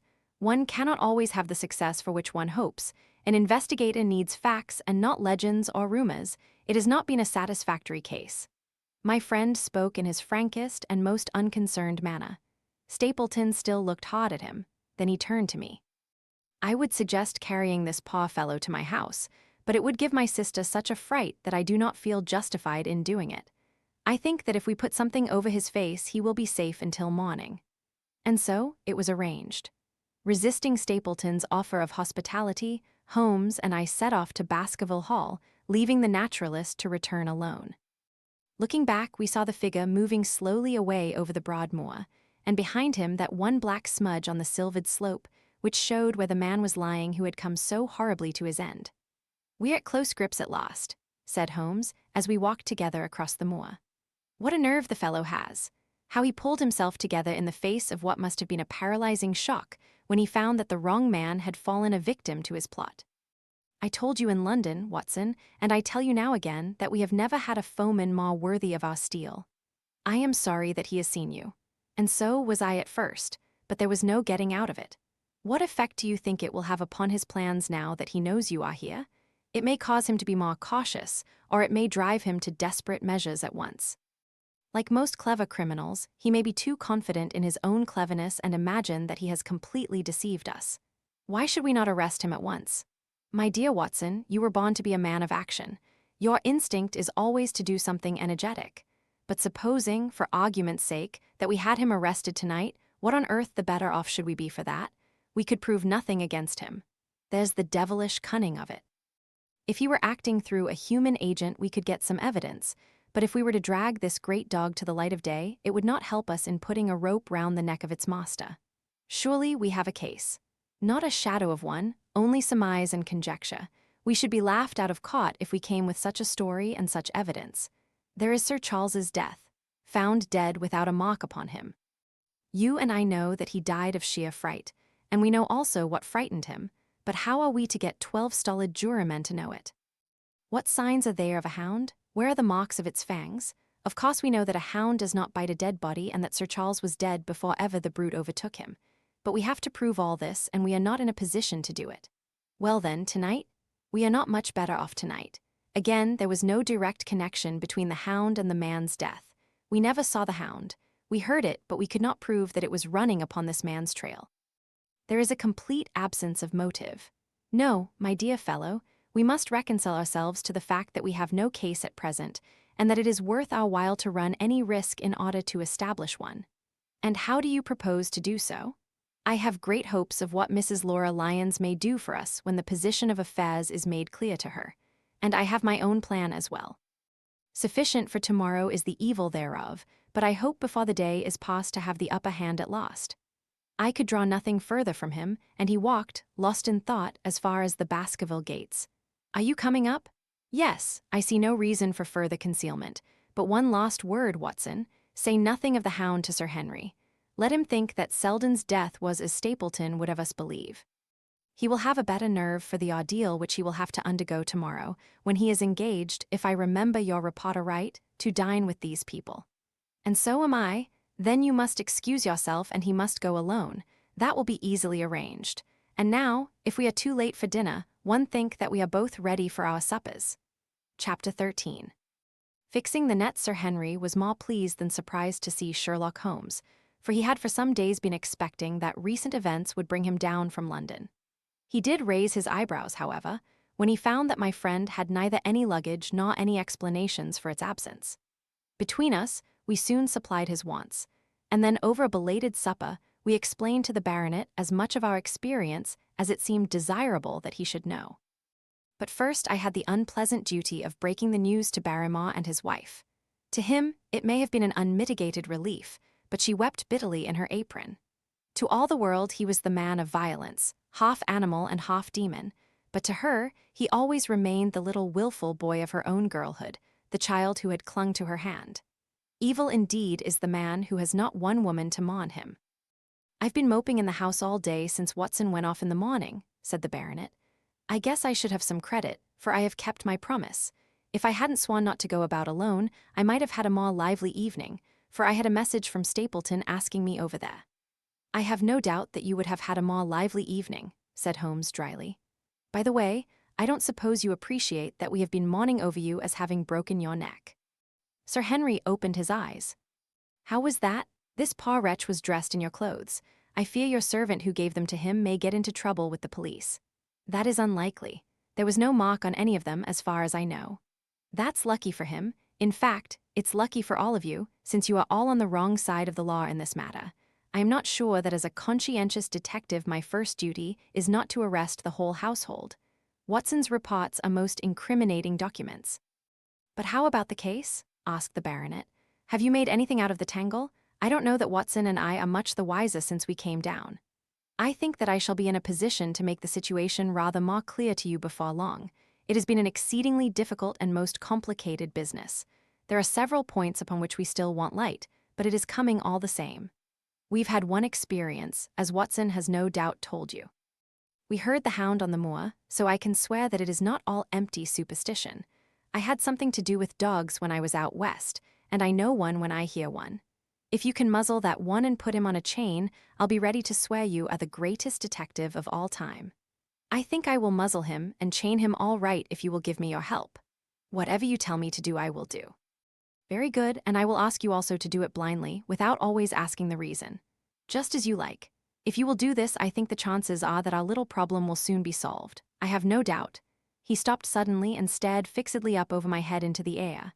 The lamp beat upon his face, and so intent was it and so still that it might have been that of a clear-cut classical statue, a personification of alertness and expectation. "What is it?" we both cried. I could see as he looked down that he was repressing some internal emotion. His features were still composed, but his eyes shone with amused exultation. "Excuse the admiration of a connoisseur," said he, as he waved his hand towards the line of portraits which covered the opposite wall. "Watson won't allow that I know anything of art, but that is mere jealousy, because our views upon the subject differ. Now, these are a really very fine series of portraits." "Well, I'm glad to hear you say so," said Sir Henry, glancing with some surprise at my friend. "I don't pretend to know much about these things, and I'd be a better judge of a horse or a steer than of a picture. I didn't know that you found time for such things. I know what is good when I see it, and I see it now. That's Anella, I'll swear. That lady in the blue silk over yonder, and the stout gentleman with the wig ought to be a Reynolds. They are all family portraits, I presume? Every one.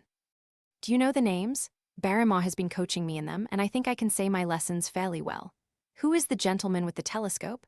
That is Admiral Baskerville, who served under Rodney in the West Indies.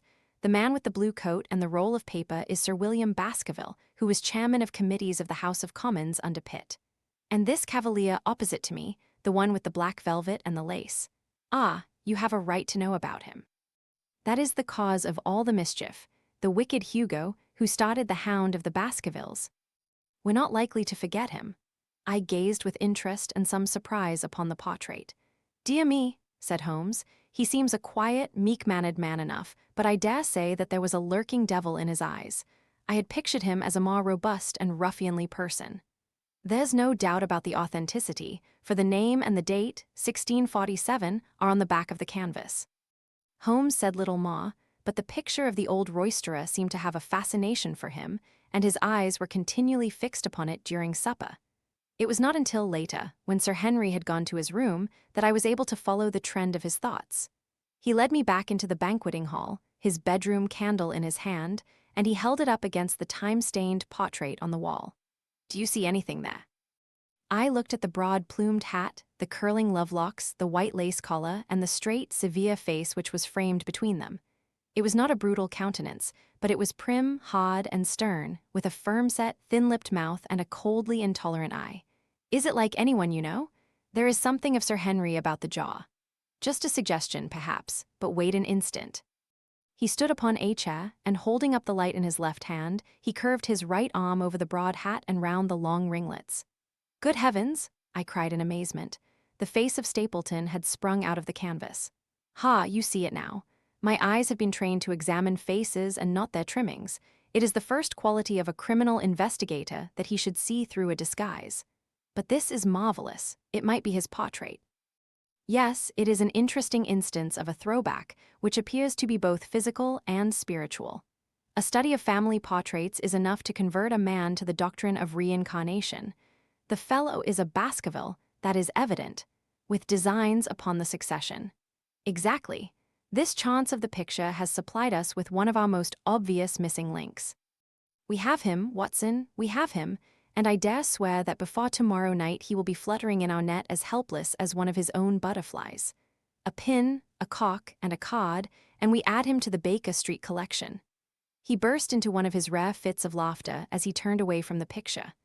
I have not heard him laugh often, and it has always boded ill to somebody. I was up betimes in the morning, but Holmes was afoot earlier still, for I saw him as I dressed, coming up the drive.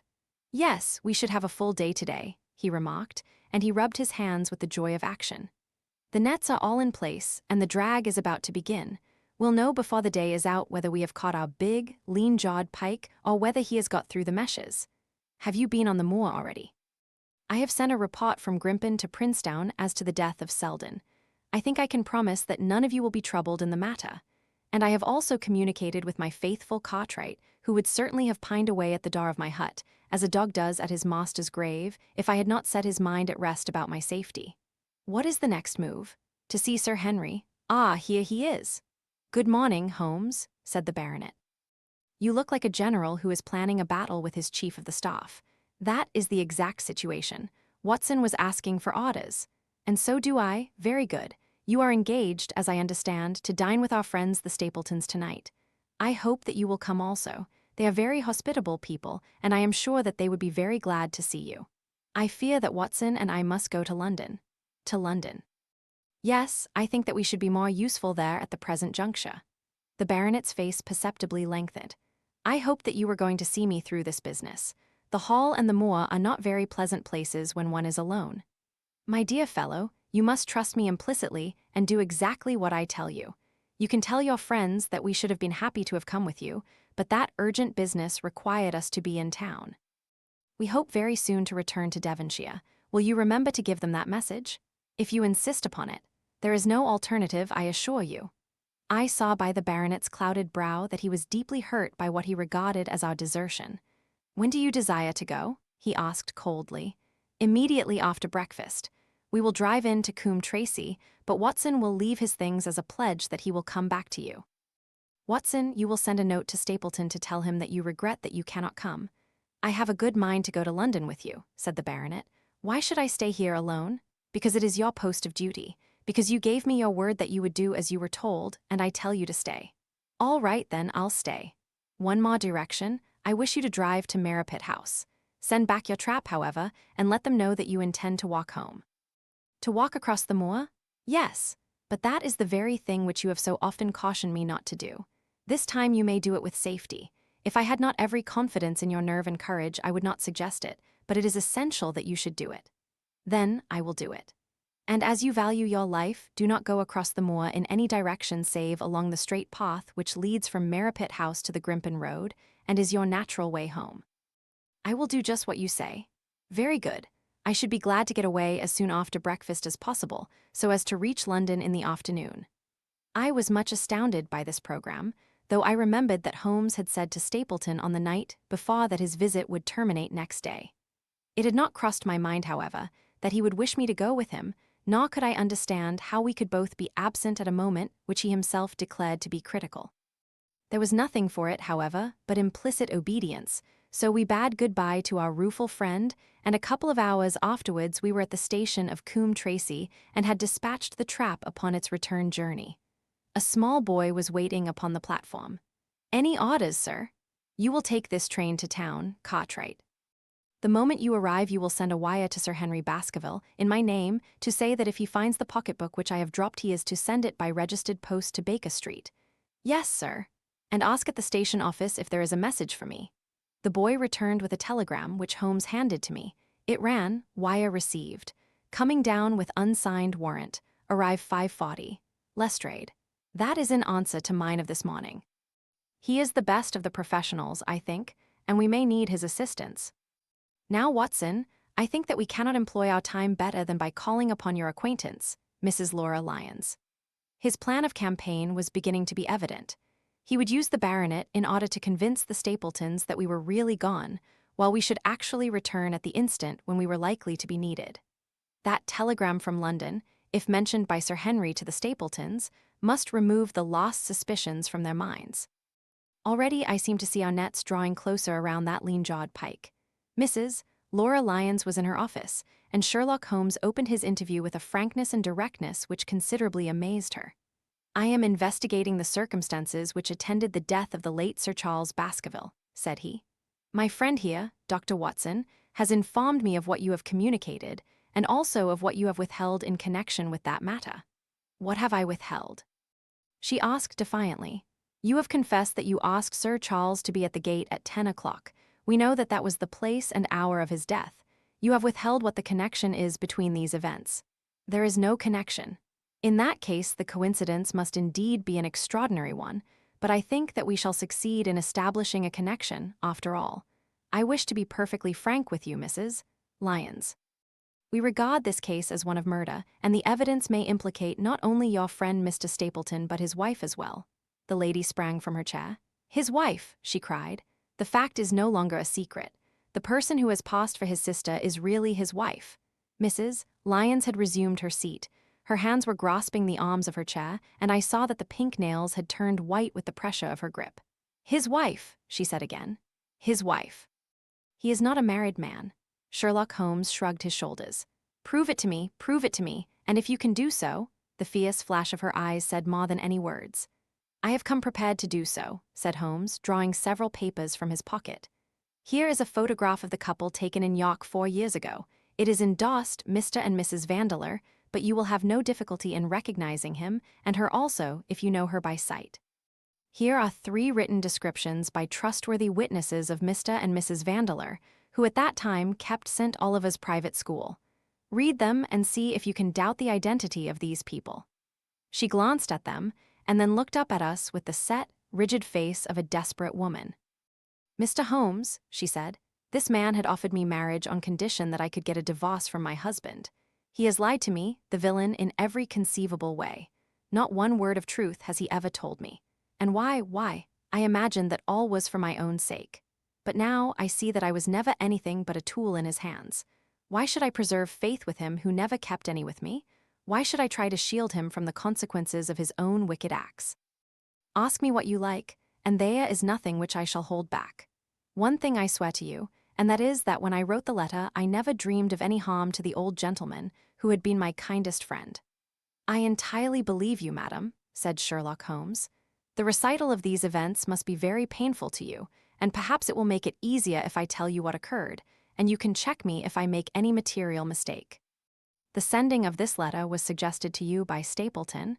He dictated it. I presume that the reason he gave was that you would receive help from Sir Charles for the legal expenses connected with your divorce, Exactly. And then, after you had sent the letter, he dissuaded you from keeping the appointment.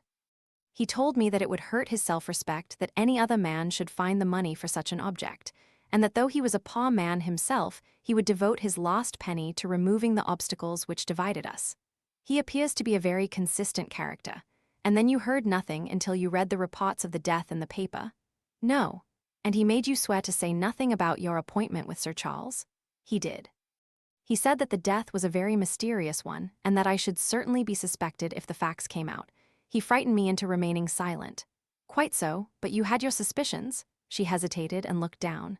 I knew him, she said, but if he had kept faith with me, I should always have done so with him. I think that on the whole you have had a fortunate escape, said Sherlock Holmes. You have had him in your power and he knew it, and yet you are alive. You have been walking for some months very near to the edge of a precipice. We must wish you good morning now, Mrs. Lyons, and it is probable that you will very shortly hear from us again. Our case becomes rounded off, and difficulty after difficulty thins away in front of us, said Holmes, as we stood waiting for the arrival of the express from town. I shall soon be in the position of being able to put into a single connected narrative one of the most singular and sensational crimes of modern times. Students of criminology will remember the analogous incidents in Godno, in Little Russia, in the year 66, and of course there are the Anderson murders in North Carolina, but this case possesses some features which are entirely its own. Even now we have no clear case against this very wily man. But I shall be very much surprised if it is not clear enough before we go to bed this night. The London Express came roaring into the station, and a small, wiry bulldog of a man had sprung from a first-class carriage. We all three shook hands, and I saw at once from the reverential way in which Lestrade gazed at my companion that he had learned a good deal since the days when they had first worked together. I could well remember the scorn which the theories of the reasoner used then to excite in the practical man. "Anything good?" he asked. "The biggest thing for years," said Holmes. "We have 2 hours before we need think of starting. I think we might employ it in getting some dinner, and then, Lestrade, we will take the London fog out of your throat by giving you a breath of the pure night air of Dartmoor. Never been there? Ah, well, one don't suppose you will forget your first visit." Chapter 14. The Hound of the Baskervilles, one of Sherlock Holmes's defects, if, indeed, one may call it a defect, was that he was exceedingly loath to communicate his full plans to any other person until the instant of their fulfillment. Partly it came no doubt from his own masterful nature, which loved to dominate and surprise those who were around him. Partly also from his professional caution, which urged him never to take any chances. The result, however, was very trying for those who were acting as his agents and assistants. I had often suffered under it, but never more so than during that long drive in the darkness. The great ordeal was in front of us. At last, we were about to make our final effort, and yet Holmes had said nothing, and I could only surmise what his course of action would be. My nerves thrilled with anticipation when at last the cold wind upon our faces and the dark, void spaces on either side of the narrow road told me that we were back upon the moor once again. Every stride of the horses and every turn of the wheels was taking us nearer to our supreme adventure. Our conversation was hampered by the presence of the driver of the hired wagonette, so that we were forced to talk of trivial matters when our nerves were tense with emotion and anticipation. It was a relief to me, after that unnatural restraint, when we at last passed Franklin's house and knew that we were drawing near to the hall and to the scene of action. We did not drive up to the door, but got down near the gate of the avenue. The wagonette was paid off and ordered to return to Coombe Tracy forthwith, while we started to walk to Merripit House. "Are you armed, Lestrade?" The little detective smiled. "As long as I have my trousers, I have a hip pocket, and as long as I have my hip pocket, I have something in it." "Good, my friend and I are also ready for emergencies. You're mighty close about this affair, Mr. Holmes. What's the game now?" "A waiting game. My word, it does not seem a very cheerful place," said the detective with a shiver, glancing round him at the gloomy slopes of the hill and at the huge lake of fog which lay over the Grimpen Mire. "I see the lights of a house ahead of us." "That is Merripit House and the end of our journey. I must request you to walk on tiptoe and not to talk above a whisper." We moved cautiously along the track as if we were bound for the house, but Holmes halted us when we were about 200 yards from it. "This will do," said he. "These rocks upon the right make an admirable screen." "We are to wait here?" "Yes, we shall make our little ambush here. Get into this hollow, Lestrade. You have been inside the house, have you not, Watson? Can you tell the position of the rooms? What are those latticed windows at this end? I think they are the kitchen windows. And the one beyond, which shines so brightly, that is certainly the dining room. The blinds are up. You know the lie of the land best. Creep forward quietly and see what they are doing, but for heaven's sake, don't let them know that they are watched. I tiptoed down the path and stooped behind the low wall which surrounded the stunted orchard. Creeping in its shadow, I reached a point whence I could look straight through the uncurtained window. There were only 2 men in the room, Sir Henry and Stapleton. They sat with their profiles towards me on either side of the round table. Both of them were smoking cigars, and coffee and wine were in front of them. Stapleton was talking with animation, but the baronet looked pale and distrait. Perhaps the thought of that lonely walk across the Alomond moor was weighing heavily upon his mind. As I watched them, Stapleton rose and left the room, while Sir Henry filled his glass again and leaned back in his chair, puffing at his cigar. I heard the creak of a door and the crisp sound of boots upon gravel. The steps passed along the path on the other side of the wall under which I crouched. Looking over, I saw the naturalist pause at the door of an outhouse in the corner of the orchard. A key turned in a lock, and as he passed in there was a curious scuffling noise from within. He was only a minute or so inside, and then I heard the key turn once more, and he passed me and re-entered the house. I saw him rejoin his guest, and I crept quietly back to where my companions were waiting to tell them what I had seen. "You say, Watson, that the lady is not there?" Holmes asked when I had finished my report. "No. Where can she be then, since there is no light in any other room except the kitchen? I cannot think where she is. I have said that over the Great Grimpen Mire there hung a dense, white fog. It was drifting slowly in our direction and banked itself up like a wall on that side of us, low but thick and well-defined. The moon shone on it, and it looked like a great shimmering ice field, with the heads of the distant tars as rocks borne upon its surface. Holmes's face was turned towards it, and he muttered impatiently as he watched its sluggish drift. "It's moving towards us, Watson. Is that serious?" "Very serious, indeed, the one thing upon earth which could have disarranged my plans. He can't be very long now. It is already 10 o'clock. Our success and even his life may depend upon his coming out before the fog is over the path." The night was clear and fine above us. The stars shone cold and bright, while a half-moon bathed the whole scene in a soft, uncertain light. Before us lay the dark bulk of the house, its serrated roof and bristling chimneys hard outlined against the silver-spangled sky.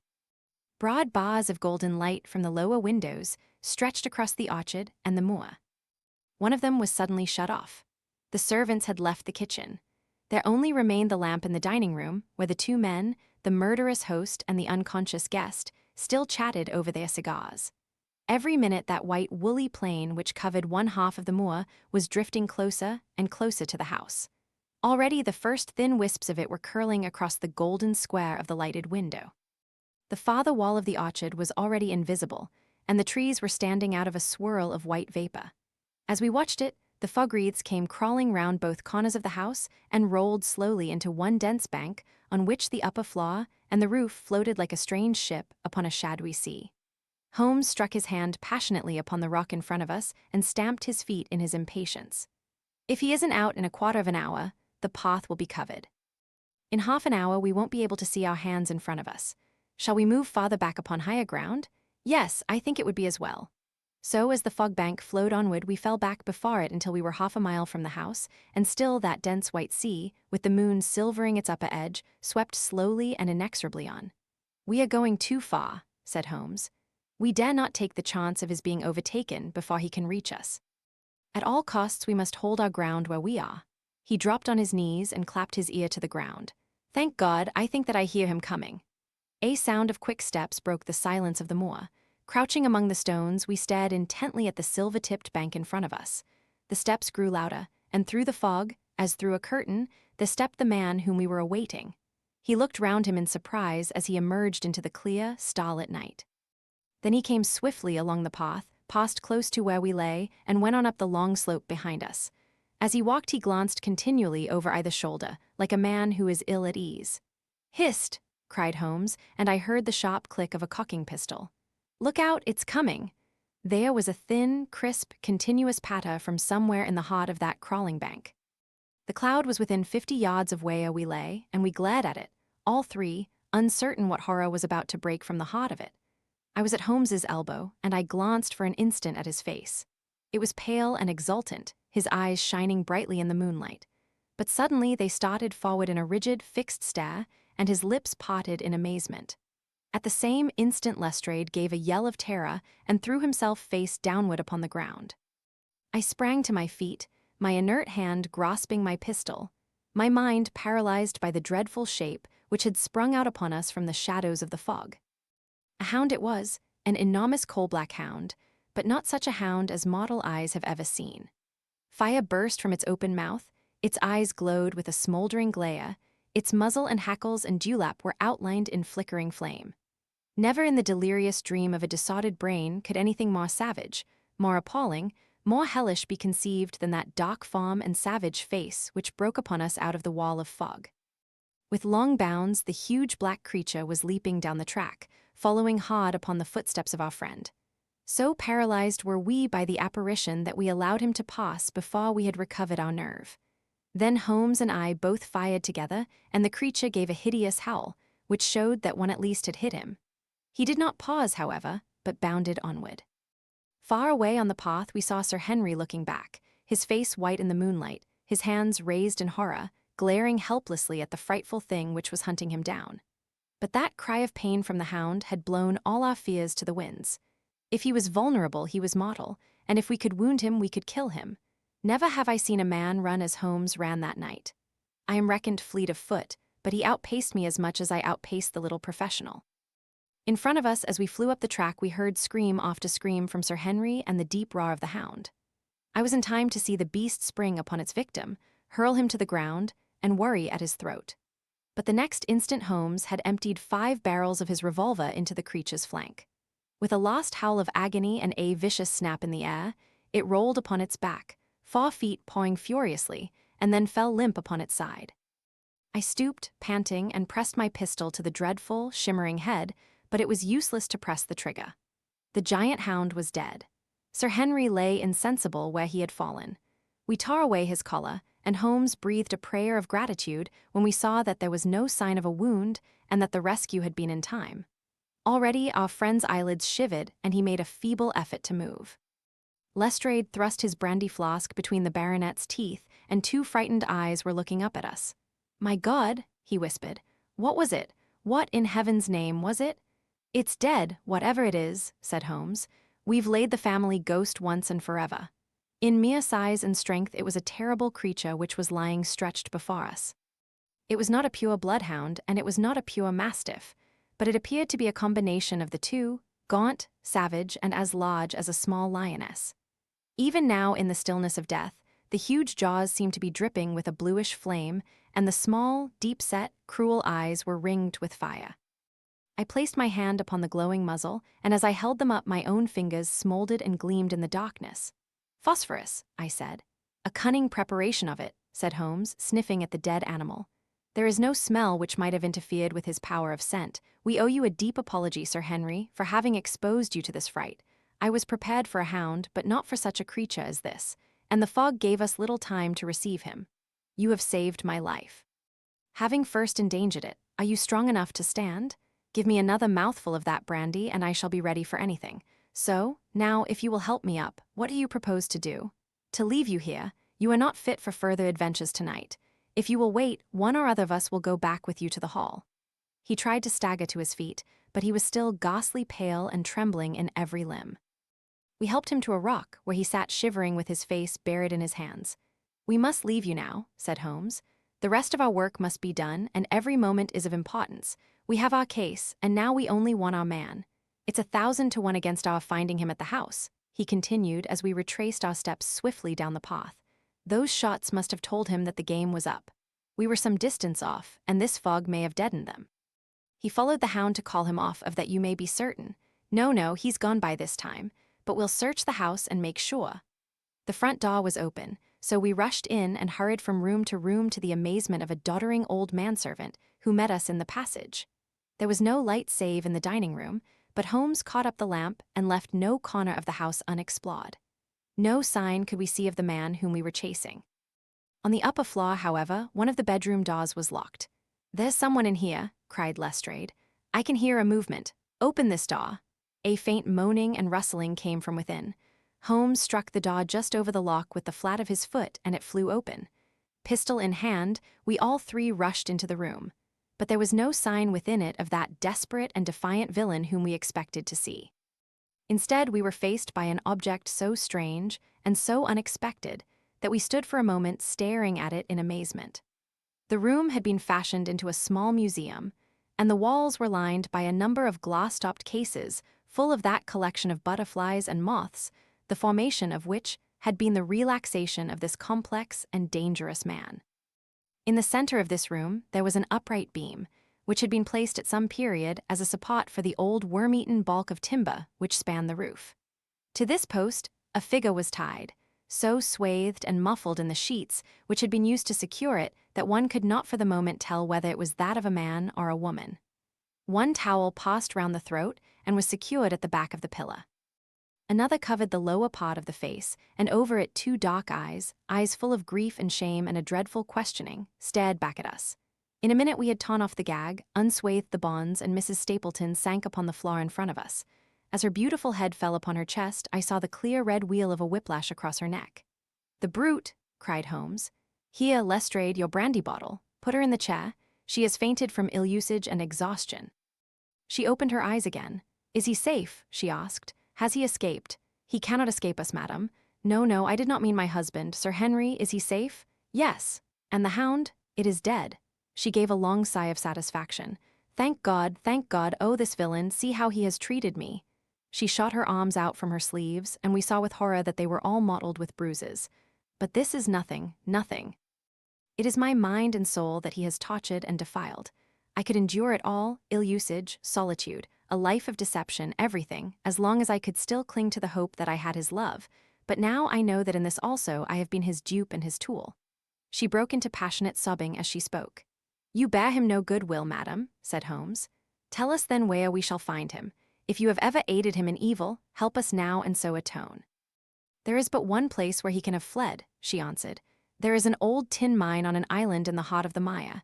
It was there that he kept his hound, and there also he had made preparations so that he might have a refuge. That is where he would fly." The fog bank lay like white wool against the window. Holmes held the lamp towards it. "See," said he, "no one could find his way into the Grimpen Mire tonight." She laughed and clapped her hands. Her eyes and teeth gleamed with fierce merriment. "He may find his way in, but never out," she cried. "How can he see the guiding ones tonight?" We planted them together, he and I, to mark the pathway through the mire. Oh, if I could only have plucked them out today. Then indeed you would have had him at your mercy.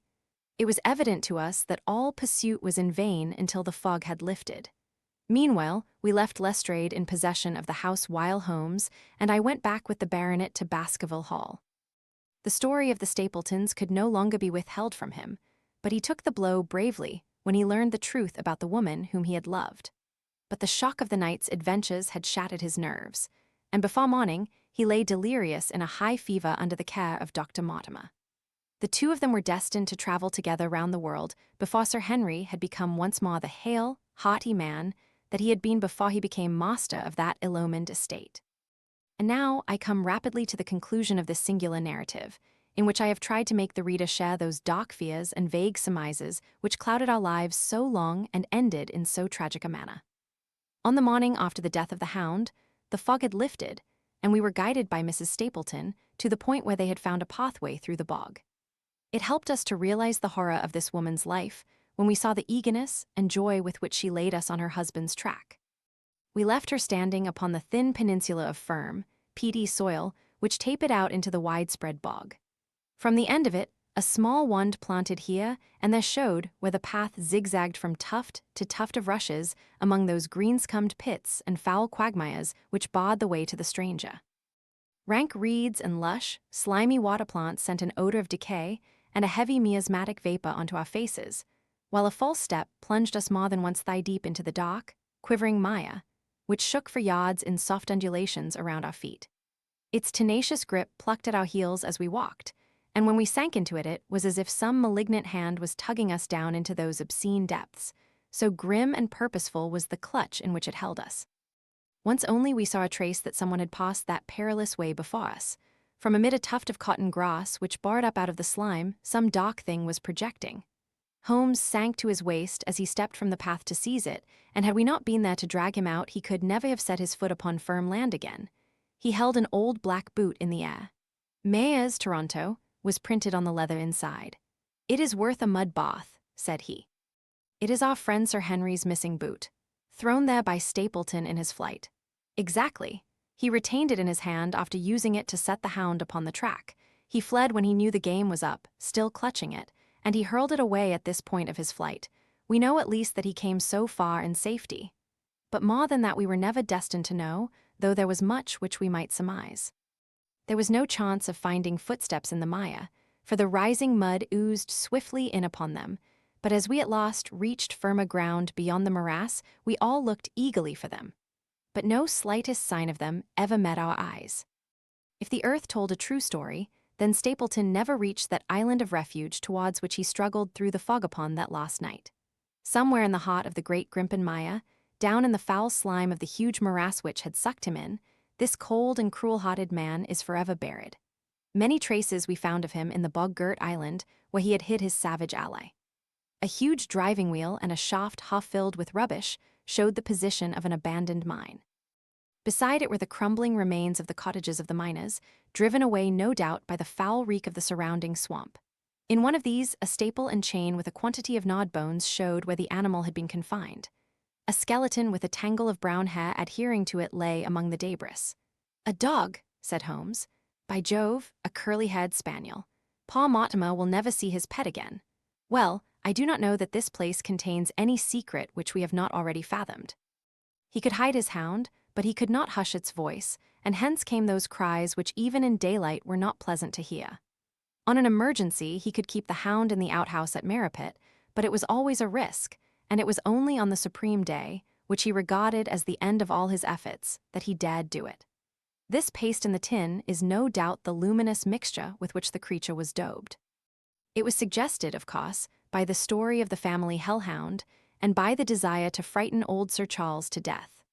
No wonder the poor devil of a convict ran and screamed, even as our friend did, and as we ourselves might have done, when he saw such a creature bounding through the darkness of the moor upon his track. It was a cunning device, for, apart from the chance of driving your victim to his death, what peasant would venture to inquire too closely into such a creature should he get sight of it, as many have done, upon the moor? I said it in London, Watson, and I say it again now, that never yet have we helped to hunt down a more dangerous man than he who is lying yonder. He swept his long arm towards the huge mottled expanse of green-splotched bog which stretched away until it merged into the russet slopes of the moor. Chapter 15. A retrospection. It was the end of November, and Holmes and I sat, upon a raw and foggy night, on either side of a blazing fire in our sitting room in Baker Street. Since the tragic upshot of our visit to Devonshire, he had been engaged in two affairs of the utmost importance, in the first of which he had exposed the atrocious conduct of Colonel Upwood in connection with the famous card scandal of the Nonpareil Club, while in the second he had defended the unfortunate MME Montpensier from the charge of murder which hung over her in connection with the death of her stepdaughter, Emil Carrera, the young lady who, as it will be remembered, was found 6 months later alive and married in New York. My friend was in excellent spirits over the success which had attended a succession of difficult and important cases, so that I was able to induce him to discuss the details of the Baskerville mystery. I had waited patiently for the opportunity, for I was aware that he would never permit cases to overlap, and that his clear and logical mind would not be drawn from its present work to dwell upon memories of the past. Sir Henry and Dr. Mortimer were, however, in London, on their way to that long voyage which had been recommended for the restoration of his shattered nerves. They had called upon us that very afternoon, so that it was natural that the subject should come up for discussion. "The whole course of events," said Holmes, "from the point of view of the man who called himself Stapleton, was simple and direct, although to us, who had no means in the beginning of knowing the motives of his actions and could only learn part of the facts, it all appeared exceedingly complex. I have had the advantage of 2 conversations with Mrs. Stapleton, and the case has now been so entirely cleared up that I am not aware that there is anything which has remained a secret to us. You will find a few notes upon the matter under the heading B in my index list of cases. Perhaps you would kindly give me a sketch of the course of events from memory. Certainly, though I cannot guarantee that I carry all the facts in my mind. Intense mental concentration has a curious way of blotting out what has passed. The barrister who has his case at his fingers ends and is able to argue with an expert upon his own subject, finds that a week or two of the courts will drive it all out of his head once more. So each of my cases displaces the last, and Carrera has blurred my recollection of Baskerville Hall. Tomorrow some other little problem may be submitted to my notice, which will in turn dispossess the fair French lady and the infamous Upwood. So far as the case of the Hound goes, however, I will give you the course of events as nearly as I can, and you will suggest anything which I may have forgotten. My inquiries show beyond all question that the family portrait did not lie, and that this fellow was indeed a Baskerville. He was a son of that Roger Baskerville, the younger brother of Sir Charles, who fled with a sinister reputation to South America, where he was said to have died unmarried. He did, as a matter of fact, marry, and had one child, this fellow, whose real name is the same as his father's. He married Beryl Garcia, one of the beauties of Costa Rica, and having purloined a considerable sum of public money, he changed his name to Vandeleur and fled to England, where he established a school in the east of Yorkshire. His reason for attempting this special line of business was that he had struck up an acquaintance with a consumptive tutor upon the voyage home, and that he had used this man's ability to make the undertaking a success. Fraser, the tutor, died, however, and the school which had begun well sank from disrepute into infamy. The Vandeleurs found it convenient to change their name to Stapleton, and he brought the remains of his fortune, his schemes for the future, and his taste for entomology to the south of England. I learned at the British Museum that he was a recognized authority upon the subject, and that the name of Vandeleur has been permanently attached to a certain moth which he had, in his Yorkshire days, been the first to describe. We now come to that portion of his life which has proved to be of such intense interest to us. The fellow had evidently made inquiry and found that only 2 lives intervened between him and a valuable estate. When he went to Devonshire, his plans were, I believe, exceedingly hazy, but that he meant mischief from the first is evident from the way in which he took his wife with him in the character of his sister. The idea of using her as a decoy was clearly already in his mind, though he may not have been certain how the details of his plot were to be arranged. He meant in the end to have the estate, and he was ready to use any tool or run any risk for that end. His first act was to establish himself as near to his ancestral home as he could, and his second was to cultivate a friendship with Sir Charles Baskerville and with the neighbors. The baronet himself told him about the family hound, and so prepared the way for his own death. Stapleton, as I will continue to call him, knew that the old man's heart was weak and that a shock would kill him. So much he had learned from Dr. Mortimer. He had heard also that Sir Charles was superstitious, and had taken this grim legend very seriously. His ingenious mind instantly suggested a way by which the baronet could be done to death, and yet it would be hardly possible to bring home the guilt to the real murderer. Having conceived the idea, he proceeded to carry it out with considerable finesse. An ordinary schemer would have been content to work with a savage hound. The use of artificial means to make the creature diabolical was a flash of genius upon his part. The dog he bought in London from Ross and Mangles, the dealers in Fulham Road. It was the strongest and most savage in their possession. He brought it down by the North Devon line and walked a great distance over the moor so as to get it home without exciting any remarks. He had already on his insect hunts learned to penetrate the Grimpen Mire, and so had found a safe hiding place for the creature. Here he kennelled it and waited his chance. But it was some time coming. The old gentleman could not be decoyed outside of his grounds at night. Several times Stapleton lurked about with his hound, but without avail. It was during these fruitless quests that he, or rather his ally, was seen by peasants, and that the legend of the demon dog received a new confirmation. He had hoped that his wife might lure Sir Charles to his ruin, but here she proved unexpectedly independent. She would not endeavor to entangle the old gentleman in a sentimental attachment which might deliver him over to his enemy. Threats and even, I am sorry to say, blows refused to move her. She would have nothing to do with it, and for a time, Stapleton was at a deadlock. He found a way out of his difficulties through the chance that Sir Charles, who had conceived a friendship for him, made him the minister of his charity in the case of this unfortunate woman, Mrs. Laura Lyons. By representing himself as a single man, he acquired complete influence over her, and he gave her to understand that in the event of her obtaining a divorce from her husband, he would marry her. His plans were suddenly brought to a head by his knowledge that Sir Charles was about to leave the hall on the advice of Dr. Mortimer, with whose opinion he himself pretended to coincide.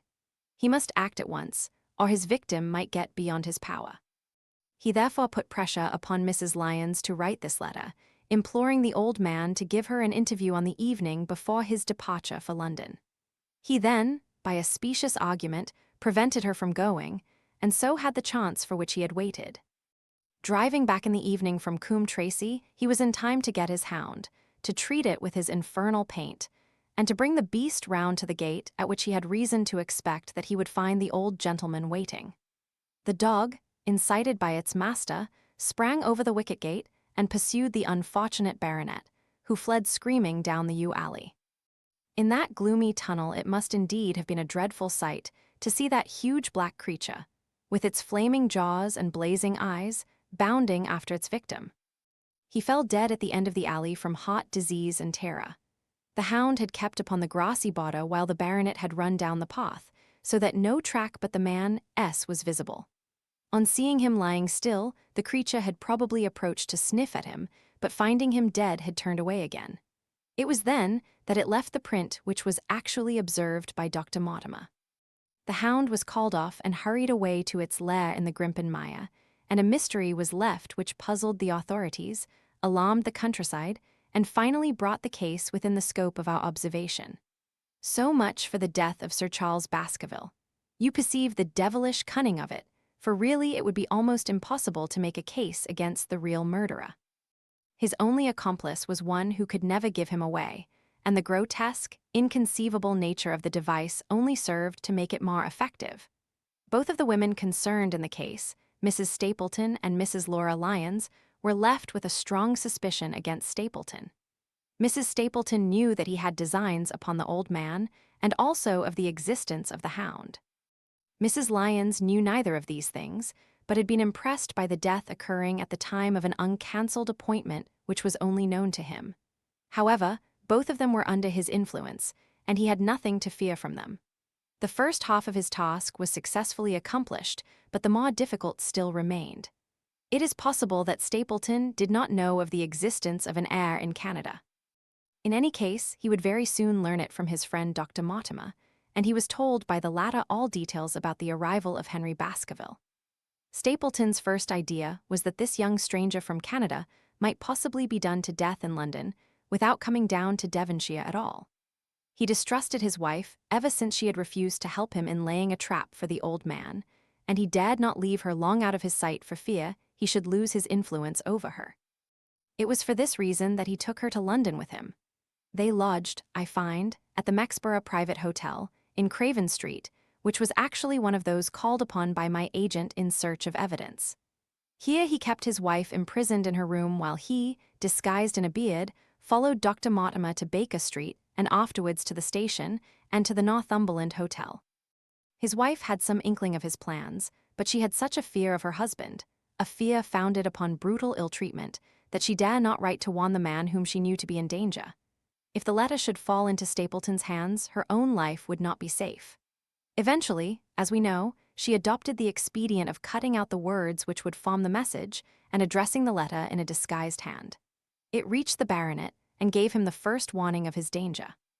It was very essential for Stapleton to get some article of Sir Henry's attire so that, in case he was driven to use the dog, he might always have the means of setting him upon his track.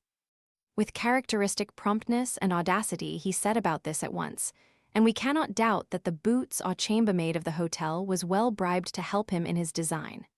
By chance, however, the first boot which was procured for him was a new one and therefore useless for his purpose. He then had it returned and obtained another.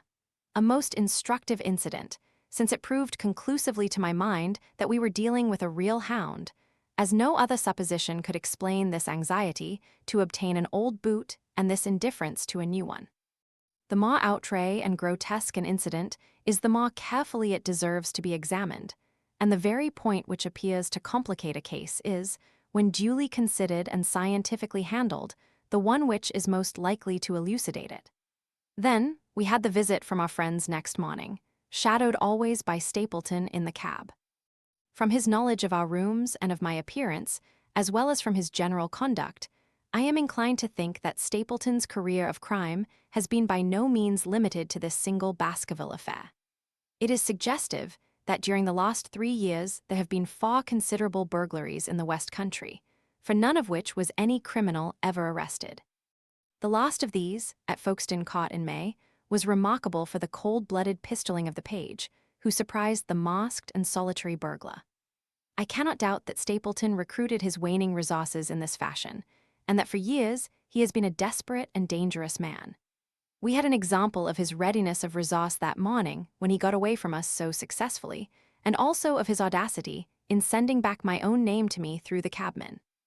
From that moment he understood that I had taken over the case in London, and that therefore there was no chance for him there. He returned to Dartmoor and awaited the arrival of the baronet. "One moment," said I. "You have, no doubt, described the sequence of events correctly, but there is one point which you have left unexplained. What became of the Hound when its master was in London?"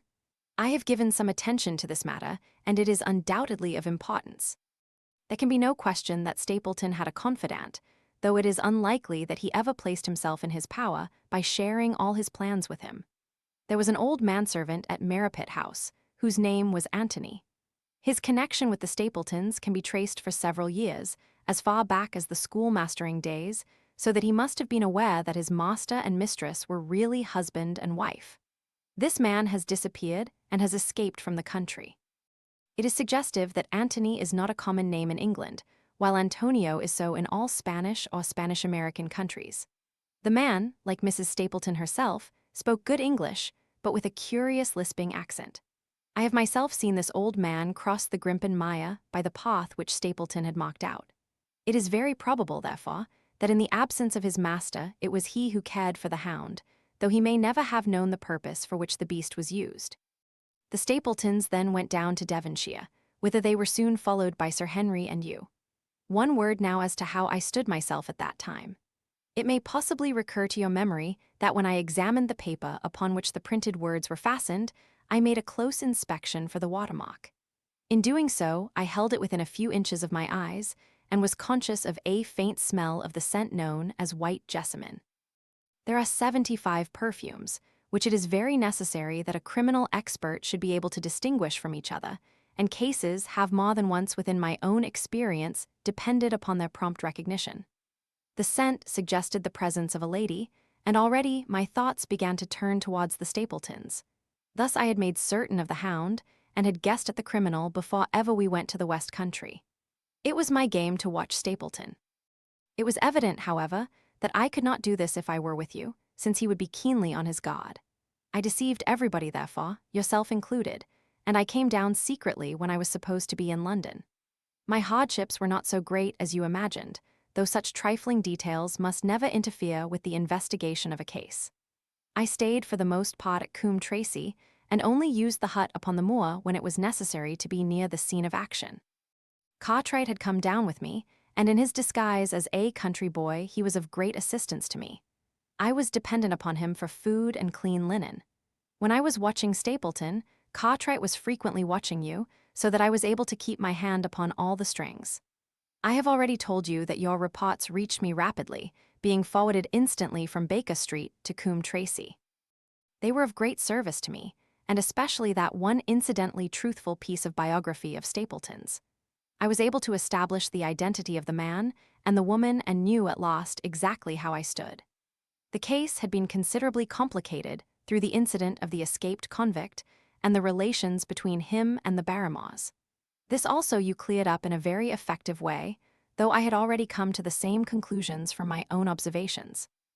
By the time that you discovered me upon the moor, I had a complete knowledge of the whole business, but I had not a case which could go to a jury. Even Stapleton's attempt upon Sir Henry, that night which ended in the death of the unfortunate convict, did not help us much in proving murder against our man. There seemed to be no alternative but to catch him red-handed, and to do so we had to use Sir Henry, alone and apparently unprotected, as a bait.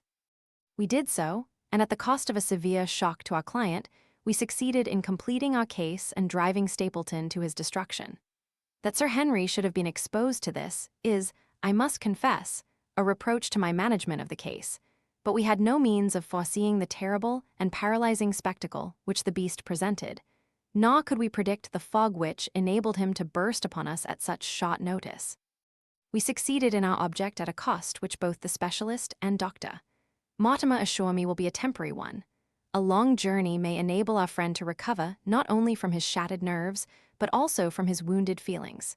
His love for the lady was deep and sincere, and to him, the saddest part of all this black business was that he should have been deceived by her.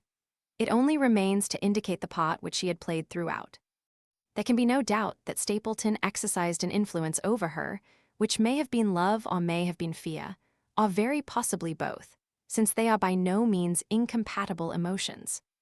It was, at least, absolutely effective. At his command, she consented to pass as his sister, though he found the limits of his power over her when he endeavored to make her the direct accessory to murder. She was ready to warn Sir Henry so far as she could without implicating her husband, and again she tried to do so. Stapleton himself seems to have been capable of jealousy, and when he saw the baronet paying court to the lady, even though it was part of his own plan, still, he could not help interrupting with a passionate outburst which revealed the fiery soul which his self-contained manner so cleverly concealed. By encouraging the intimacy, he made it certain that Sir Henry would frequently come to Merripit House, and that he would sooner or later get the opportunity which he desired. On the day of the crisis, however, his wife turned suddenly against him. She had learned something of the death of the convict, and she knew that the Hound was being kept in the outhouse on the evening that Sir Henry was coming to dinner. She taxed her husband with his intended crime, and a furious scene followed in which he showed her for the first time that she had a rival in his love. Her fidelity turned in an instant to bitter hatred, and he saw that she would betray him. He tied her up, therefore, that she might have no chance of warning Sir Henry, and he hoped, no doubt, that when the whole countryside put down the baronet's death to the curse of his family, as they certainly would do, he could win his wife back to accept an accomplished fact and to keep silent upon what she knew. In this, I fancy that in any case he made a miscalculation, and that, if we had not been there, his doom would none the less have been sealed. A woman of Spanish blood does not condone such an injury so lightly. And now, my dear Watson, without referring to my notes, I cannot give you a more detailed account of this curious case. I do not know that anything essential has been left unexplained. He could not hope to frighten Sir Henry to death, as he had done the old uncle with his bogey hound. The beast was savage and half-starved. If its appearance did not frighten its victim to death, at least it would paralyze the resistance which might be offered. No doubt, there only remains one difficulty. If Stapleton came into the succession, how could he explain the fact that he, the heir, had been living unannounced under another name so close to the property? How could he claim it without causing suspicion and inquiry? It is a formidable difficulty, and I fear that you ask too much when you expect me to solve it. The past and the present are within the field of my inquiry, but what a man may do in the future is a hard question to answer. Mrs. Stapleton has heard her husband discuss the problem on several occasions. There were 3 possible causes. He might claim the property from South America, establish his identity before the British authorities there, and so obtain the fortune without ever coming to England at all, or he might adopt an elaborate disguise during the short time that he need be in London. Or, again, he might furnish an accomplice with the proofs and papers, putting him in as heir, and retaining a claim upon some proportion of his income. We cannot doubt from what we know of him that he would have found some way out of the difficulty. And now, my dear Watson, we have had some weeks of severe work, and for one evening, I think, we may turn our thoughts into more pleasant channels. I have a box for les Huguenots. Have you heard the de Risques? Might I trouble you then to be ready in half an hour, and we can stop at Marcini's for a little dinner on the way?